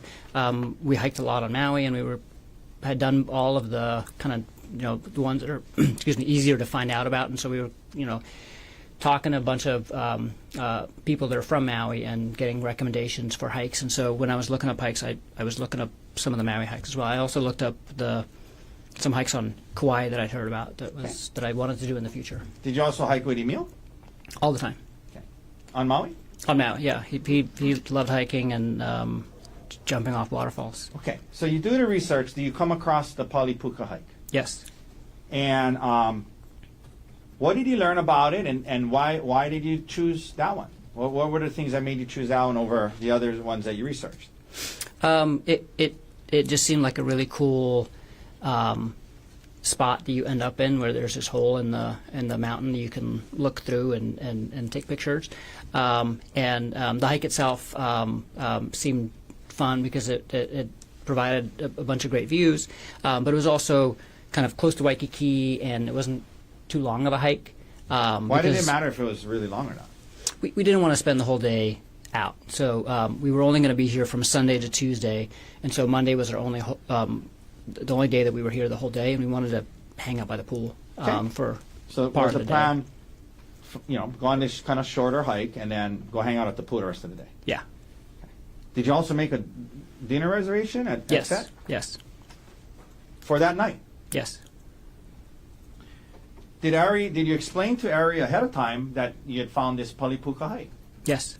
Did you tell her a little bit about it? Yeah. Did she object to it in any way? No, not at all. She sounded excited. Excuse me? She sounded excited. Okay, second day. Now, you said the plan was short hike, spend some time at the pool, go to dinner. Let's talk about that day. So that was that her birthday, we've heard? Yes. So you guys wake up, and already in evidence is States Exhibit 133. May we publish that, Your Honor? Yes.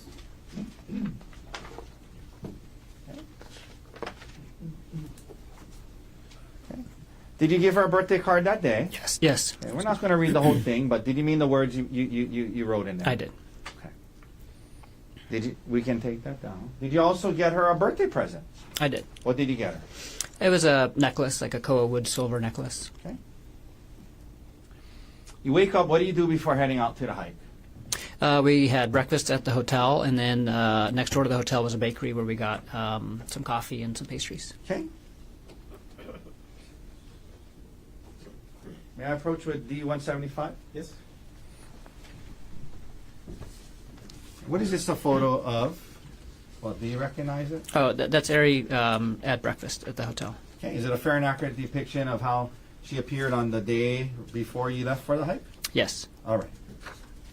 Could we please admit D175 into evidence? Mr. Garner, No objection.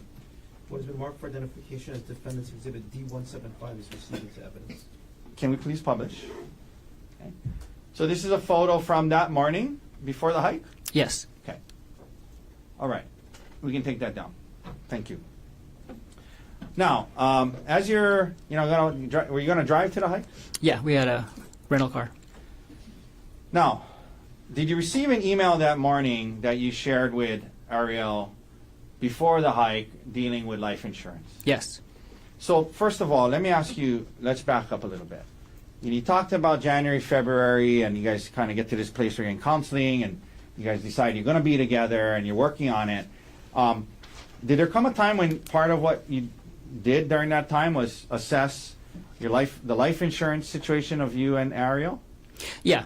Yeah. Tell the jury about that. And really, it was pulling the trigger on life insurance. So I used to have life insurance in Pittsburgh through my employer, and didn't have life insurance when we moved to Maui, and it was always on the to-do list, and just got busy with life and other things. Originally looked into it the previous year, but never went so far as to contact the life insurance agent and actually go through with it. And in January, we were kind of working on big picture relationship things, and I was like, oh shoot, we still have to get life insurance. Okay. And so I talked to Ari, and we both applied for life insurance at the same time at the end of Did January. you get the same amount? No. Why not?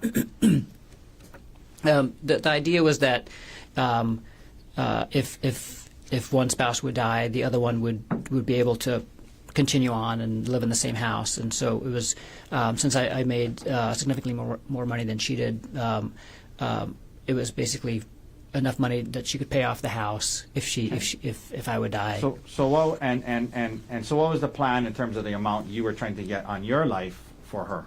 1.5 million. Okay. And then when you guys did the analysis of what, if something happened to her, you would still have your salary to pay for the house and whatnot. That's right. So what was the amount that was decided for her? $250,000. Okay. And the 1.5 million that you were trying to get on your life, was she the beneficiary? Yes. Okay. And vice versa? Yes. Okay. So 250 if something happened to her, but 1.5 million to her if something happened to you. Is that right? Yes. Now, when you went about securing the 1.5 million on your life for her, did it happen in two parts? It did. And so the first part was for how much? 1 million. And when did that roughly get approved in relation to March 24th? A few weeks before. Okay. The morning of March 24th, did you receive an email about the other 500? Yes. And what was the email? That policy had gone through, and I needed to DocuSign the final documents to make it effective. And did you DocuSign it that morning? Yeah. Your Honor, can I approach with D116? Yes? Dr. Konig, I'm showing you D116. I want you to look at it, and there's a lot of pages to it, but just the first page. Tell me what is D116?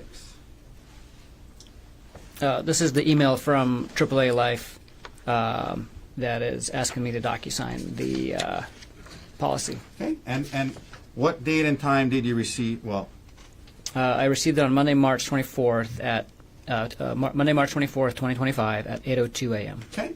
And is this a fair and accurate depiction of the email and attachments you received on the morning of the hike? Yes.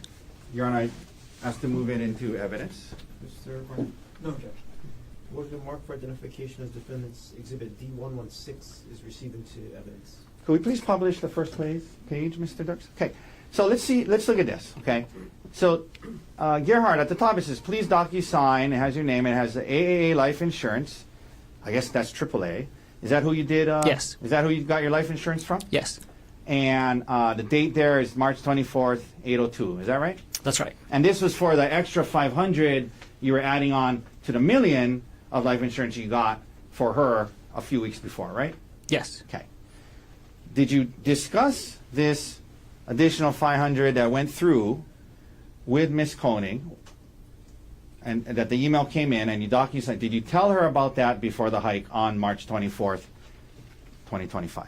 I did, because we were in the parking lot after the coffee shop, and I was on my phone. I was like, oh, you know what, my, the last of my life insurance just went through. They're asking me to DocuSign it, and so I was doing that. All right, we can take that down. Just want to let her know that I'm not like just texting or something, like, because we were out together. And, Okay. So you were telling her what it was that you were looking at.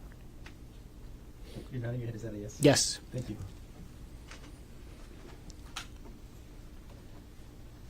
And so, from that point on, if something happened to you and in an accident or whatnot, she would get $1.5 million, correct? That's correct.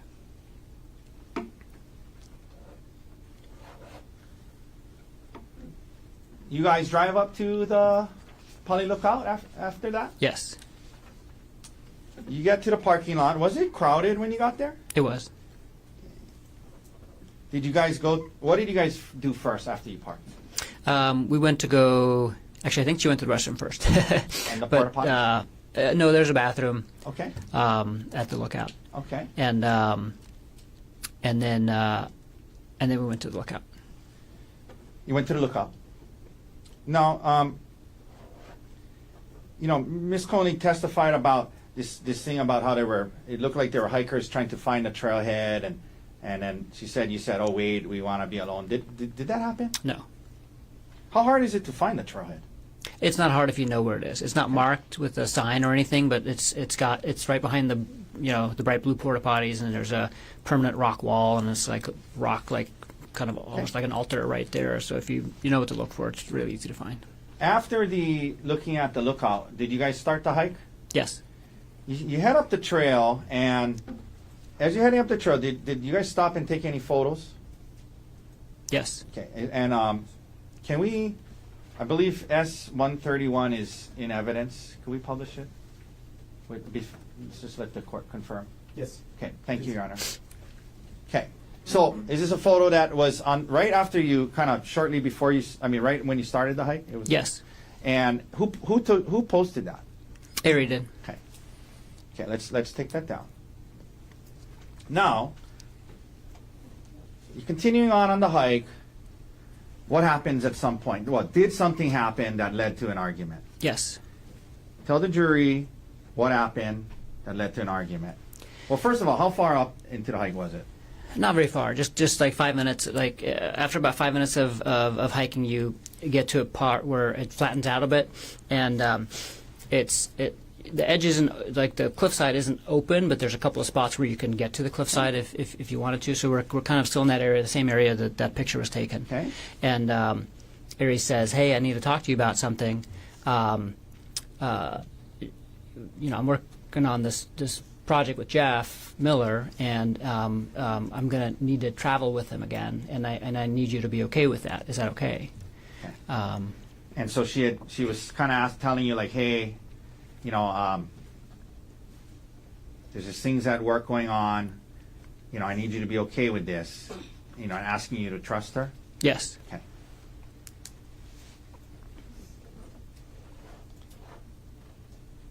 And again, you mentioned you guys weren't talking about the affair at home anymore because of counseling, correct?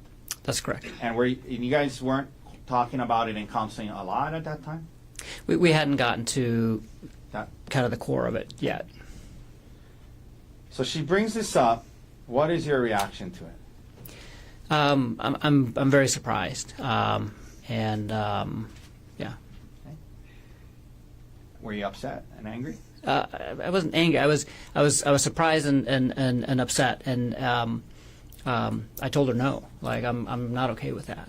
And not only am I not okay with that, like, I'm never going to be okay with that. Like, we haven't dealt with that part. Like, the only reason why I was okay with her still even working there is because we had placed these limits on their communication. But in my mind, like, she still needed at some point to quit her job, and this was only put on hold while we were trying to deal with all these other things. She basically said, like, well, I can't quit my job right now because I don't even know if I want to stay with you. So we were dealing with, like, the issues that she brought up, first, but it's not like any of the affair had been resolved at all. Like, it had just kind of been put on hold. And so, How did you feel that she would even think that this would even be okay? yeah, I mean, it made me realize that we were just not on the same page at all in terms of, like, here I am just kind of like sublimating my feelings and focusing on her hurt and waiting patiently for her to do the same to me. And this made me feel like she wasn't intending on doing that ever. So what did you say back to her? Were you guys kind of arguing about it? Yeah, we were for sure arguing. Okay, and then so what did you say anything to her? I just said, moving out? yeah, I said like I need you to move out. Like, this has gone far enough.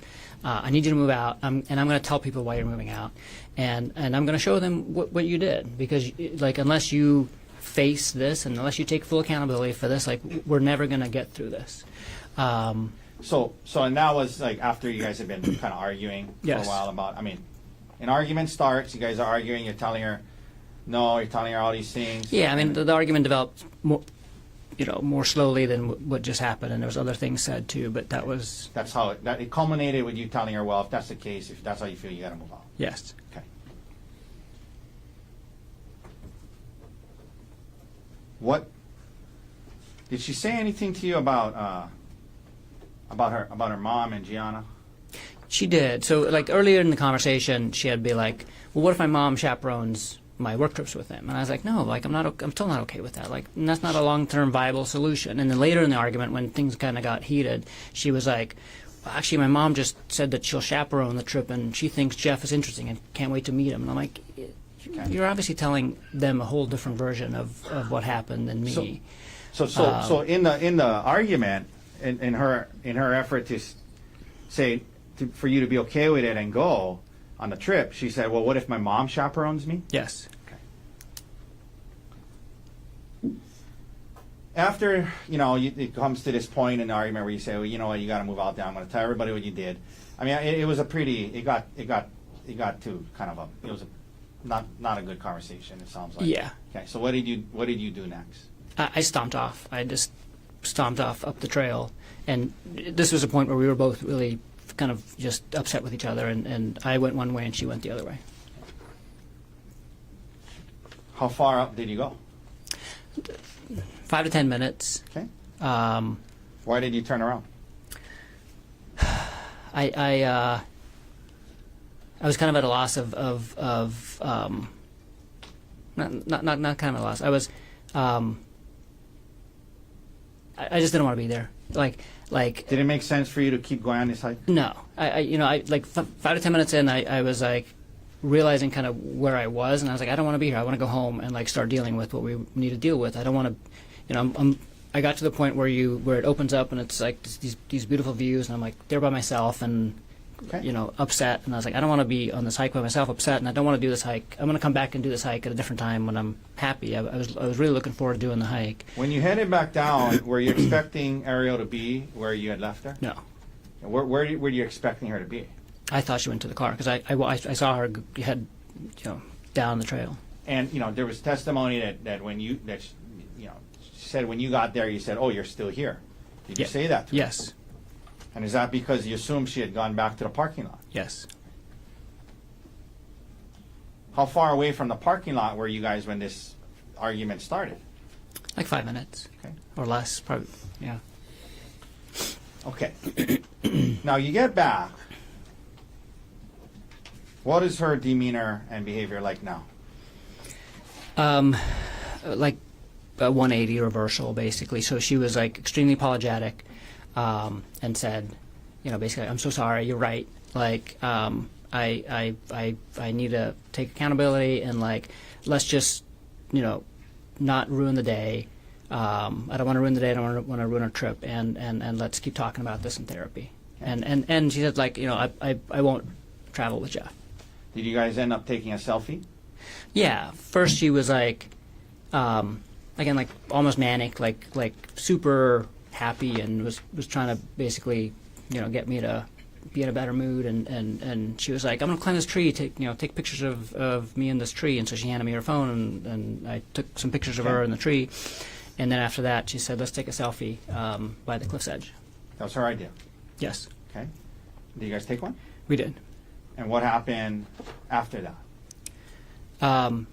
Right after the selfie, I just remember kind of staying at the edge there and looking over the edge and just kind of still in thought about everything that had just happened and what's going on. And then I felt like a shove, Okay. and I was almost pushed over the edge. Okay. You felt a shove. Okay. Who shoved you? Ari did.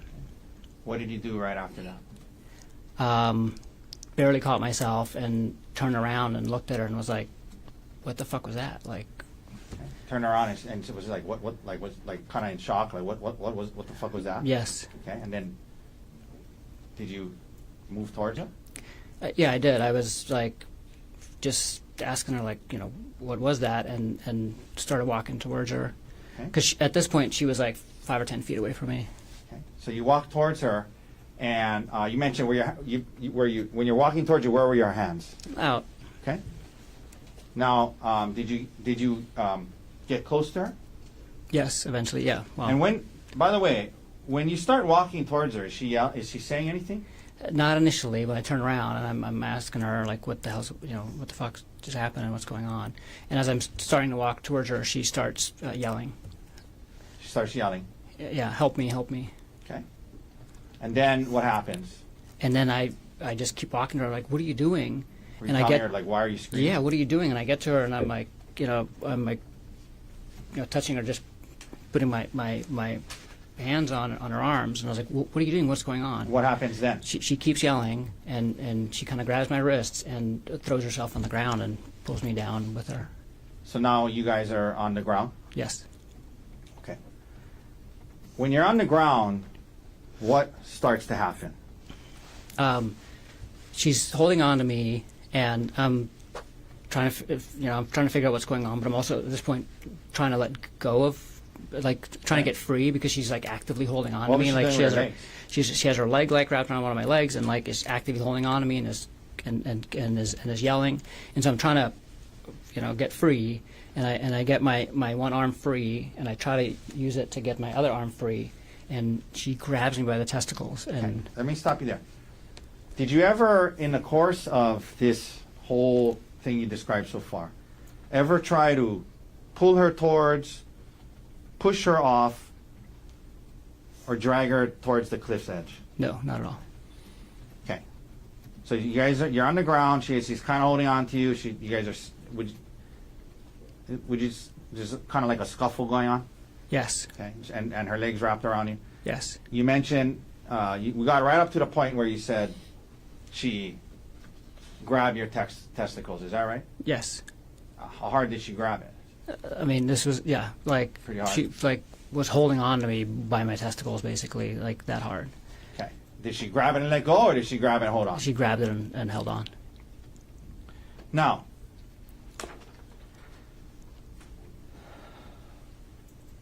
what happens after she does that? Then I try to free my testicles, and so I'm, like, thrashing with and I get both hands free, and I'm trying to get her to let go of my testicles, and then she hits me with a rock on the side of the face. Okay. She's holding on to your testicles. You're kind of focused on that, obviously, and then at some point while you're focused on that, you And it happened all really fast. Yeah. But That's I mean, I'm glad you raised that up. Was this like happening slowly, where you had it time all to happened within probably less than a minute, maybe quickly? slightly more than a minute, but I mean, 2 I mean, minutes or something. but you weren't timing it. From the moment that like we were on the ground and she was grabbing my testicles was like It happened quickly. everything after the grabbing of the testicles happened very quickly. Okay.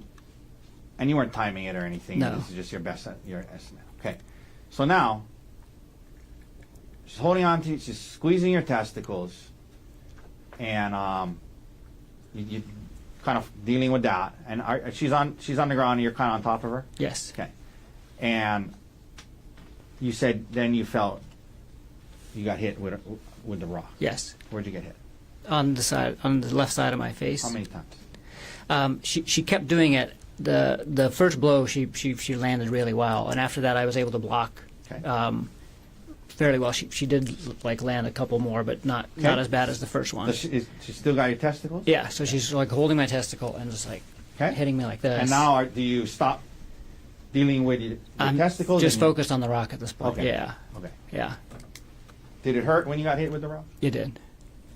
Could we publish what's in evidence as Exhibit D30, Your Honor? Yes. Okay. Gerhardt, is this where you got hit with the rock? Yes, There? Is that the area? yes. All right. We can take that down. Now, you get hit with the rock. Explain to the jury what happens next and why. I was able to wrestle the rock out of her hand. Does she still have your testicles? Yes, Still squeezing them? yes. What do And you do? I was able to like. So we're like she's hitting me and I'm like blocking and then I start like, and I get Is her there a wrist. scuffle over the rock? Yes. Is it near her face? Yes. I mean Okay. it's And then what right. happens? And I finally get the rock. What'd you do? I hit her with the rock. How many times do you think you hit her? I hit her 2 times. And when you did, was she still holding on to your testicles? Yes. At least initially? Yes.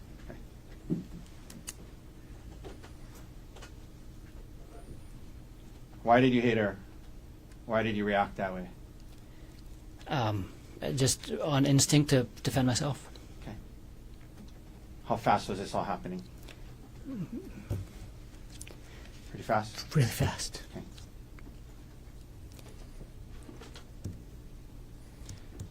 In between when she hit you with the rock and in between the time she hit you with the rock and when you hit her with the rock, were you able to safely retreat and get away from her? No. Yeah. Why not? She was holding on to me. Including your testicles? Yes. Did you hit her in the face or the eye with the rock? No. Where you said 2 times, where did you hit her? On the side of the head. Okay. So we've seen these photos of the stellate laceration. You caused that by hitting her, right? Yes. Okay. Did you continue to hit her after those 2 hits? No. And why not? Because she stopped fighting. She let go of my testicles and I was Okay. able to stand up. And then you stopped. Yes. There was testimony about the 2 witnesses. Did you stop hitting her because the witnesses showed up? No. I didn't know that they were there until after I stood up. Did you see blood? Yes. Was there a lot of blood? There was a lot of blood. Did you see her kind of scoot down towards the witnesses? Yes. Did you try to stop her in any way? No. You let her get to them. Yes. Did you hear her yelling to the witnesses, he's trying to kill me? Yes. Gerhardt, did you have any syringes on the mountain that day? No. Did you try to poke her or stab her with any syringes? No. Okay. Now, Gerhardt, she scoots away. She's now with the 2 witnesses. You see a lot of blood. What do you physically do next? I'm just in a daze and I just kind of watch her crawl away and then leave with the other 2 hikers. Okay, she got the hikers. What do you do next? Was her bag and your bag there? Yeah, so I just kind of reflexively gathered up all of our stuff, and then I start walking up the trail. Let me ask you this. At this point, immediately following what just happened, you saw, you guys had this scuffle. You saw a lot of blood. What was your state of mind and emotional state like right now, right at this point that we're at? Severe emotional distress. How did you feel at that time about the fact that you had responded and defended Horrible. yourself. Let me finish the Horrible. question. Sorry. How did you feel about the fact that you, and even though you say it was, you were defending yourself, how did you feel about that she was bleeding? I felt horrible. Okay. Did you ever plan on hurting her that day? No, Did you ever want to hurt her that day? no, You reacted to defend yourself in the heat of that moment. You said yes, yes, but did you still feel bad about it? yes.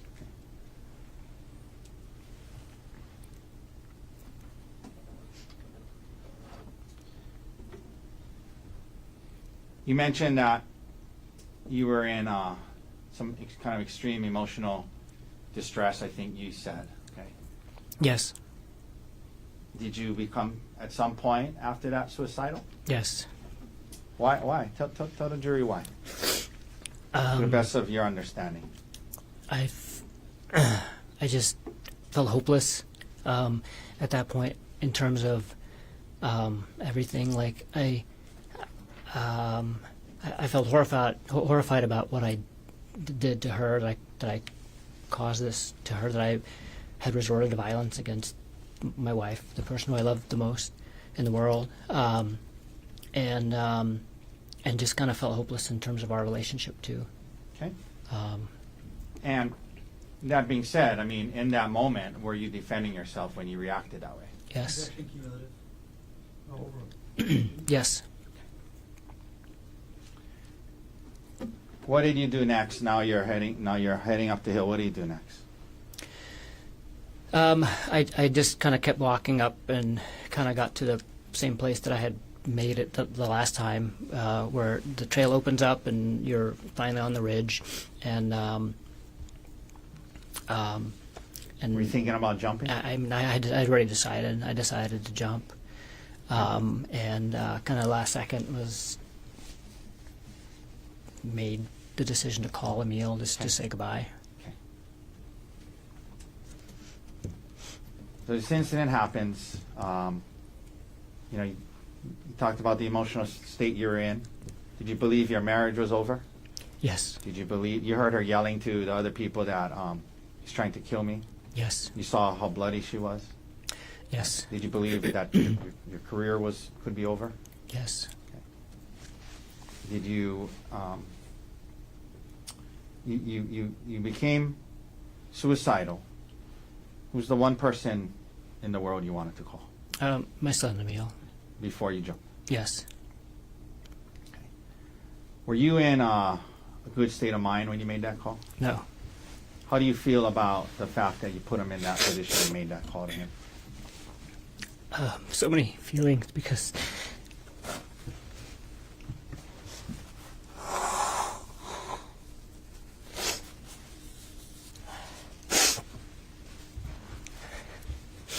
he saved my life that day. Also,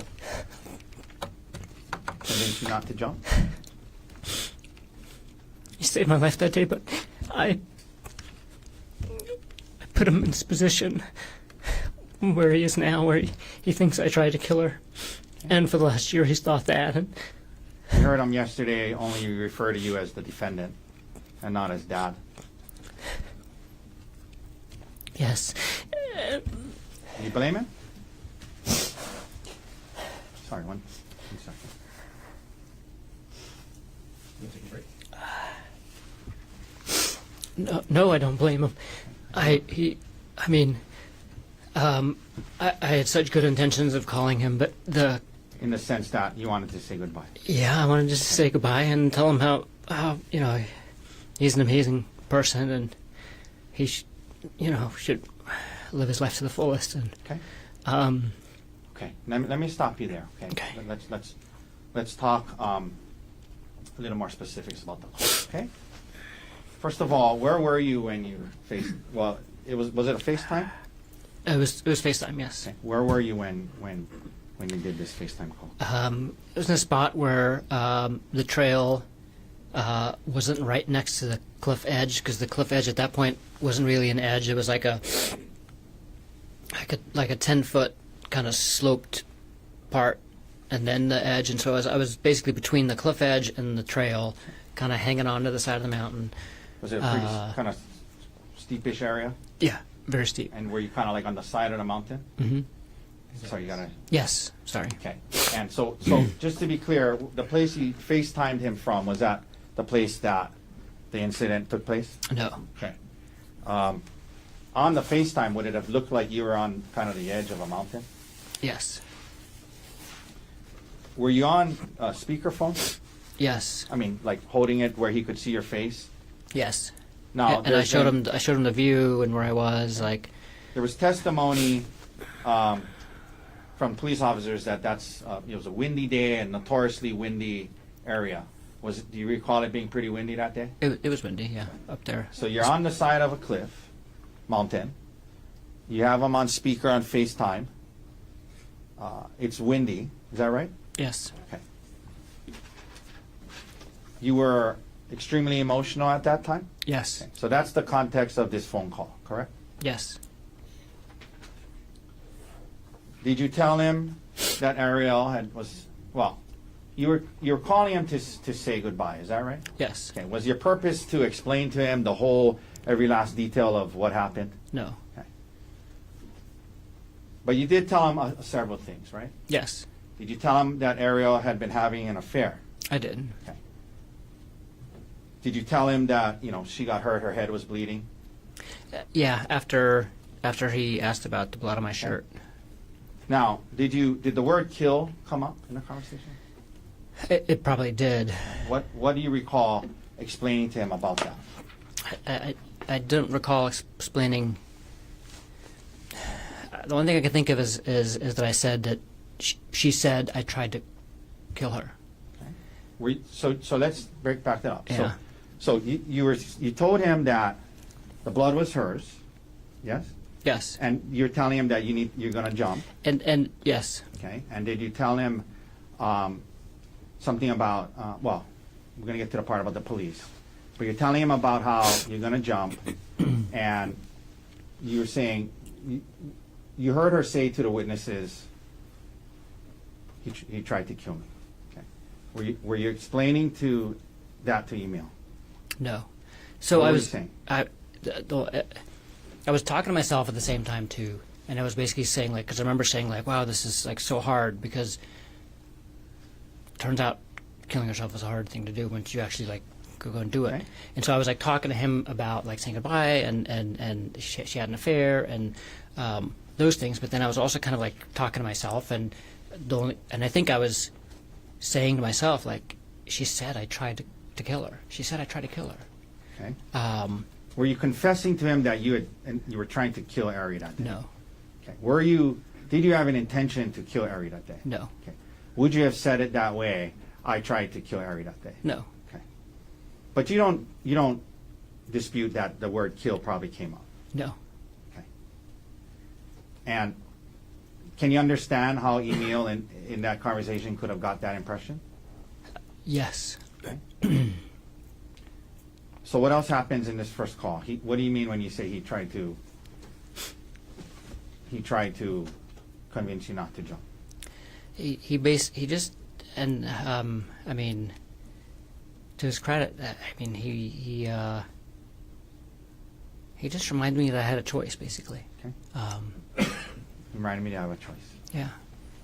Because he So- said do you really have to do this? After that, you got off the phone with him. You didn't jump, right? No. Okay. There was a second call an hour later, Yes. and he testified that he was at his Ari's parents' house. Is that right? Yes. Okay. Now, during that call, did he tell you what he told to Ari's parents? Yes. What did he tell you that he told Ari's parents? He said, he said, I told them that you tried to kill Ari. And what was your reaction to that? I was like, why would you say that? And 'Cause then, you didn't mean that in the first call? right. Okay, so you're telling him why And did I you didn't, tell him? at that point I was so confused at why he would say that. Okay. And then what did you say to him after that? And then I said, I gotta go, I gotta get off the phone. And did you say to him, because you were going to kill yourself again? Yes. Did you say to him, I said, I never mind, I got to think about this. I'm probably going to kill myself. okay, did you say something to him about, I gotta go so the police won't find me? Yes. Okay, and what did you mean by that? Why were you trying to avoid the police? I didn't want my choice of killing myself taken away at that time until I had made the decision to either do it or not. Okay. While you were still deciding if you were going to kill yourself, you didn't want to be seized by the police. That's correct. Because once they seize you, you wouldn't be able to kill yourself. Yes. Okay.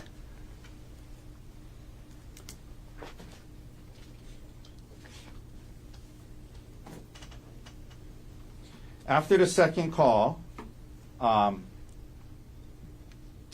did you do?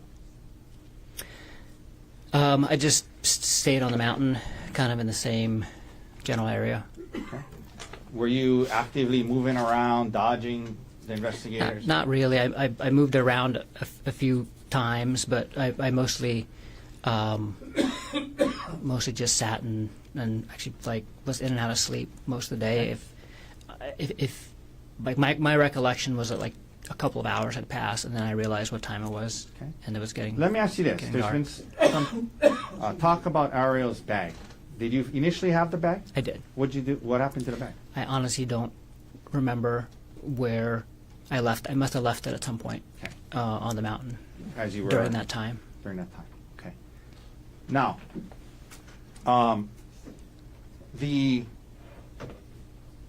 your bag that you had with you. Yes. What did you use that bag for? It's a little crossbody Patagonia bag, and it's the bag that I take to work, to and from work and home every day. Okay. You mentioned walking to work. Do you walk to work? Not every day, but often, yes. And when you do walk to work, you bring that bag. When I walk to work and when I don't walk to work too. So this is the bag that I take into the hospital with me, and it has like my water bottle for the day, my sunglasses, snacks, paperwork for work, Okay. You mentioned paperwork and sometimes pens, pens. and yeah. Okay. Not sometimes pen, always a pen. I that's like the one thing I have to leave in my house with because I'm writing all day long, recording all the cases that I do. Did you end up taking the SIM card out of your phone? I did How did you remove it? with a paper clip. Okay. Now, you end up. You said it seemed like a couple of hours, but obviously it was longer than that. Yes. Right? At some point, do you come down off the mountain? Yes. Okay. And why did you do that? Tell the jury why you did that.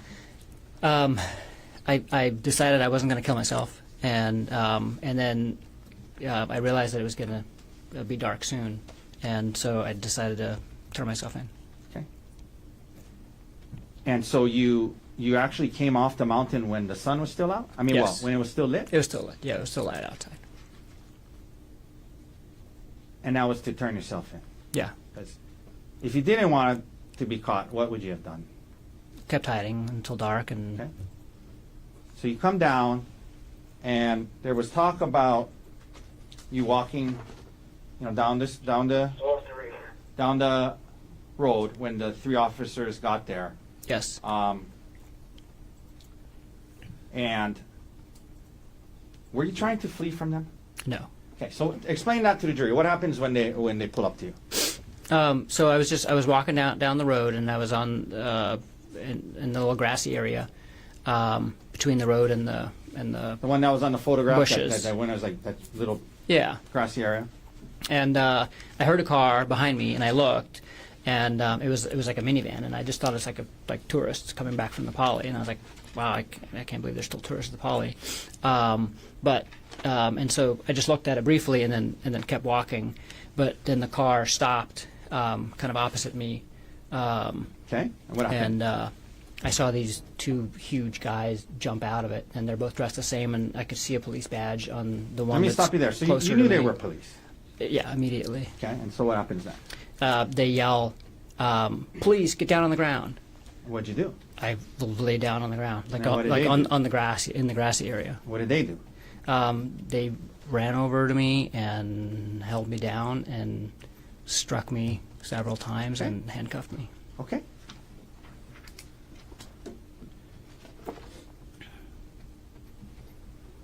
Did you fall on your face with the officer falling on you in that transaction or interaction? No officer fell on me at all during the entire thing, and I did not fall on my face. Did they hit or punch you in the face? No. But they did, as they testify, strike you a couple of times? Yes. In where? And my ribs and like my upper legs, like thighs. Okay. So after this moment, now you're arrested. Did you have injuries from that whole day? Yes. Okay, we talked about the injury to the side of your face. Yes. What other injuries did you have after you were arrested? Just my ribs. Okay. Did you have any bite marks on your arm? No. Did you have any scratch marks on your face or body? No. And HPD photographed your injuries? Yes. Okay. Now, some additional questions, and we're getting close to the end of my examination, Gerhardt. I know it's been a long day. Your work bag on Maui. Well, let me ask you this before I go there. The bag that you had on, Yes. on the hike, did you see the big blood stain on the back of your shirt? Yes. What was that from? It's from the bag Okay, that I was. Explain that. So during the scuffle, my bag, I was holding both bags. I put both bags down to take the selfie, and I had both bags again. Why did you have her bag? Because she had given it to me when she was climbing up on Okay. the tree. And then The scuffle happened. the scuffle happens, and my bag both bags, went flying basically, but my bag must have been right by her head, because after she left, when I picked my bag up, there was a bunch of blood on the Okay. back of it. And then you put the bag on your back, and that's Yes. how the blood got on your shirt? Yes. Okay. Now, your work bag. You're an anesthesiologist, correct? Yes. And you, that work bag was always on Maui, is that right? That's correct. Do you work in more than one location? Yes. And why did you have medications and syringes in that bag? That's the bag that I use in the operating room every day, and I have medications in it that I use for work. Most of the medications that are in there are used for emergencies when I'm on call. Okay, let me ask you about that. When you're on call, do you sometimes you're at home and you have to rush in to a different, is it always the same location? Yeah, so when we're on call, we're always on call for the hospital. So Okay. I work at several locations, but all of the call shifts are for the hospital, really close to my house, and so I can take call from home. Oftentimes I'm in scrubs already, and I have this work bag either right by the door or in the car. That way I can respond directly to either the emergency room or to labor and delivery or to the operating room without having to go to my locker. Okay. Could we please publish State's Exhibit 94? Your Honor, I believe it's in evidence. One second while you double check. I believe it is as well. Okay? Yes, you can proceed. Okay, so this was in a bag. Just a couple of things. So like, what is this? What is this? Those are bags of saline. The one on the left is still sealed, and the one on the right has medication in it. Okay. And this is a stethoscope, is that right? Yes. What is this thing up here? This and that. Oral airways for emergencies and elective surgery. Okay. These are all stuff that you had at home regularly when you were either on call or depending on where you were going to work. Yeah, this is everything that's usually in my bag, and it's everything that I would need to respond to different emergencies. Okay. Could we please also publish State's Exhibit 103? That's also in evidence.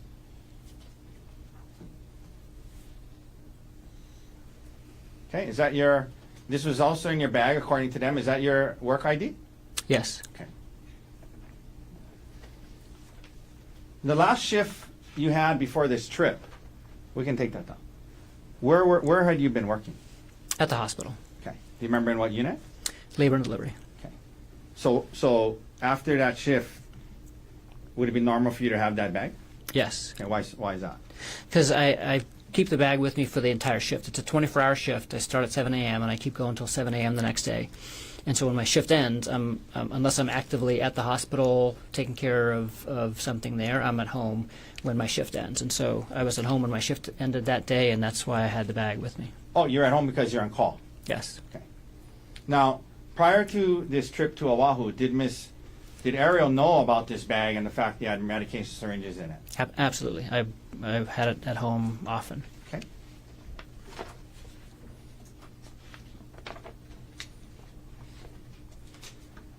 Now, just a few last questions, Gerhardt.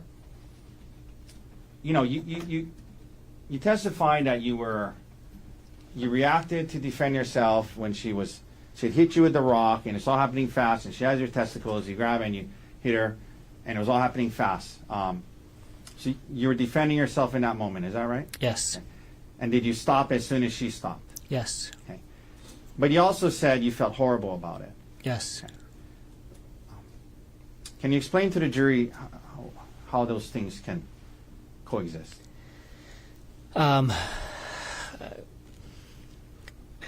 It's you know, I believe in the right to self-defense, right? But I mean, in the moment, it was kind of an impulse. It wasn't like a conscious, like, I'm going to analyze this from like a legal perspective. It was, but yet the result of it was harm to my wife. Okay. How do you feel about that? That she's got hurt. Horrible. You've learned that she is filing for divorce and seeking full custody of your children, yes? Yes. Do you want joint custody? Yes. More than any. That's. Okay. And there's been testimony that you've been in custody, yes? Yes. Have you been able to speak with your two young boys from jail? No.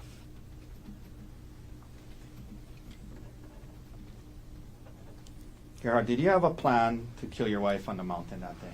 No. Did you try to throw her off a cliff? No. Did you try to stab her with syringes? No. When you hit her with the rock twice, why did you do it?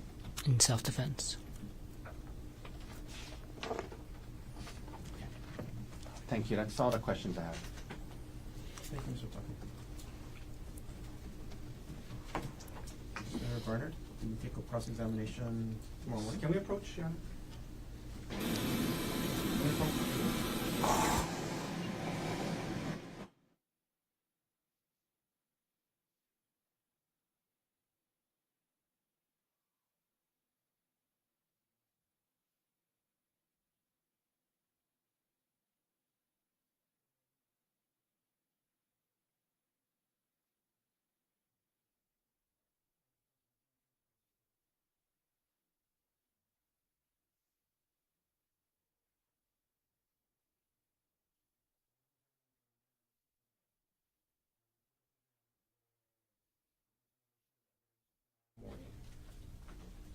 I have a fairly lengthy calendar in the morning, so instead of 9 o'clock, I'm going to have you come back at 10.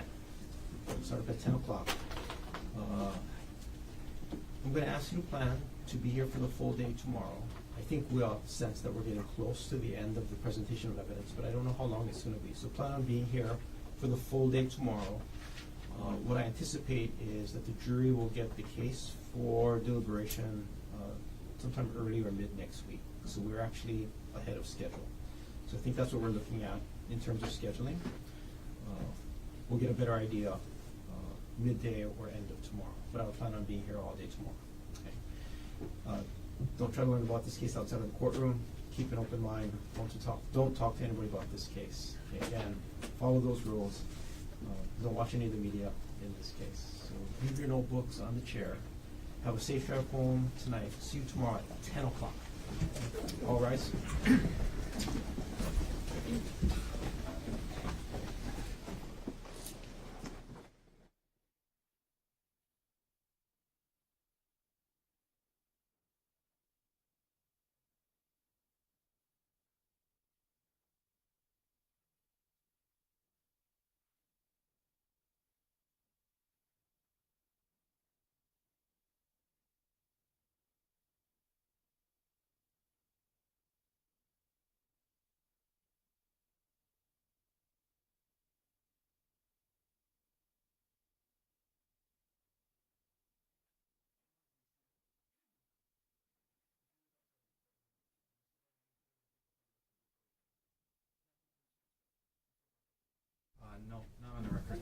Thank you very much. We'll adjourn for the day. Off record, you said 10 o'clock? Yeah, if you guys can come up, let's talk about scheduling real quick.